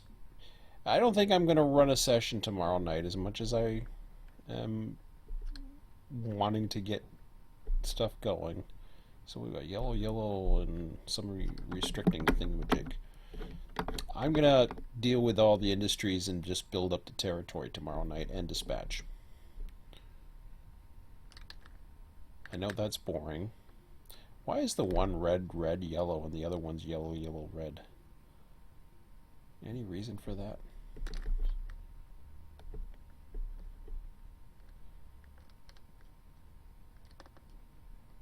So we got 3 tracks here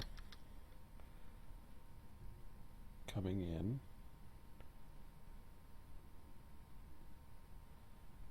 Well, one goes bye-bye, if that's what that means. I don't know.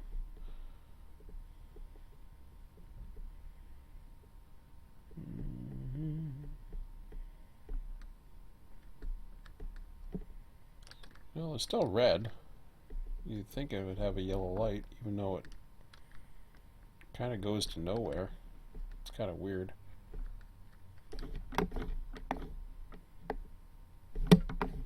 Okay.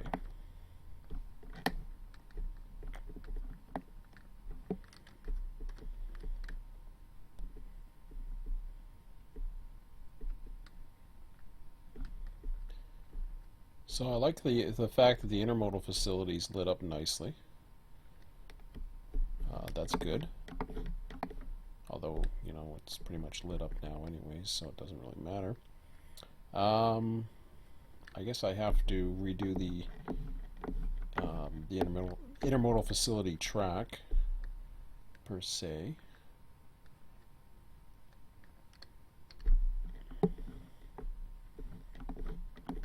So like I said, I don't know what I can do as far as various industries go. Um, I'm gonna go. Yeah, it looks like I can. Okay, good. So we'll start off with. I'm gonna keep with the way these letters are set up here on the maps here. DeWitt Yard, D. I'm gonna call DEW. So really, it's not. I guess it's still TSP, but it's going to be the Syracuse Project. The fact is, we're just DeWitt. Um, the DeWitt Project sounds kind of strange. I could change it, but I like TSP. We had a little bit of a road bump. This is the way I want to deal with it. So I don't know how long I'm going to run tonight. 9:30 p.m. Let's just build up the territory and see what happens. And this will replace every save that we had from before. The trains aren't going to make much sense at first. Until they start coming on, then really, once they get to the east side, it really doesn't matter because they're all going to come across the territory for the most part. I don't know what the probabilities are. I haven't worked them out. We'll see. Hopefully, things will be fine. So I got AI on for randomization. I got AI for everything else. Trains need East Yard permission to pass QC 283. Okay.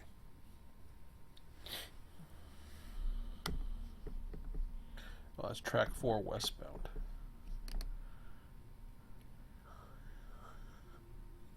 Oh, I see.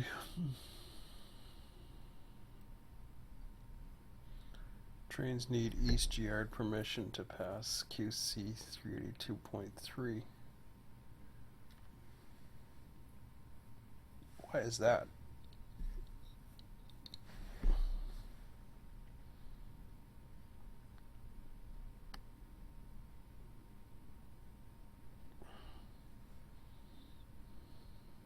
Oh, 282.3.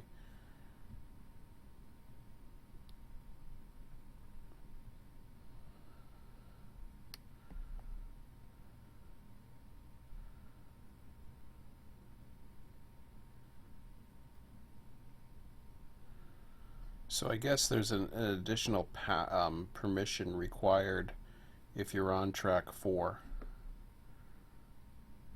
in the area.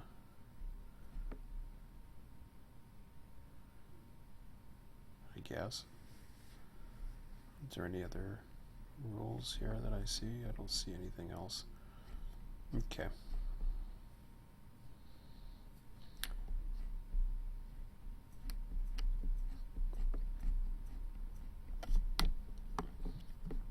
So, yeah, what I'll do is the next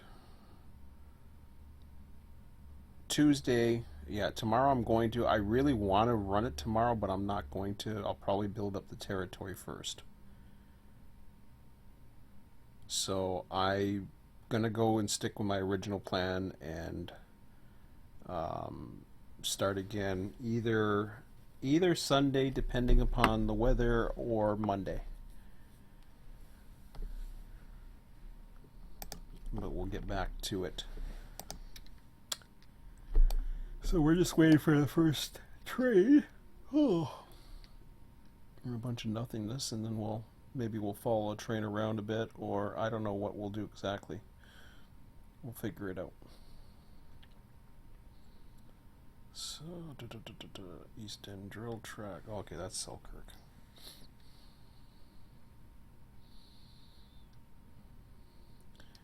Selkirk's going to be pretty much non-operational. I really, honestly, it's not going to matter that much, I don't think. but we'll see. I'm just going to let the trains fly. If they start coming out of River and they start coming out of Castleton, they're just going to come across west. I'm going to take a quick look here at what the spawning is. Oops. AI status. Yeah, okay.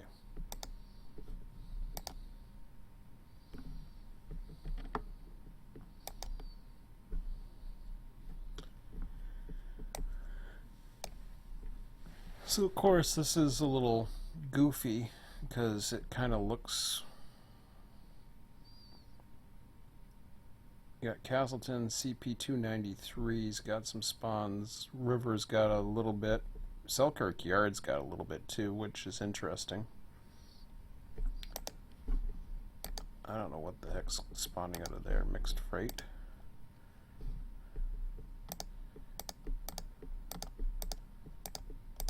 I'm okay with that.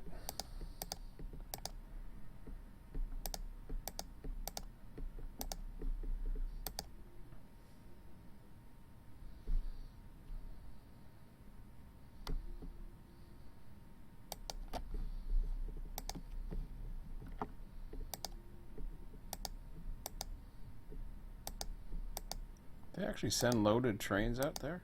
I didn't think they did that. We definitely need more SD70 Aces though. I didn't think they were that rare. To me they look pretty good, so I don't know. I don't think me changing that any is gonna matter.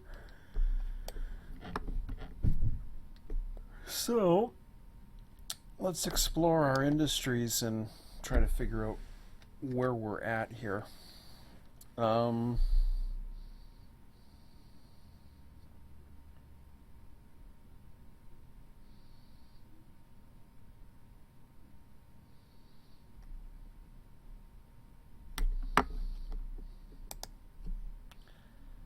I think this is one of my experiments, but I'm not 100% sure.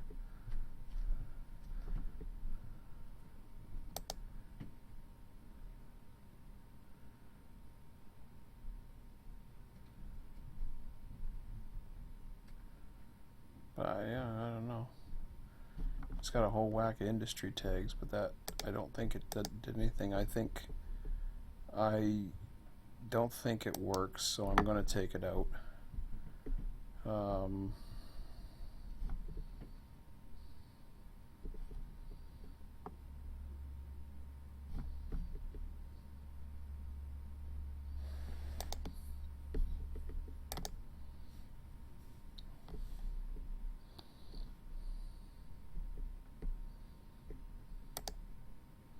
That I'm going to take out because that does nothing.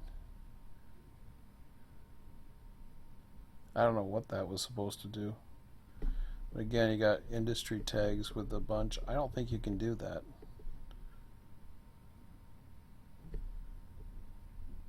I don't think you can take multiple tags in. I thought I already tried that and it didn't work. I tried doing that myself, but not quite like that with passengers. So I'm going to, oops. No tracks assigned. Okay, whatever. Delete the damn industry. There we go.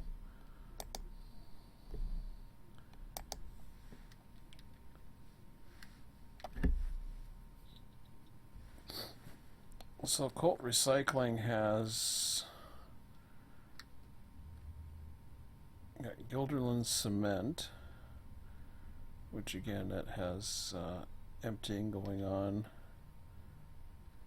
various capacity.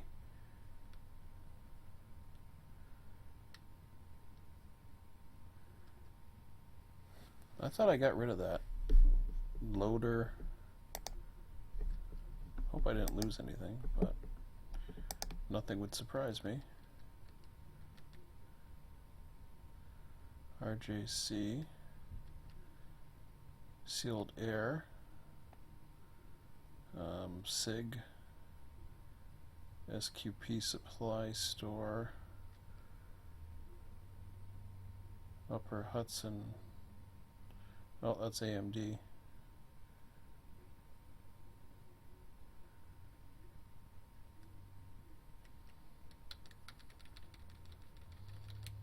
Okay, well, let's see what we got. Colt Recycling.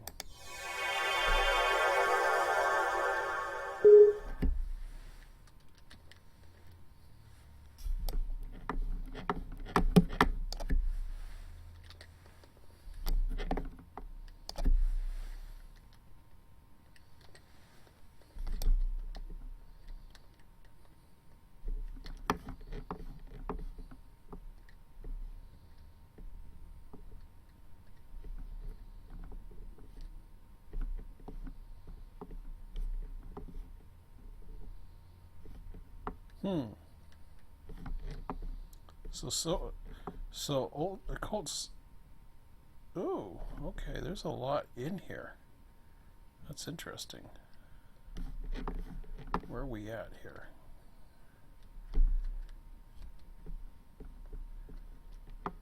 Oh, that's it. That's very interesting. That suddenly has my attention because I see where he's done the industries. He's done the industrial park.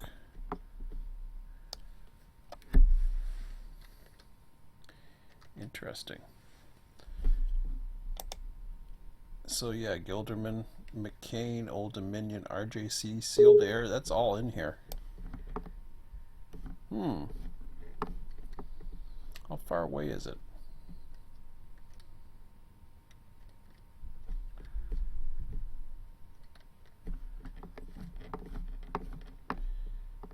That's a interesting.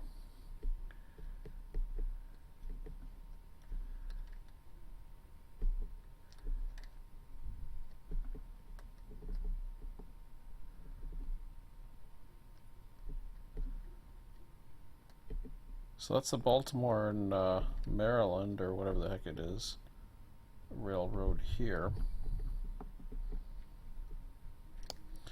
Down at RJ, which is a pretty long ways away, but at least it's something.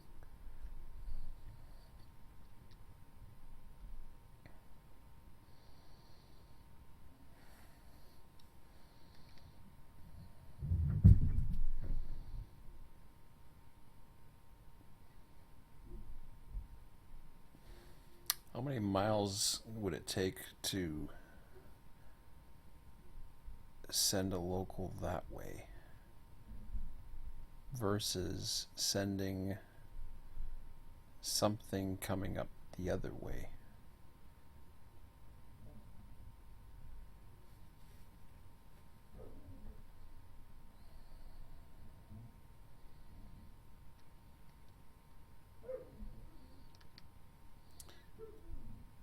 So let's say 100 and well, right around mile 169. Of course, a little bit further than that. We'll say 160.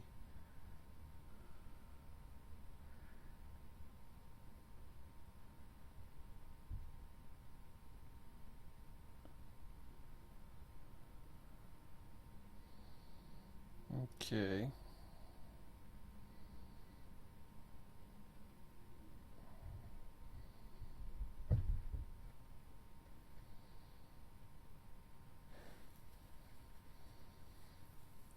So we're talking 130 miles just to get a train up there.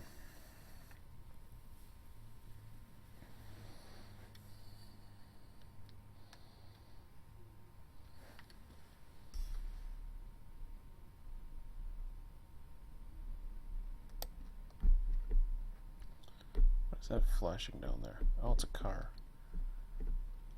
Or a truck or something. Okay.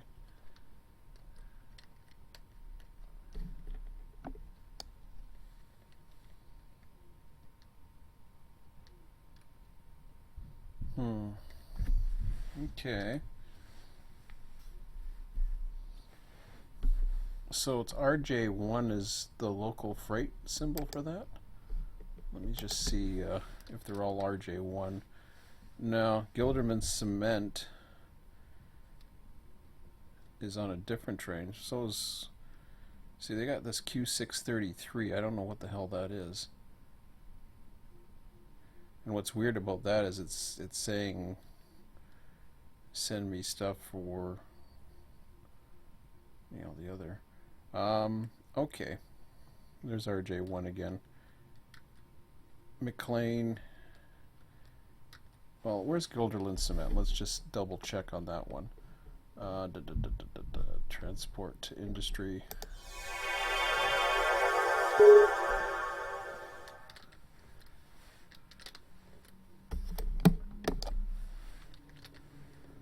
Okay.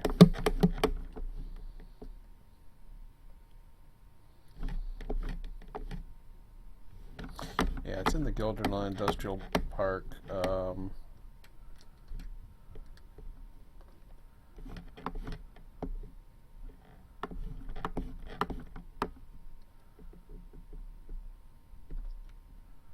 Oh, wait a minute, that's a different one. Oh, okay.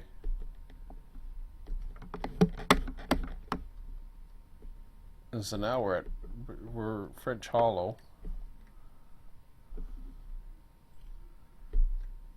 Fuller's Flyover. Ooh, that's a long ways away. All right.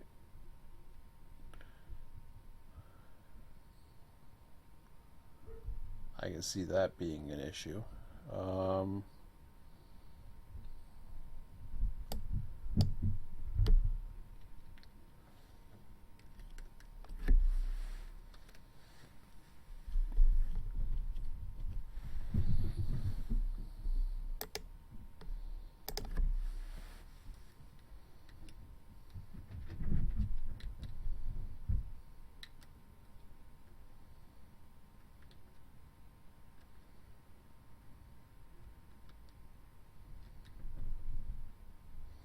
I don't know where RJC is.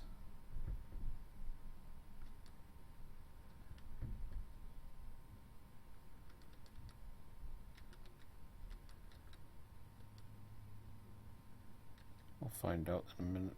Sealed Air is that part of RJ1.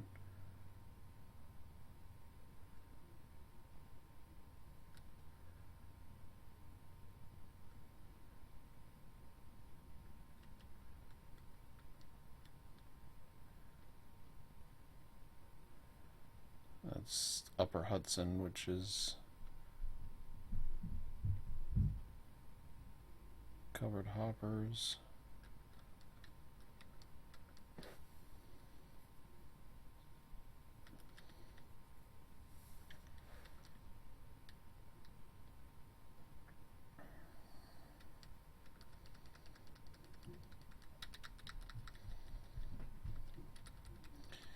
So I'll definitely try to get something in there to do it. It's interesting having it only 60 minutes phasing out. You're really risking having trains that aren't that busy. As you can see now, doing the 2 to 60 I think is a good mix. It's just you're waiting a long time to get things moving.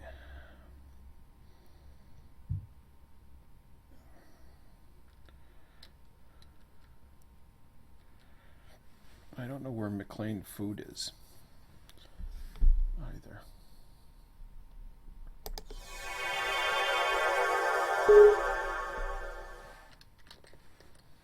That's in Gilderland? Jesus, why can't I move around here? Oh, okay, that's just an industry within it. Okay, fine.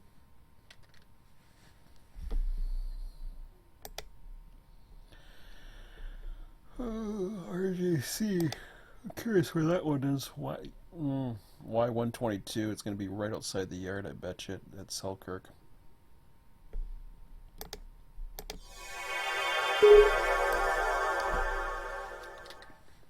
That'd be my guess. Yep.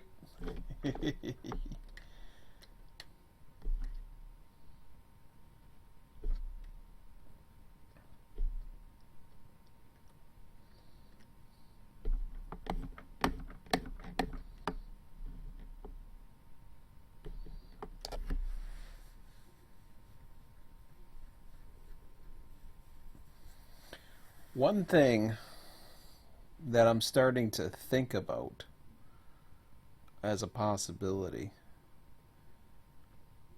is to let the mic or the through trains do their thing and just let them go through, and then deal with maybe I say this very carefully. If we're gonna do anything with the hump, do it with the locals. Have the local trains come in, have them do their thing, and then yeah, we could possibly do that. There's a lot of possibilities there for that. At least, I mean, it doesn't make the hump very busy, but at least it helps sort out the trains for local assignments. So it's possible. Oh, we got one going here. Castleton sub. Okay. So we got our first train. Q119.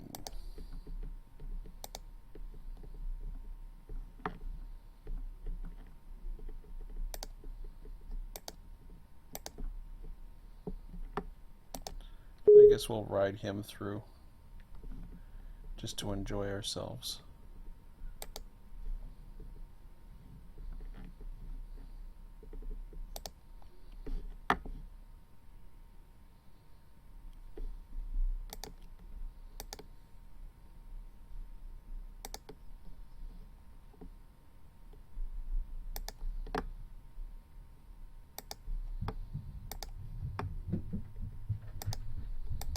I'll stop it right there for now at 169.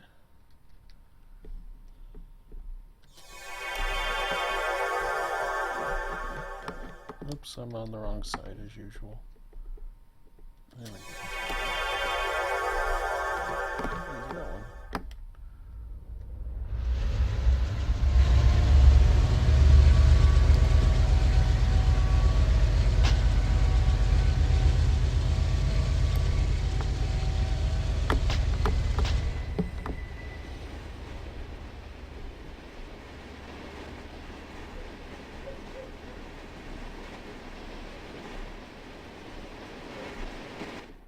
They look like a bunch of empties.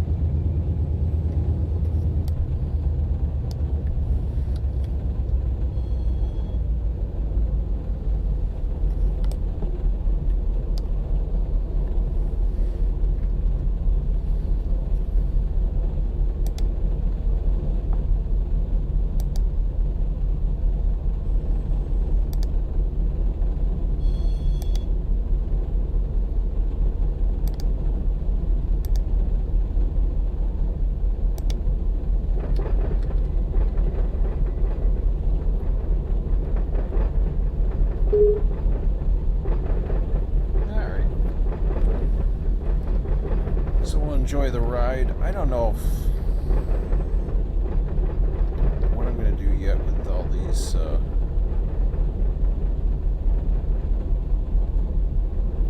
various industries, if I'm going to worry about it right away or if I'm going to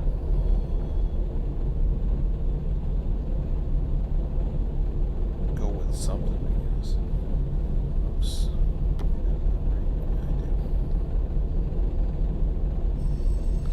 Just before 0500.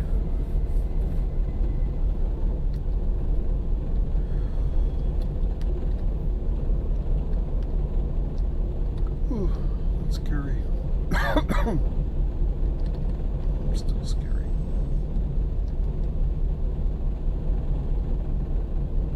Alright.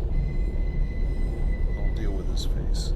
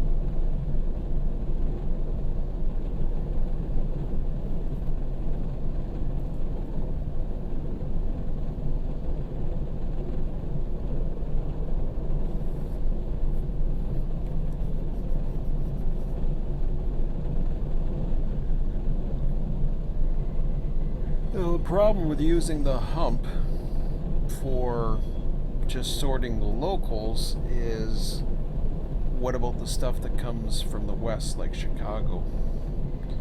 Then what do? Do you really want to send a train across the entire Mohawk and Selkirk sub to get to Selkirk just to head back to run locals? It doesn't make sense. So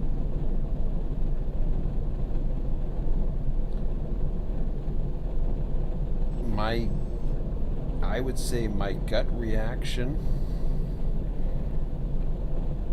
on it is to send a train out of Buffalo, have it come in just to basically enter the yard, hit supplies, and then the outbound trains, you don't know where they come from, which is fine, but then the outbound trains can go to their various locations in various manifest trains that depart. You can have all kinds of different, like I might use the Conrail maps a little bit, because I'm thinking of using, like I said before, a combination or even Conrail symbols. The symbols don't matter so much, as long as there's some type of order or system or whatever. Now, as far as the industries go,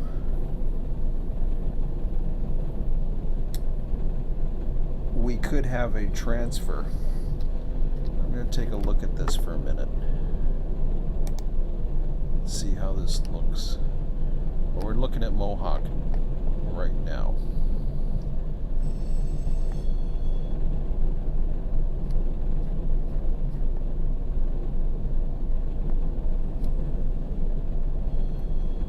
So Fonda at 186,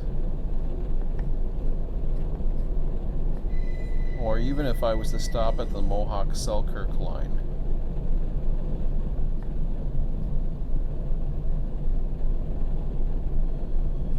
Fonda's got a yard.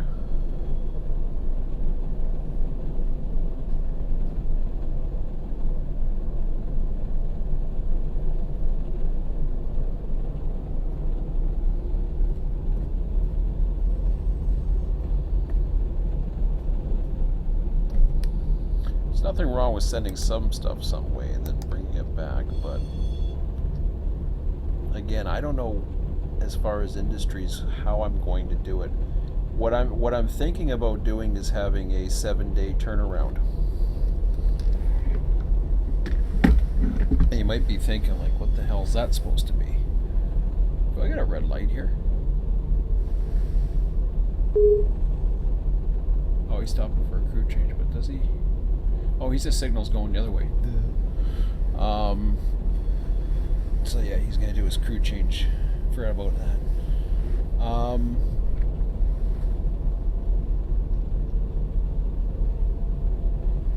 There's a lot of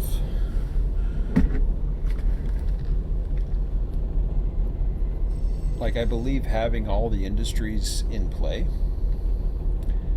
I'm just not sure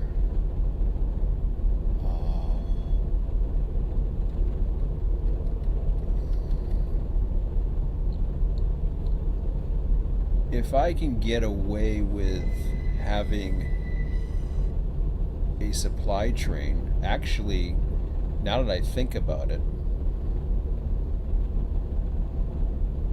I forget how the locals sort themselves. But if I'm not mistaken, there is a particular order to them.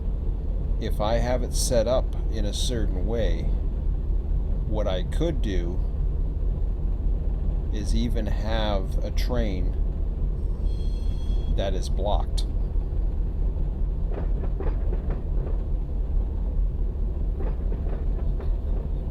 It might work.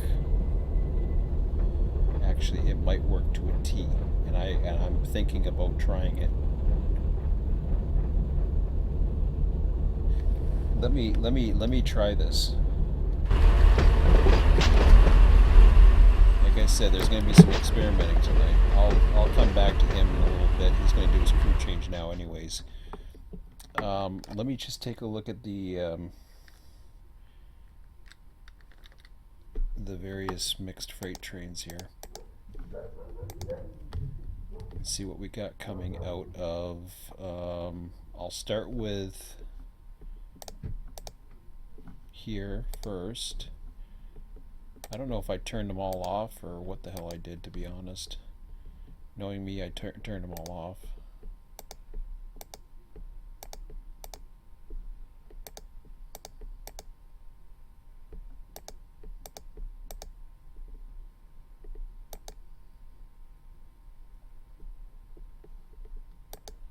Well, that one don't have anything. Let me see we got an X, we got a Q600. That to me is begging for, I don't know why you got like 3 sounds like it's a higher. Now I don't know, I forget how that, yeah, I think that's how it goes. So if Q600 is tagged for industries,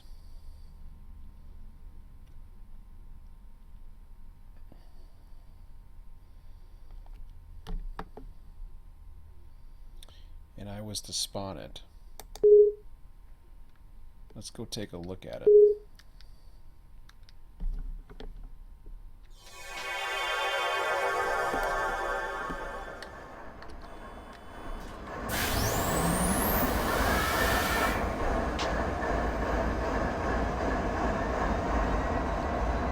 Okay, it hasn't reset itself. It's doing its goofiness thing.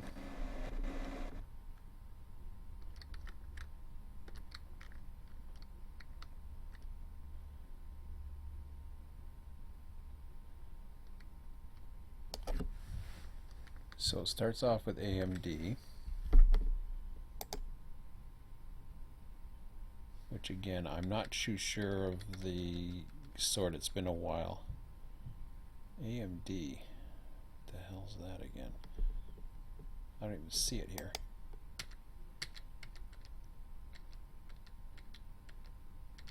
Oh, wait a minute. No, it's that tag, Upper Hudson.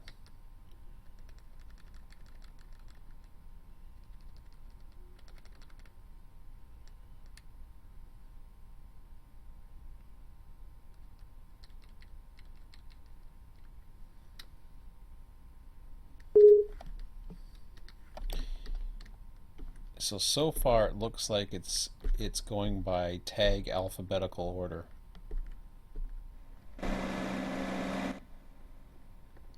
But maybe not.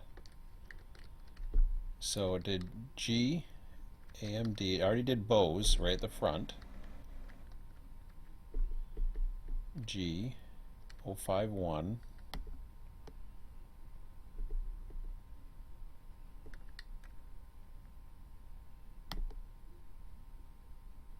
Q633, RJ1, Y122. Yeah, it does it two sets. It does it with both the loads and the empties. So it's not a perfect tag, to say the least. And this is all screwed up now because I don't have that train anymore, so I'm going to let that go.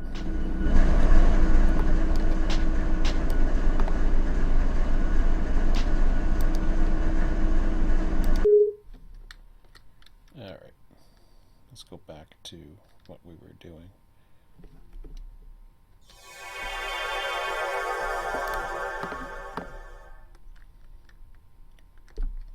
That's the thing I like about Florida is all the industries are there, so you just like plug and play.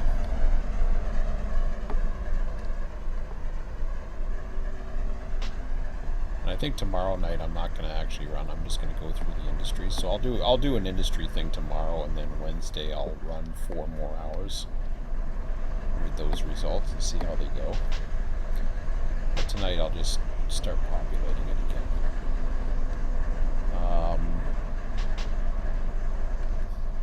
But I'll let him toot when he's ready to leave. Should be pretty soon.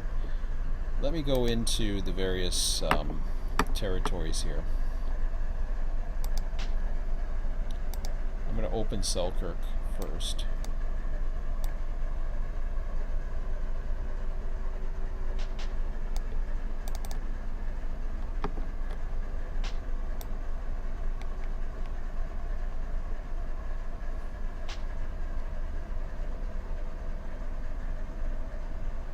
So you've got Lehigh Cement.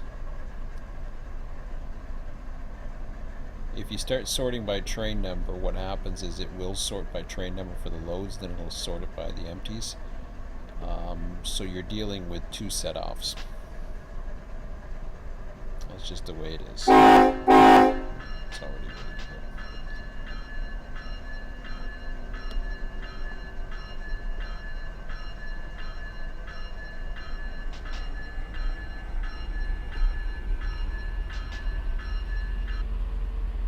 So unfortunately, the train numbers,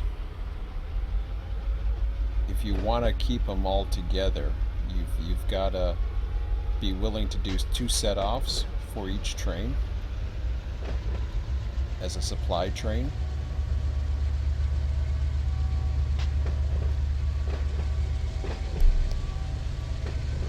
So I'm looking at Selkirk here.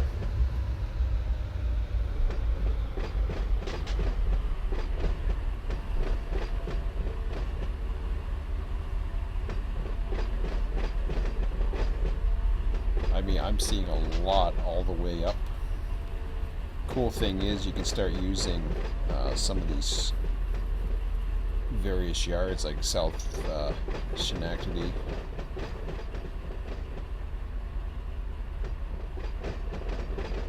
The LX terminal, and you know there's all kinds of stuff. But that's the way I would at least start it out with.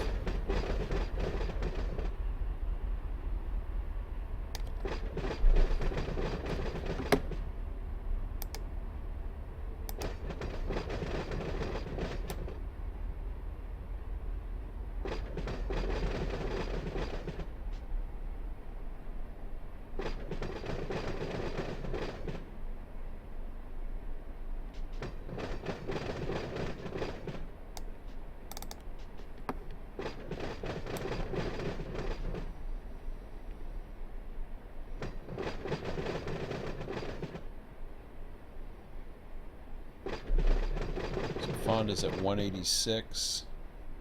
You're about 100 miles away now.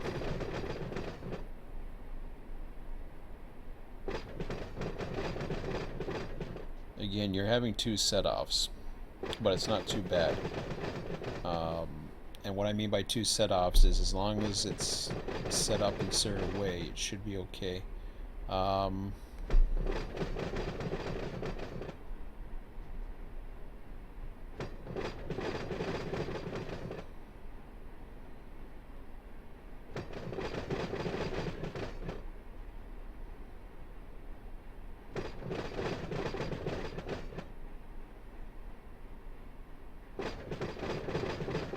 You know, you can have it switch Utica, so it would come on in and it would, you know, do its drop. It's a lot of potential. I mean a lot of potential.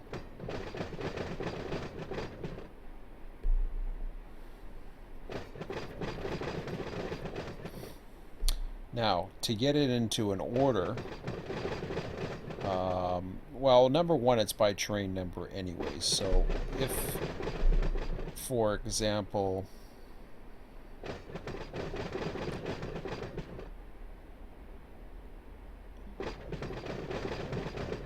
assuming you have one train per yard, like Syracuse has its set off. I don't know how many trains they have there. They got a lot by the looks of it.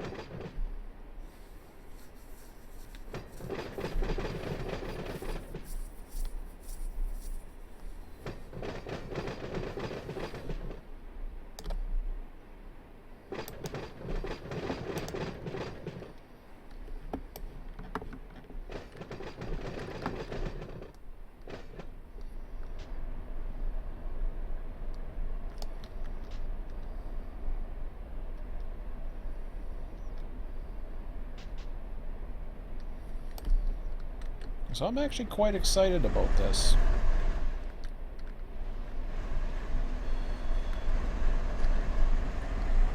And I got no problem announcing the locals ahead of time. Basically, when I know they're ready, it doesn't take too much in between sessions for me to say, okay, well, this local's ready.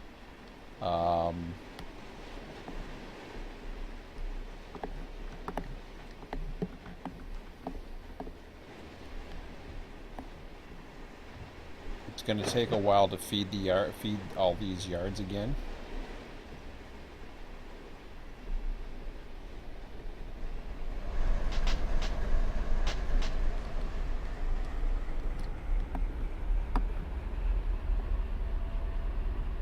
And pretty much every, like I said, every industry is probably going to wind up having a 7-day cycle. And what I mean by a 7-day cycle, I want people to understand what that means. A 7-day cycle is not every week we run a train. What I mean by a 7-day cycle is all industries. Let me take a look at how much industries we're talking about here.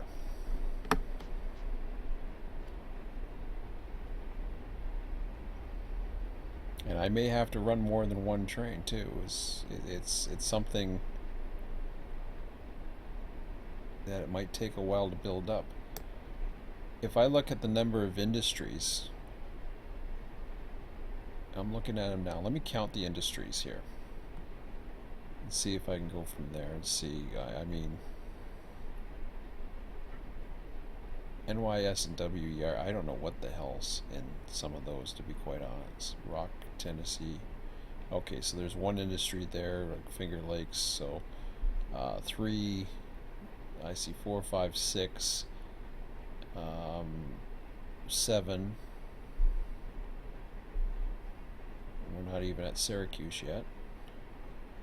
8, 9, 10, 11, 12, 13, 14, 15, 16, 17, 18, 19, 20,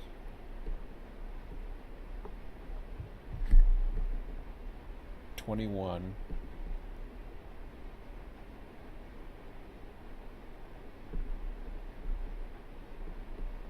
okay, so 21 on the Mohawk sub.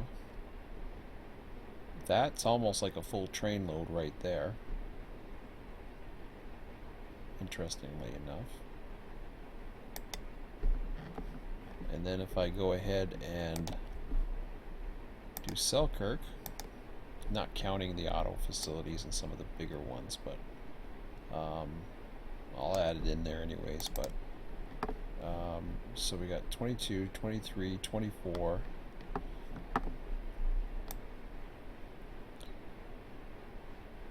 25, 26, 27, 28, 29, 30, 31,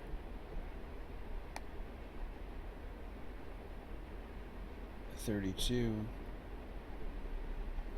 33, 34, 35,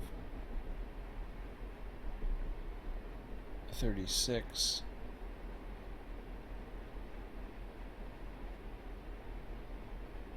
37, 38, 39, 40, 41, 42, 40, like 44 industries. So what'll happen if I understand how things work the best that I can? If there are 41 industries, you've got a maximum here.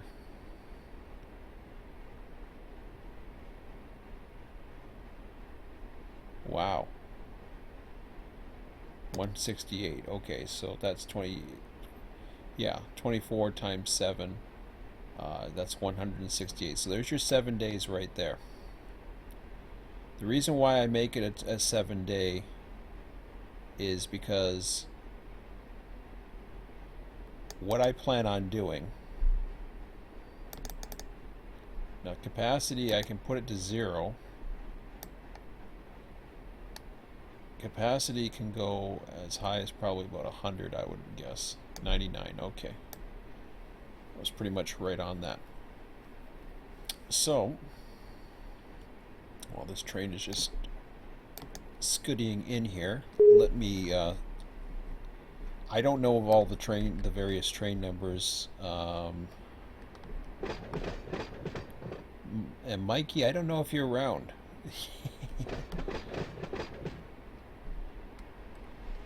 Maybe I should call Mikey. Wonder if he's around. Let's call Mikey. Well, nothing's happening here.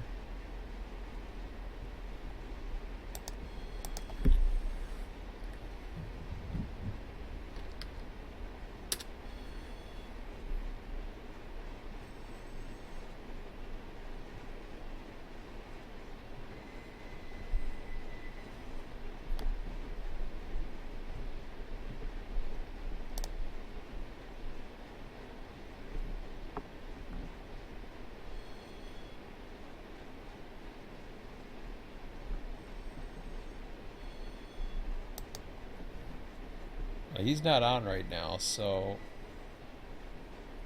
let me try.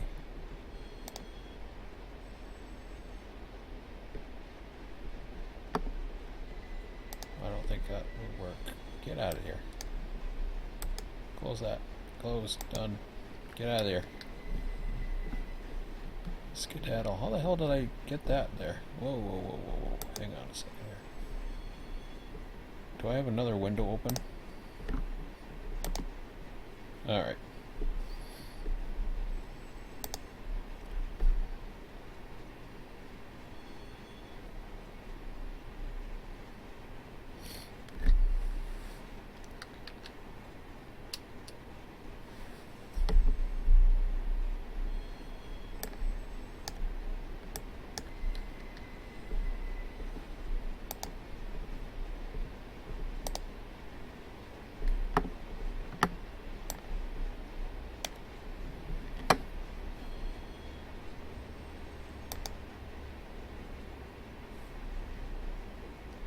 I wonder if that, wow,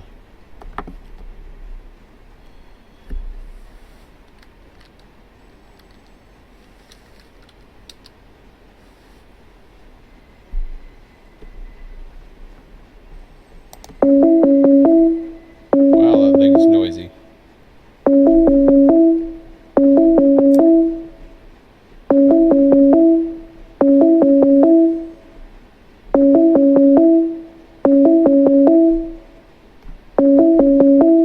Yeah, he's not on right now. He's sleeping.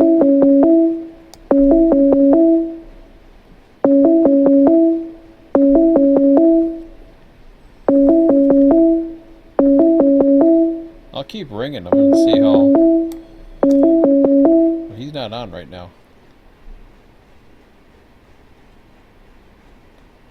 Maybe he's unavailable. Okay, fine. Alright, fine. Okay. We get out of Google Hangouts. I tried. He's not around. That train's still running. Okay.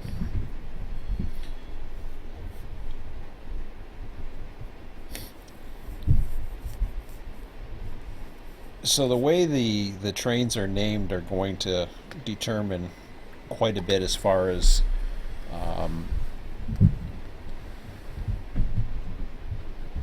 what the I'm not too worried about the way the names are trained. Personally, I can make them to whatever the hell I need to. Let me just go ahead and get in the engine here, and then we'll...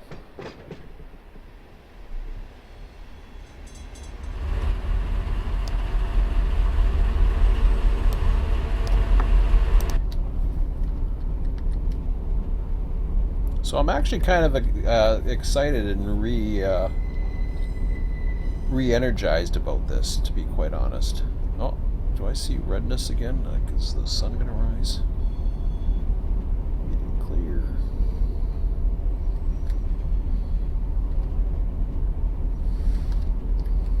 Yeah, I thought I saw some redness going on here. Not you.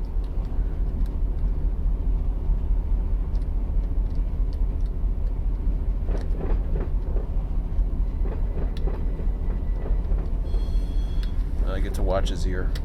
Okay.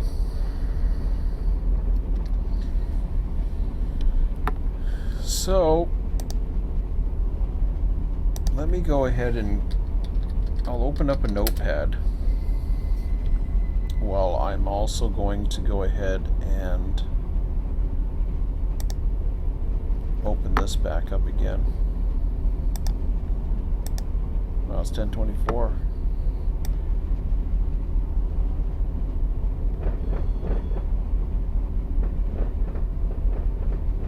So I'll start with Mohawk. Pardon me.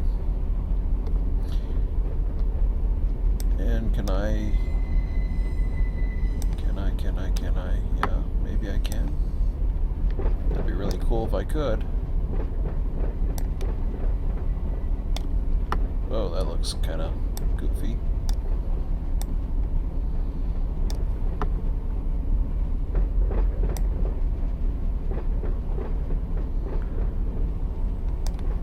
Well, it is what it is.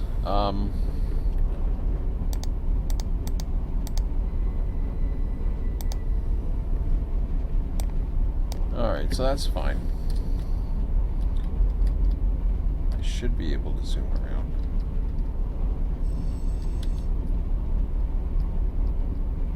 I think.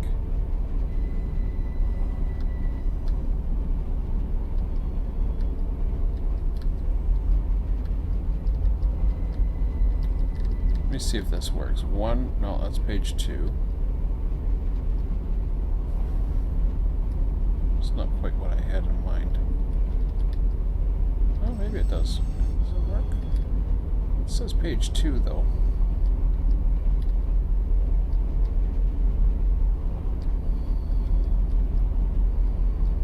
All I wanted to do was... okay, I guess I'll have to scroll. Which is fine. So... starting towards Buffalo from CP 296, we've got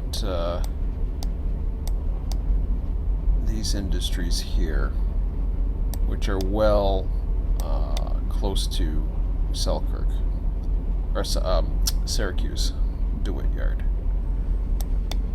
I think they're all going to be served by the same local.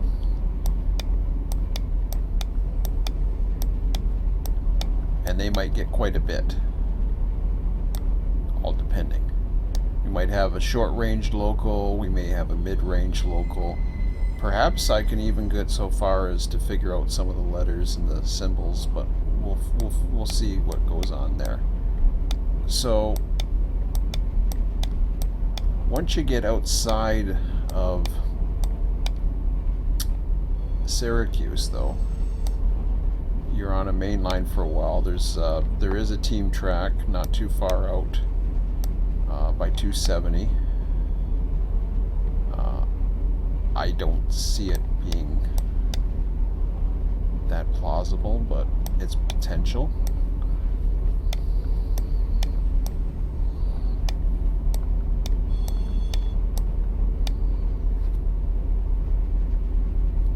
So you go in from the Oneida district, I guess that is, or you go from the Syracuse district to Oneida district, which is pretty much mainly mainline with except for Canasta, and then you get into Utica.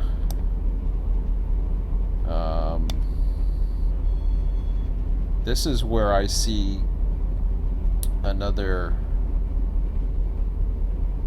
potential here. And judging from the way where the train runs, it would be best served to run heading westbound out of something.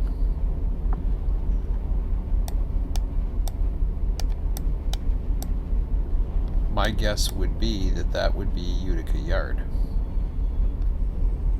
judging by the way things look here.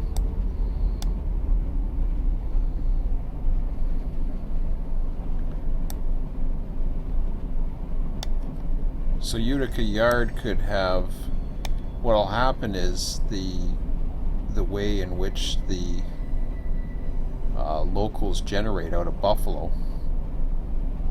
is it'll have the local train for, as the tags, it'll have the local train for Syracuse area, then Utica. Utica could still run its local this way as well, although I don't know if it's necessary. They've got Little Falls.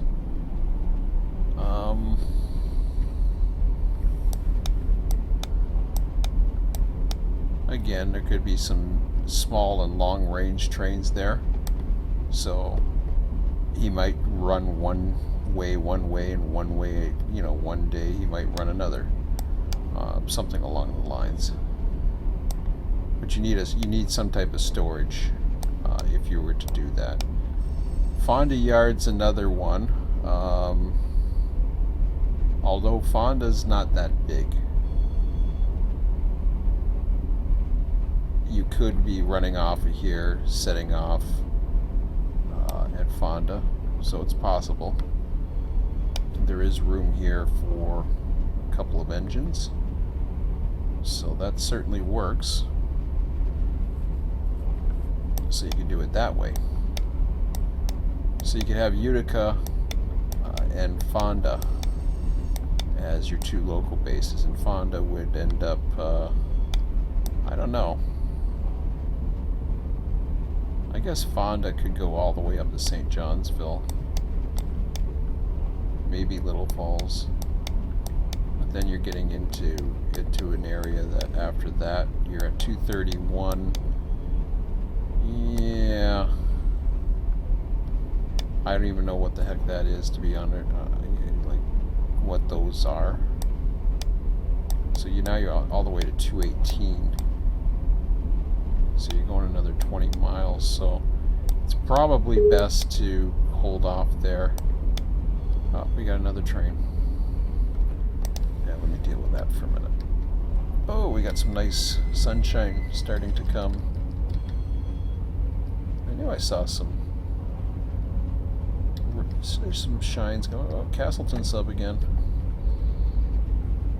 What's this one? Q119. Is it the same as this?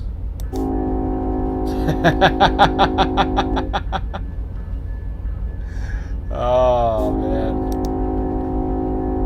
I'm telling you, man.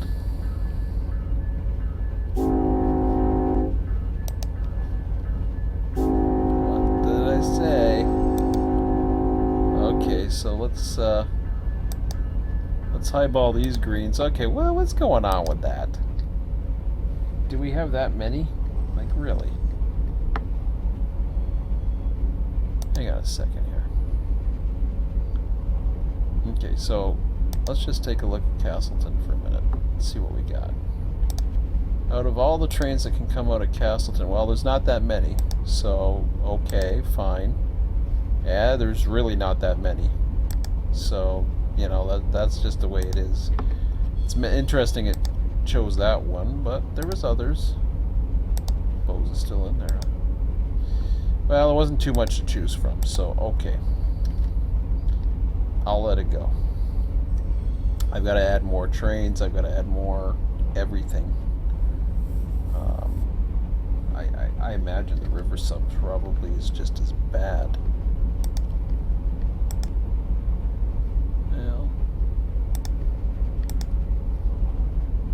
at least it seems like it's got some stuff, but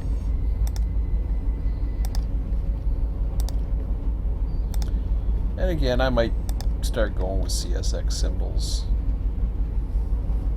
Oh, he's only going 14 miles an hour. Oh, he's still... I guess he just climbed through.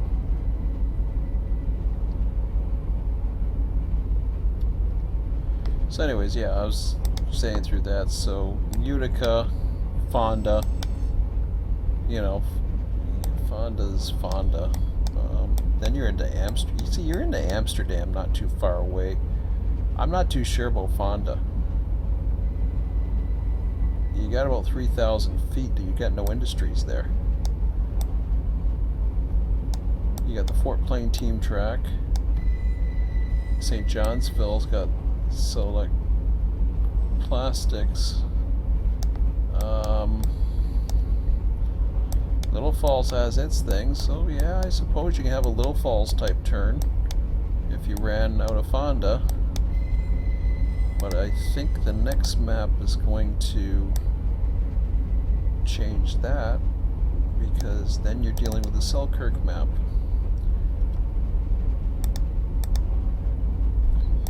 And with that, you have Amsterdam Yard. So now you're off of the Mohawk, you're into the Selkirk. You've got, in theory, this could be where trains start coming in from Selkirk, because you are on the Selkirk sub, so that makes sense. But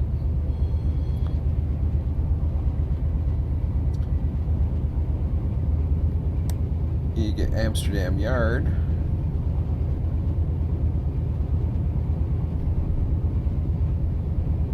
South Schenectady Yard. It's another one.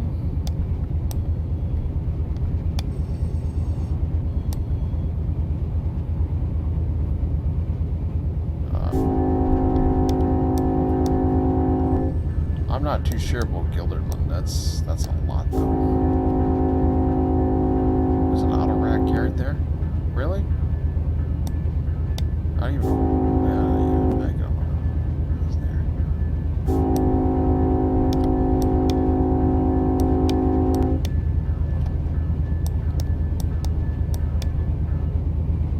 So yeah, you can definitely go into Selkirk.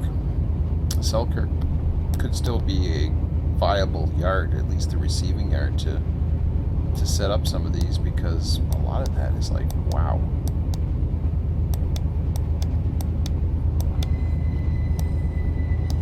You could have it terminate at Selkirk possibly too, I'm not too sure.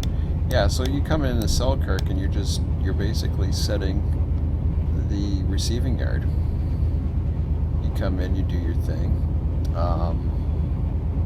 Again, the hump could be set up for some of that, so you can have your, instead of, you can have your mid-range trains, but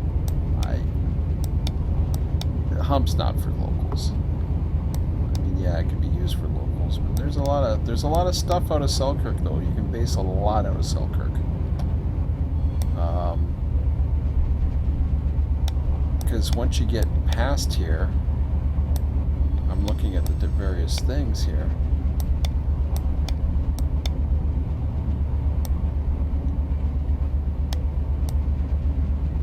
You've got West Albany Yard, which is another possibility, but then again, what's running there and how is it getting there is becomes the question.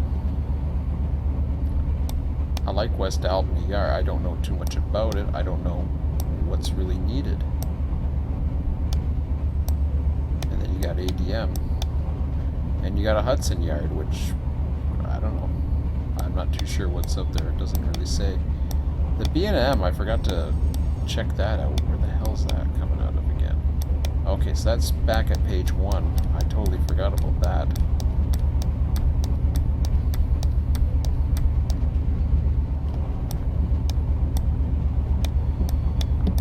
It is at page 1? Are you kidding me? Well, it's a Carmen sub, page 5. What is that? Does that lead into anything? See, there you go. So you got the Carmen sub. Suddenly, that changes a lot.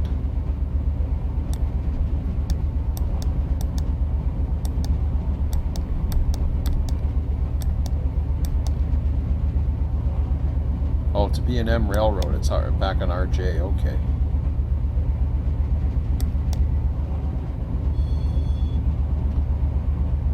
So that could be something that's run out of Amsterdam, possibly. Hard to say. There's like 4,000, 6,000 feet of storage there. But it's possible. But when you look at what there is in there, CSX I can see it. equipment defect detector milepost 22.1 track 2. So I'll forget the notepad. I'll just deal with it.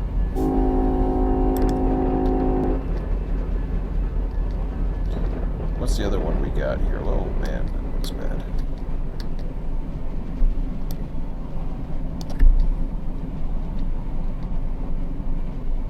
That really doesn't do too well with, here, let me try an F10. It'll probably crash, but no, it didn't work. I don't like these.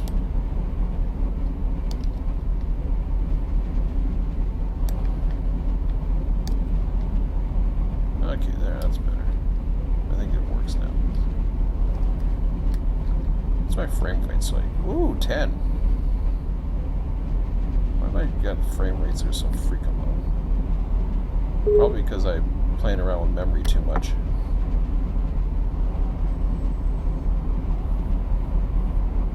Okay, he's yapping about something.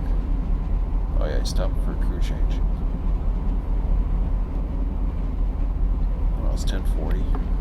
I'm still hungry. What else was I getting? Let me just check out something here. I'll do wiki activity. Maybe because I had the website open too. That's possible.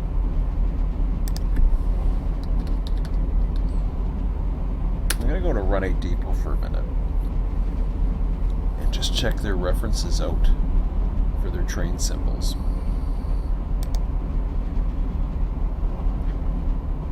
CSX equipment defect detector milepost 2. So this is a good little list here too. Track 2, no defects. Total axles 3, 5, 8. End of transmission. Northern Region Local. Interesting.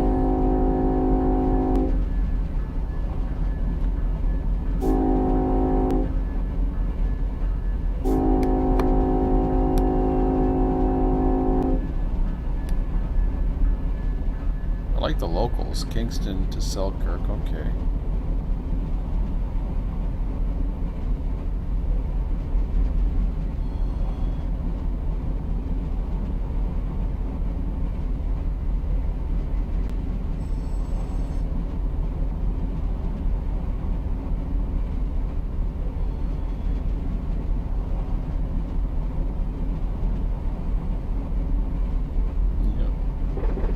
So this is a nice, good one. You get the various passenger trains. Of course, you know, there's other ones too. I can start adding these. I mean, why not?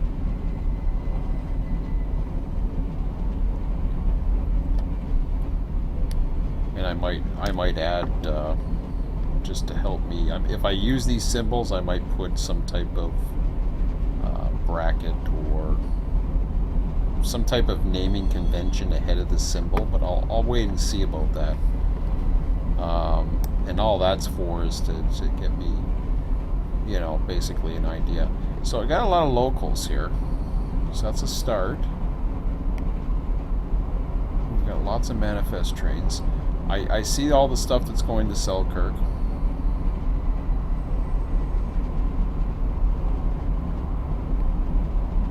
So a lot of it's not run through. In fact, Selkirk is basically, for the most part, being used for everything.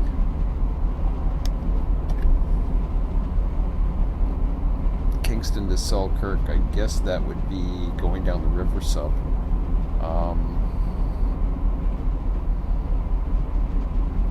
There's yard as well, but I don't think he's got the yards listed there. No, he doesn't.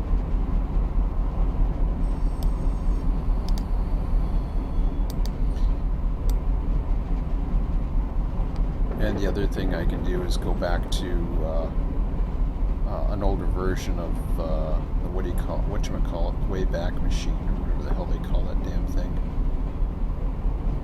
And just start looking at what's available.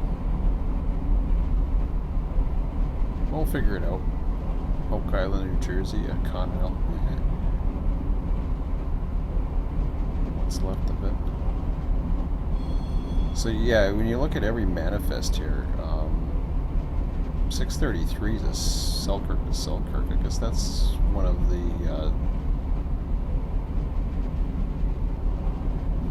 See, here's the train right here. This 626, 627.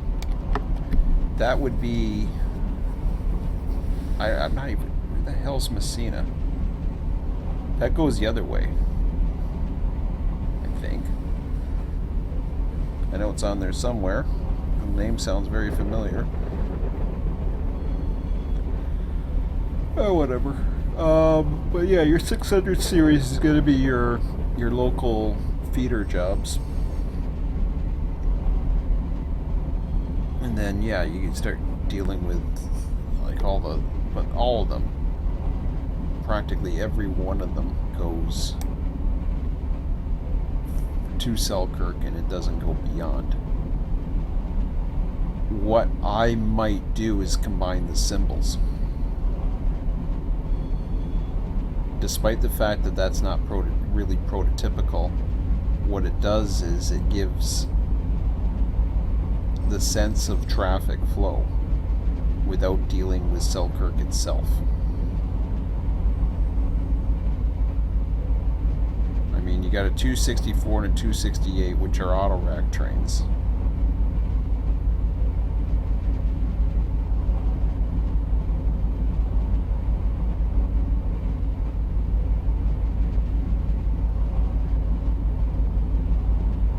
Everything is pretty much Selkirk, with the exception now the intermodal shouldn't be too bad. There's a Syracuse in there. There's two of them: Chicago, Port Newark, and there's two Port Newarks.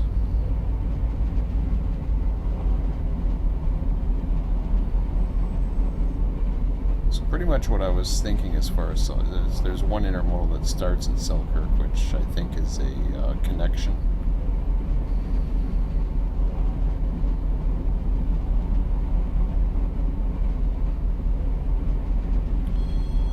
Q18,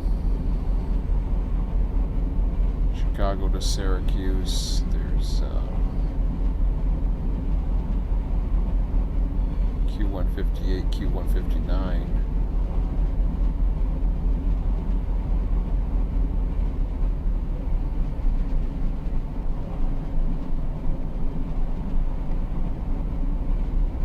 Yeah, I think that's a good list to actually start off on. So it's publicly available, so why not? You know. Oh, I can't get rid of that. There we go. Oh no, I almost had it. I don't know what what's causing the, whee! There we go. Yeah. Took me a while to get rid of that little fuzziness or whatever that is.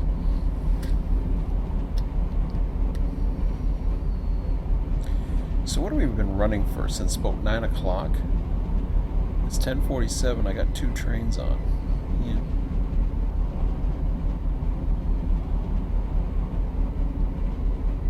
Oh, I'm already past Fuller's, even though it.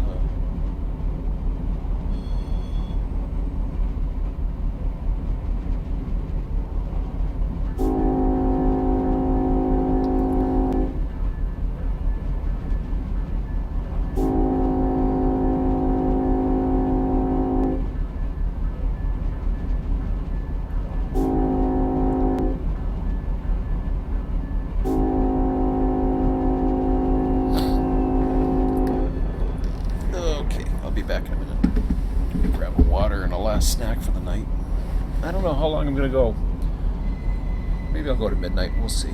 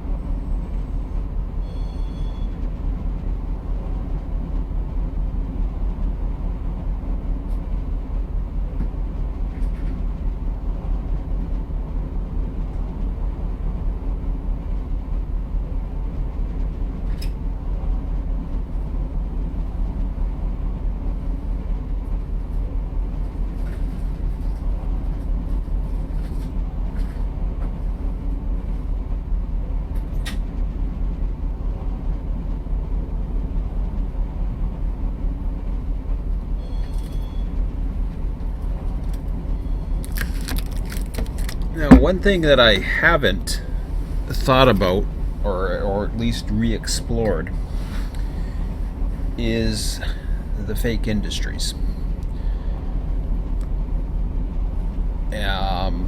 The problem with using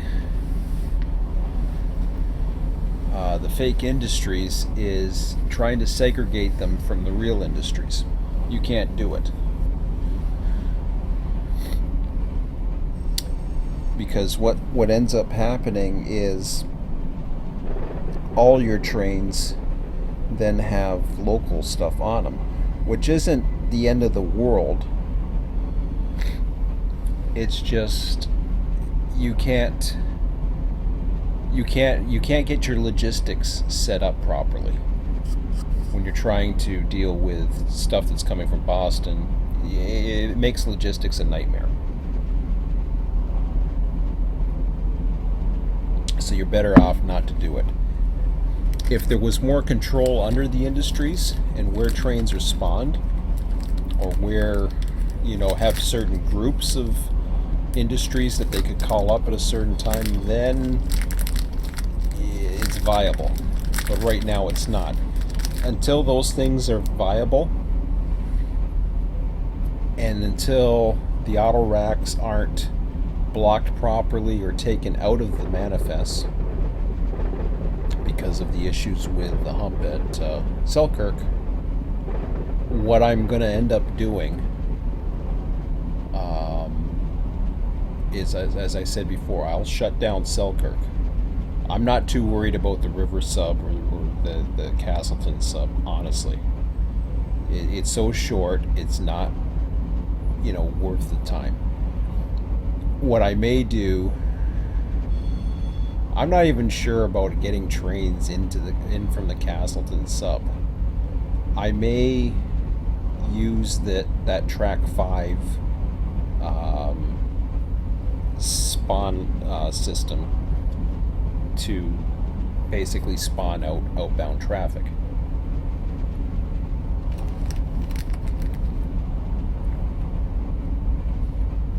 Thing is, if I do that, then I want to have traffic delete itself coming in from Castleton or Riversov that goes right into Selkirk. I don't want to deal with them. So it is possible to get Selkirk to work, you know, and do it that way. It's possible. And would make more sense, I suppose.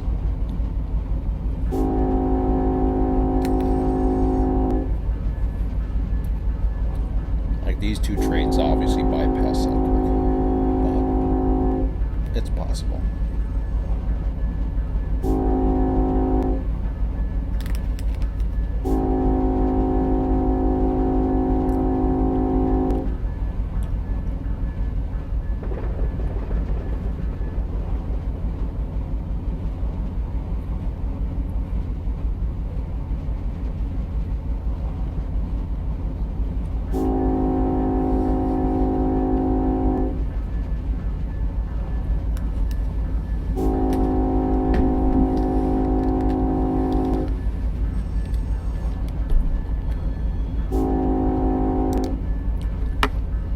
I wonder about something here. I'm going back to my old list for a minute.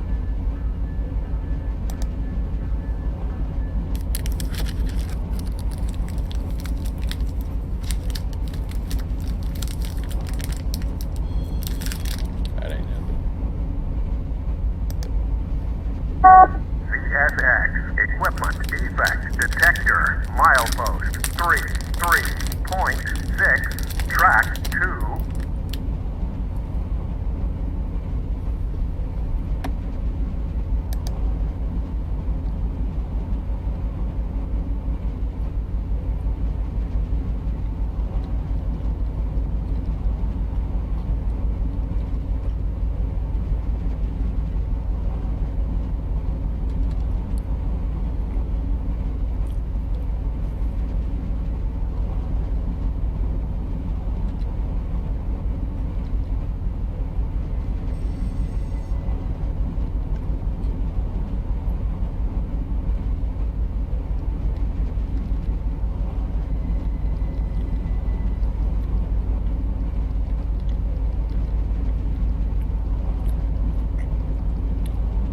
The more I look at this,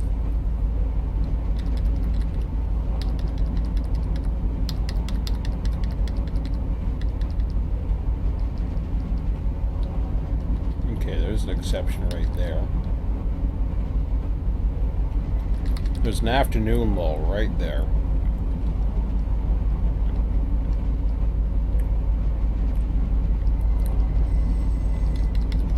But giving the average, especially at the night, I'm almost tempted to do something different here.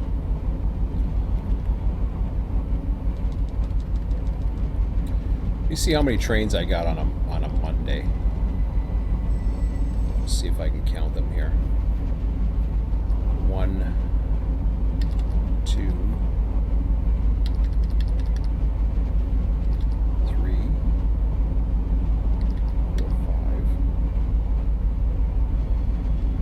6, 7,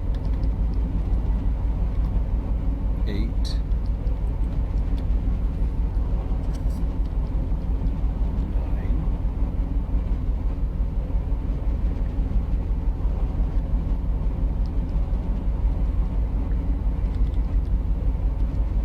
10,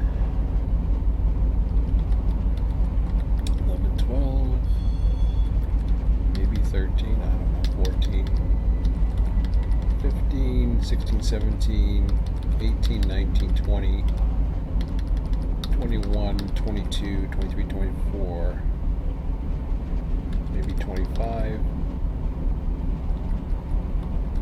26, 27, 28, 29, 30, 31, 32, 33,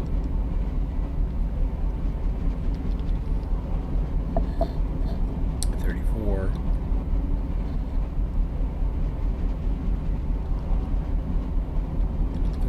35, 36, 37, 38, 39, 40, 41, 42,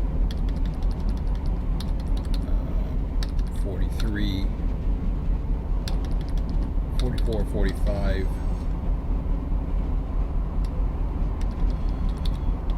46,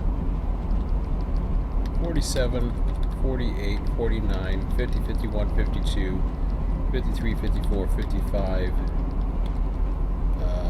56, 57, 58, 59, 60, 61, 62, 63, 64, 65, 66, 67.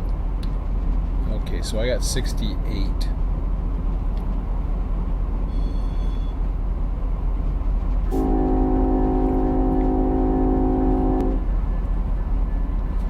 So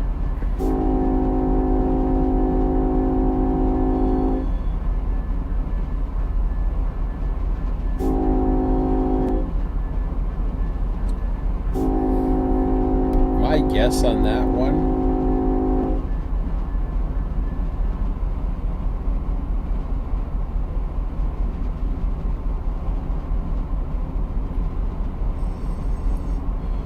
is to go in, and I am going to change this to, even though I know there's some lulls in there, blah blah blah.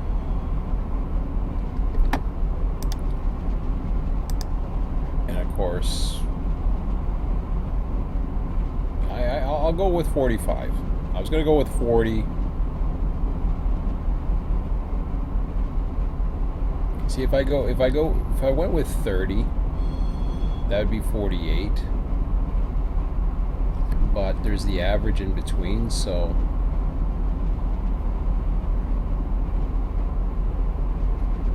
it's kind of the average between the call of 2 and the other. Oops.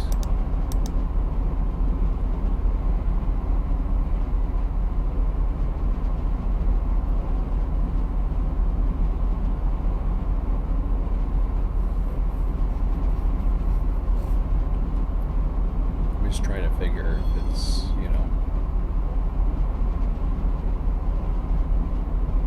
personally, I think going with 45 is probably a better call. Now your average is going down, of course. See, now about 20 minutes. That's why I liked the other one, because you were at an average of 30. To an average of 20 minutes, that's about right.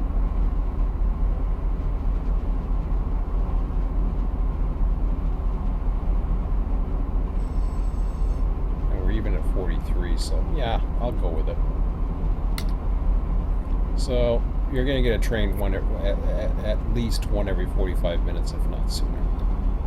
And you could get more or less, well, whatever. So it's the way it is. So far, all we got is 2 trains, and it's, we've been 2 hours, so I don't know. We're due.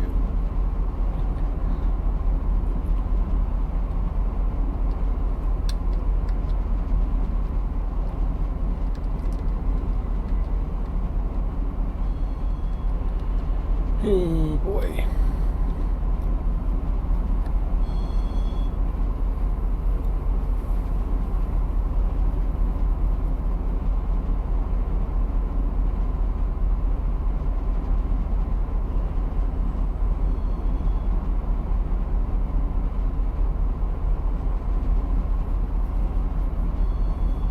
I wish more of the industries were done, honestly.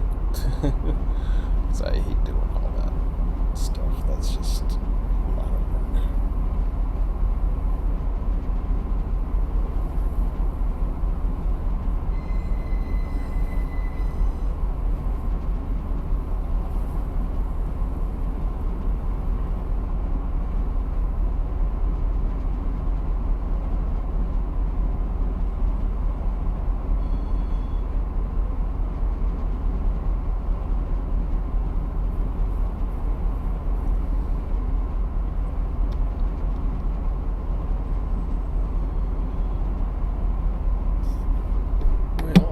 keep them going since there's no passenger trains.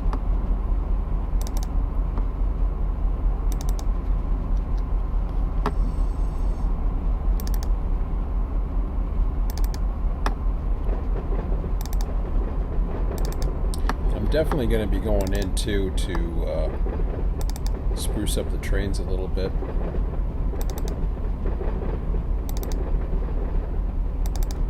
Change some of the priorities, you know. I like the random factors that are back. I'm just not a big fan of random.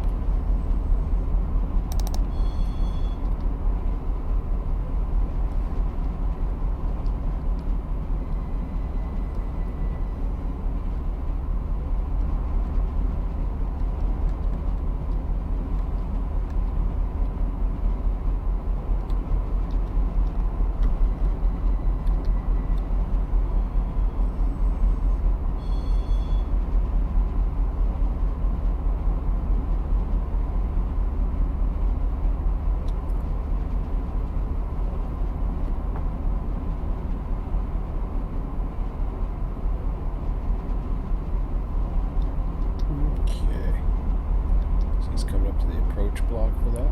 Nice.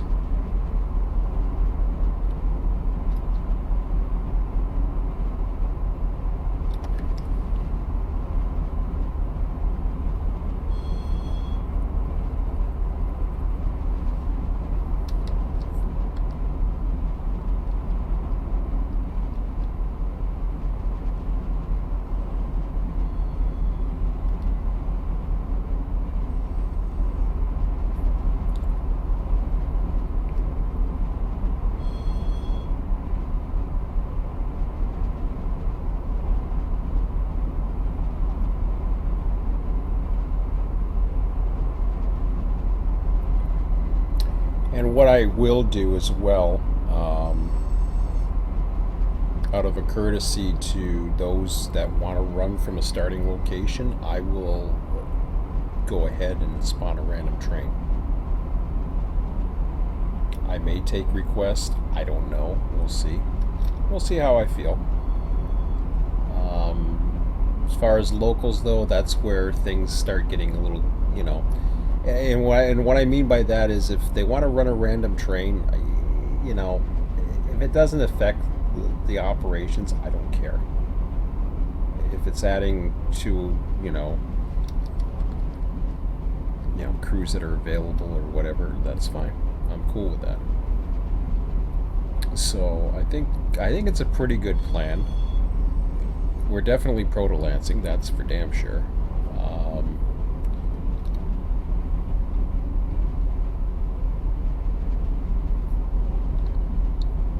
It's going to take a while to get through these industries. I might just, well, I'm not starting tonight. Well, that's going to take a while. So I think Sunday I'll be finishing it up, and then hopefully by then on Monday things will be much better.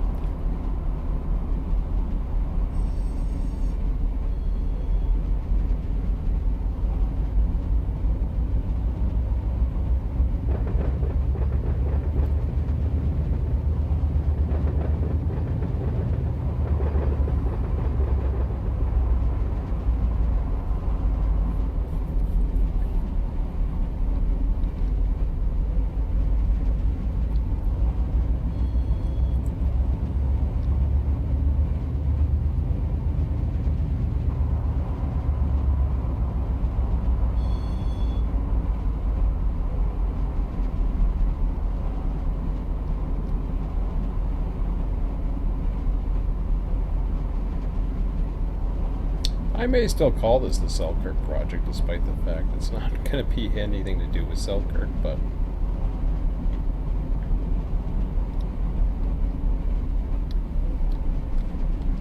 Call it the Selkirk Project, the Syracuse Project, or whatever. It doesn't matter, it's just a name.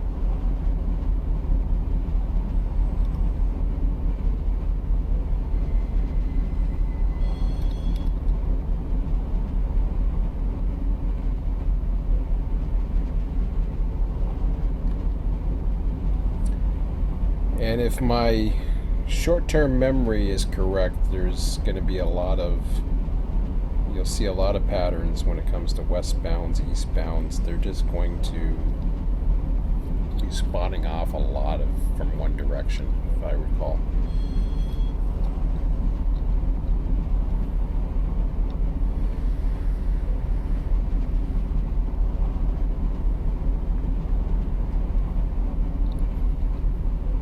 I may go back to a schedule. I doubt it. I mean, I always can if it gets bad.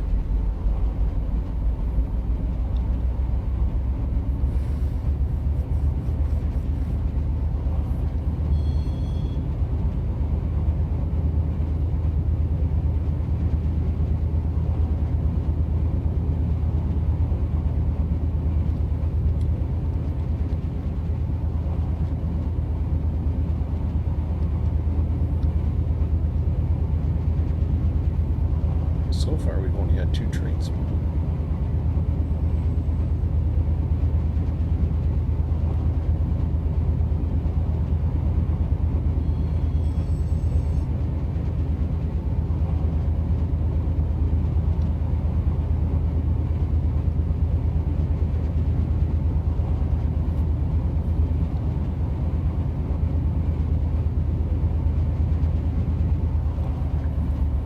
And I'll play around with the probabilities a bit. I don't know if I'm going to run the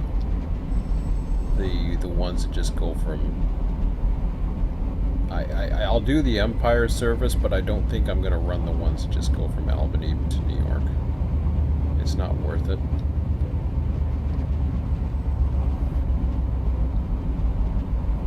I think they're already in the system anyways, so...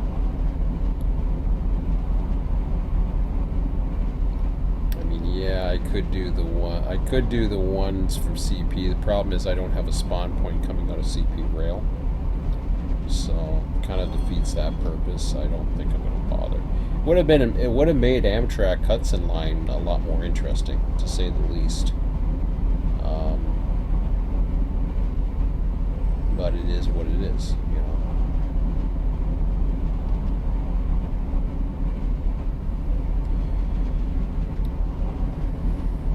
Perhaps down the road, if spawn points become available or if scheduling becomes available, there'll be options to be able to do that kind of thing. So, what is with all the control points down there, anyways? I'm just looking at that. Man, it's like CP-144's got like 2 tracks coming out of it. Oh, there's an old yard there, West Albany yard. That's too bad, because that's a nice little potential, you know, whatever you want to call it.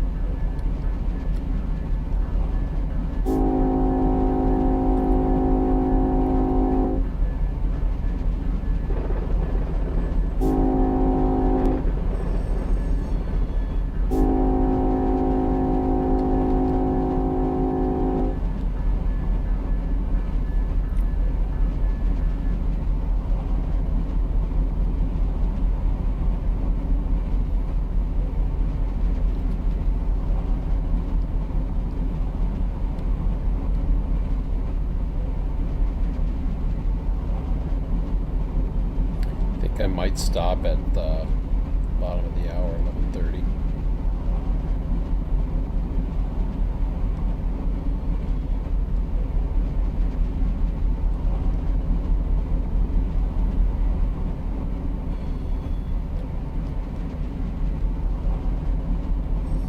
I'll start going into the heavier part of the industries by tomorrow.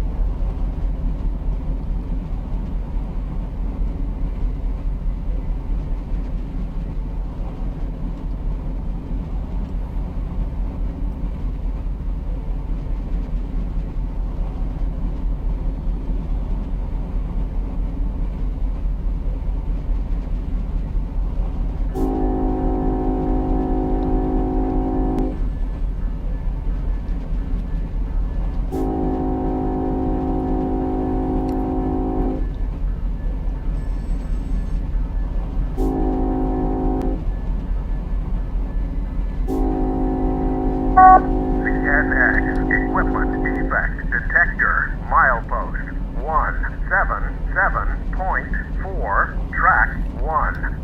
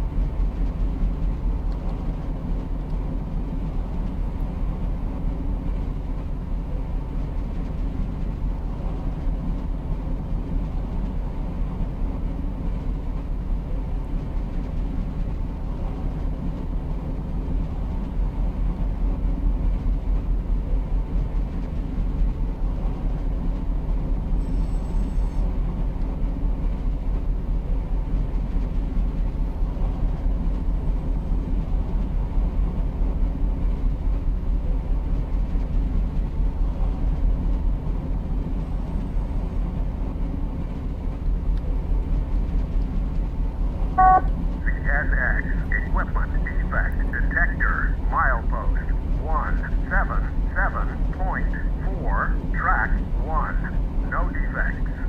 Total axles 374. End of transmission.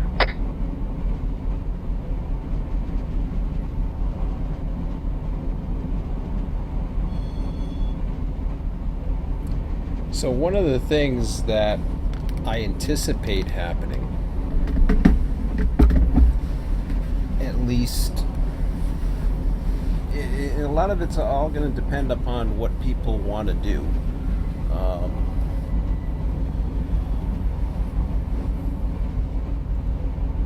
But I'm not sure if I'm going to have the supply trains, the mixed supply trains, actually randomly spawn up, or we just personally generate them. I'm thinking not to randomly spawn them, only because we'll end up getting overwhelmed with a lot of various traffic coming in.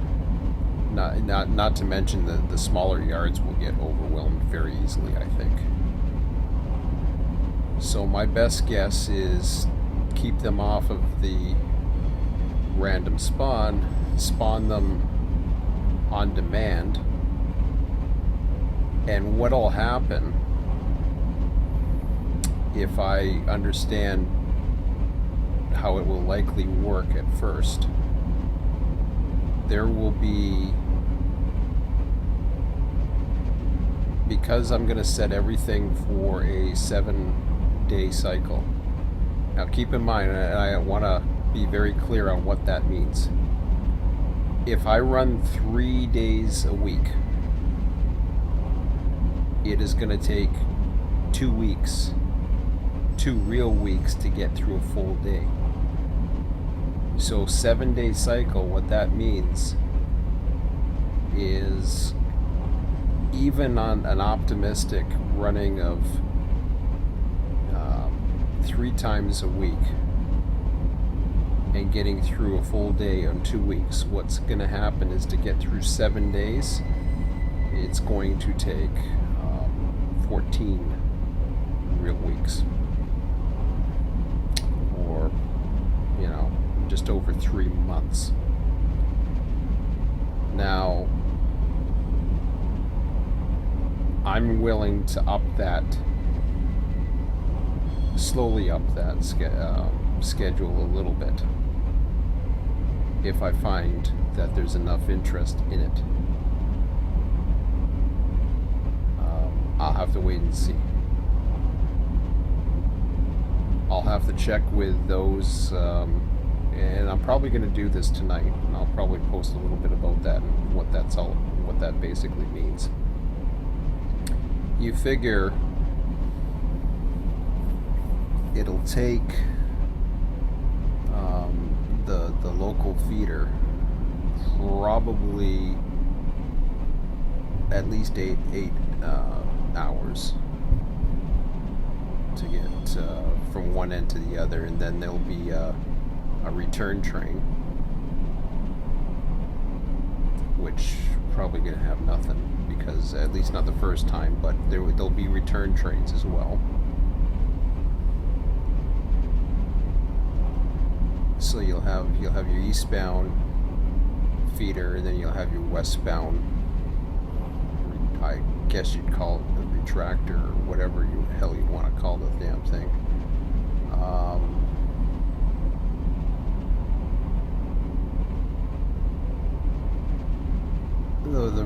The one anything going east would probably get, and this is where the hump might work, because it'll be in Selkirk. I might be able to then see about using it, because there's not going to be any auto racks in that. That's where I can see the locals being used to, at least, because that's probably their best bet. Coming in from Buffalo, it's going to be blocked pretty good. There's going to be 2 setouts required at each yard, so it's going to take it's going to take 2 sessions to get the train across. And the supply train will have to be there to do that. From there, the various yards like Syracuse might have to break down into smaller trains. I don't know exactly how we're going to do that yet, but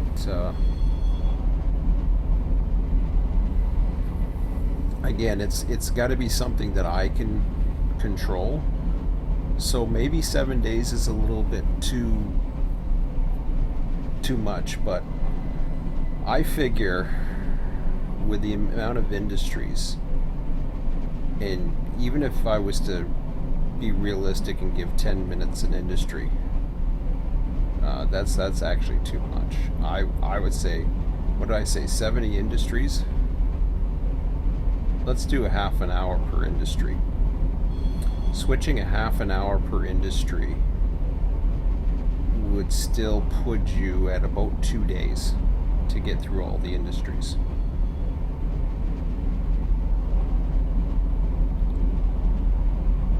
Yeah, I'm talking actual 2 system days. I may be able to, what I might be able to do is fluctuate some of the scheduling to the more demand industries, like you're looking at the auto rack facility in Selkirk, for example. Perhaps some of the other, busier ones or whatever. I probably can get away with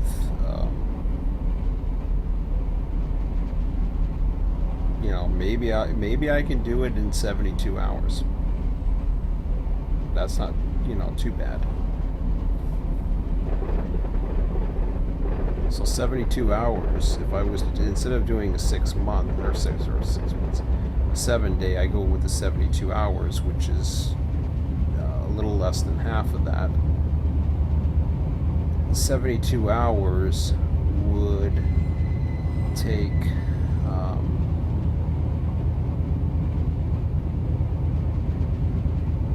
just thinking here. That'd be 6 weeks at the best, but could be as much as 2 months to go through every industry in Selkirk. Selkirk Mohawk. Again, I can fluctuate these at any time. I can speed them up, slow them down. I'll have that flexibility. I just can't see it, being run every day. And the good thing about it is it can run 2 times a week or whatever the case may be. It'll be fine. Most industries are switching daily. It won't happen. There's no way you're going to be able to. Anybody's going to be able to switch 70 industries in a 24-hour period and still, run everything else. Because remember, the supply train is going to be having multiple set-offs. The supply train is going to be cool.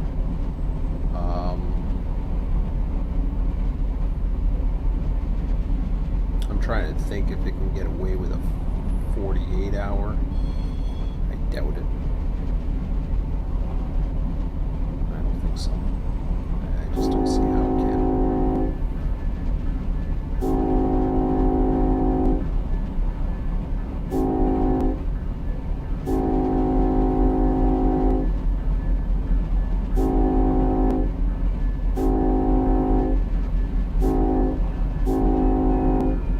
I don't want to have it down to relying on one person, though. That's really what it comes down to.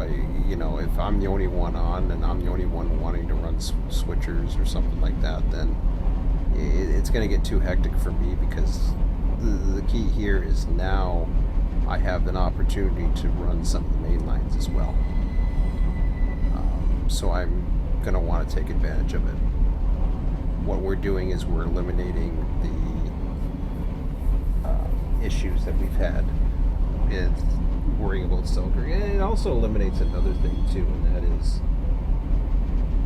relying too much on building trains up in Selkirk that just simply go to the Castleton sub or go to the River sub. It's a lot of work for very little payoff, I find. Which is kind of why I'm actually more for running some of the trains right out of Selkirk Yard and not would about the stuff that's coming from Castleton to sub, because that doesn't matter. The only things that I should be concerned about coming from Castleton sub would be the or River sub or Castleton sub would be the stuff that's going to be coming through all the way.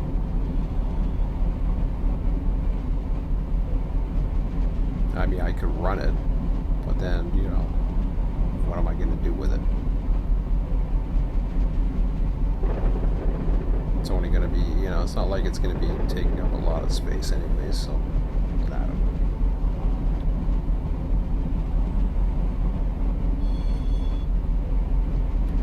We haven't had any other trains, have we? It's about 11:28 right now. I'm about ready to call it for the night.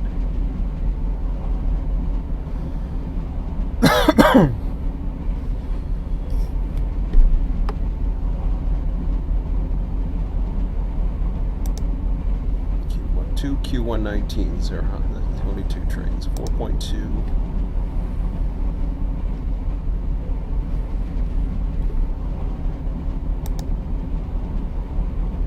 3.8. Well, I'm going to overwrite the old TSP file now that we're here.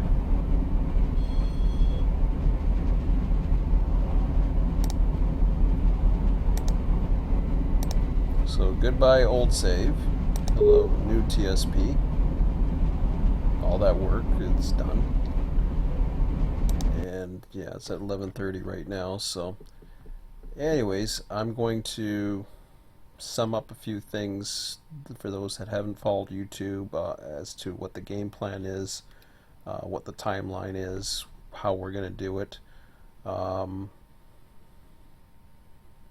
I might announce a session for next Monday. I'm not too sure just yet. I'm not too worried about it since it's 7 days away, so we'll see how it goes. But anyways, comments, questions, opinions, concerns, whatever, thumbs ups, thumbs downs, whatever you guys want to talk about, let me know. You know where to reach me. If you can't get me through to YouTube, you can certainly go on the Wikia, post your comments there or whatever, and suggestions, and we'll take it from there.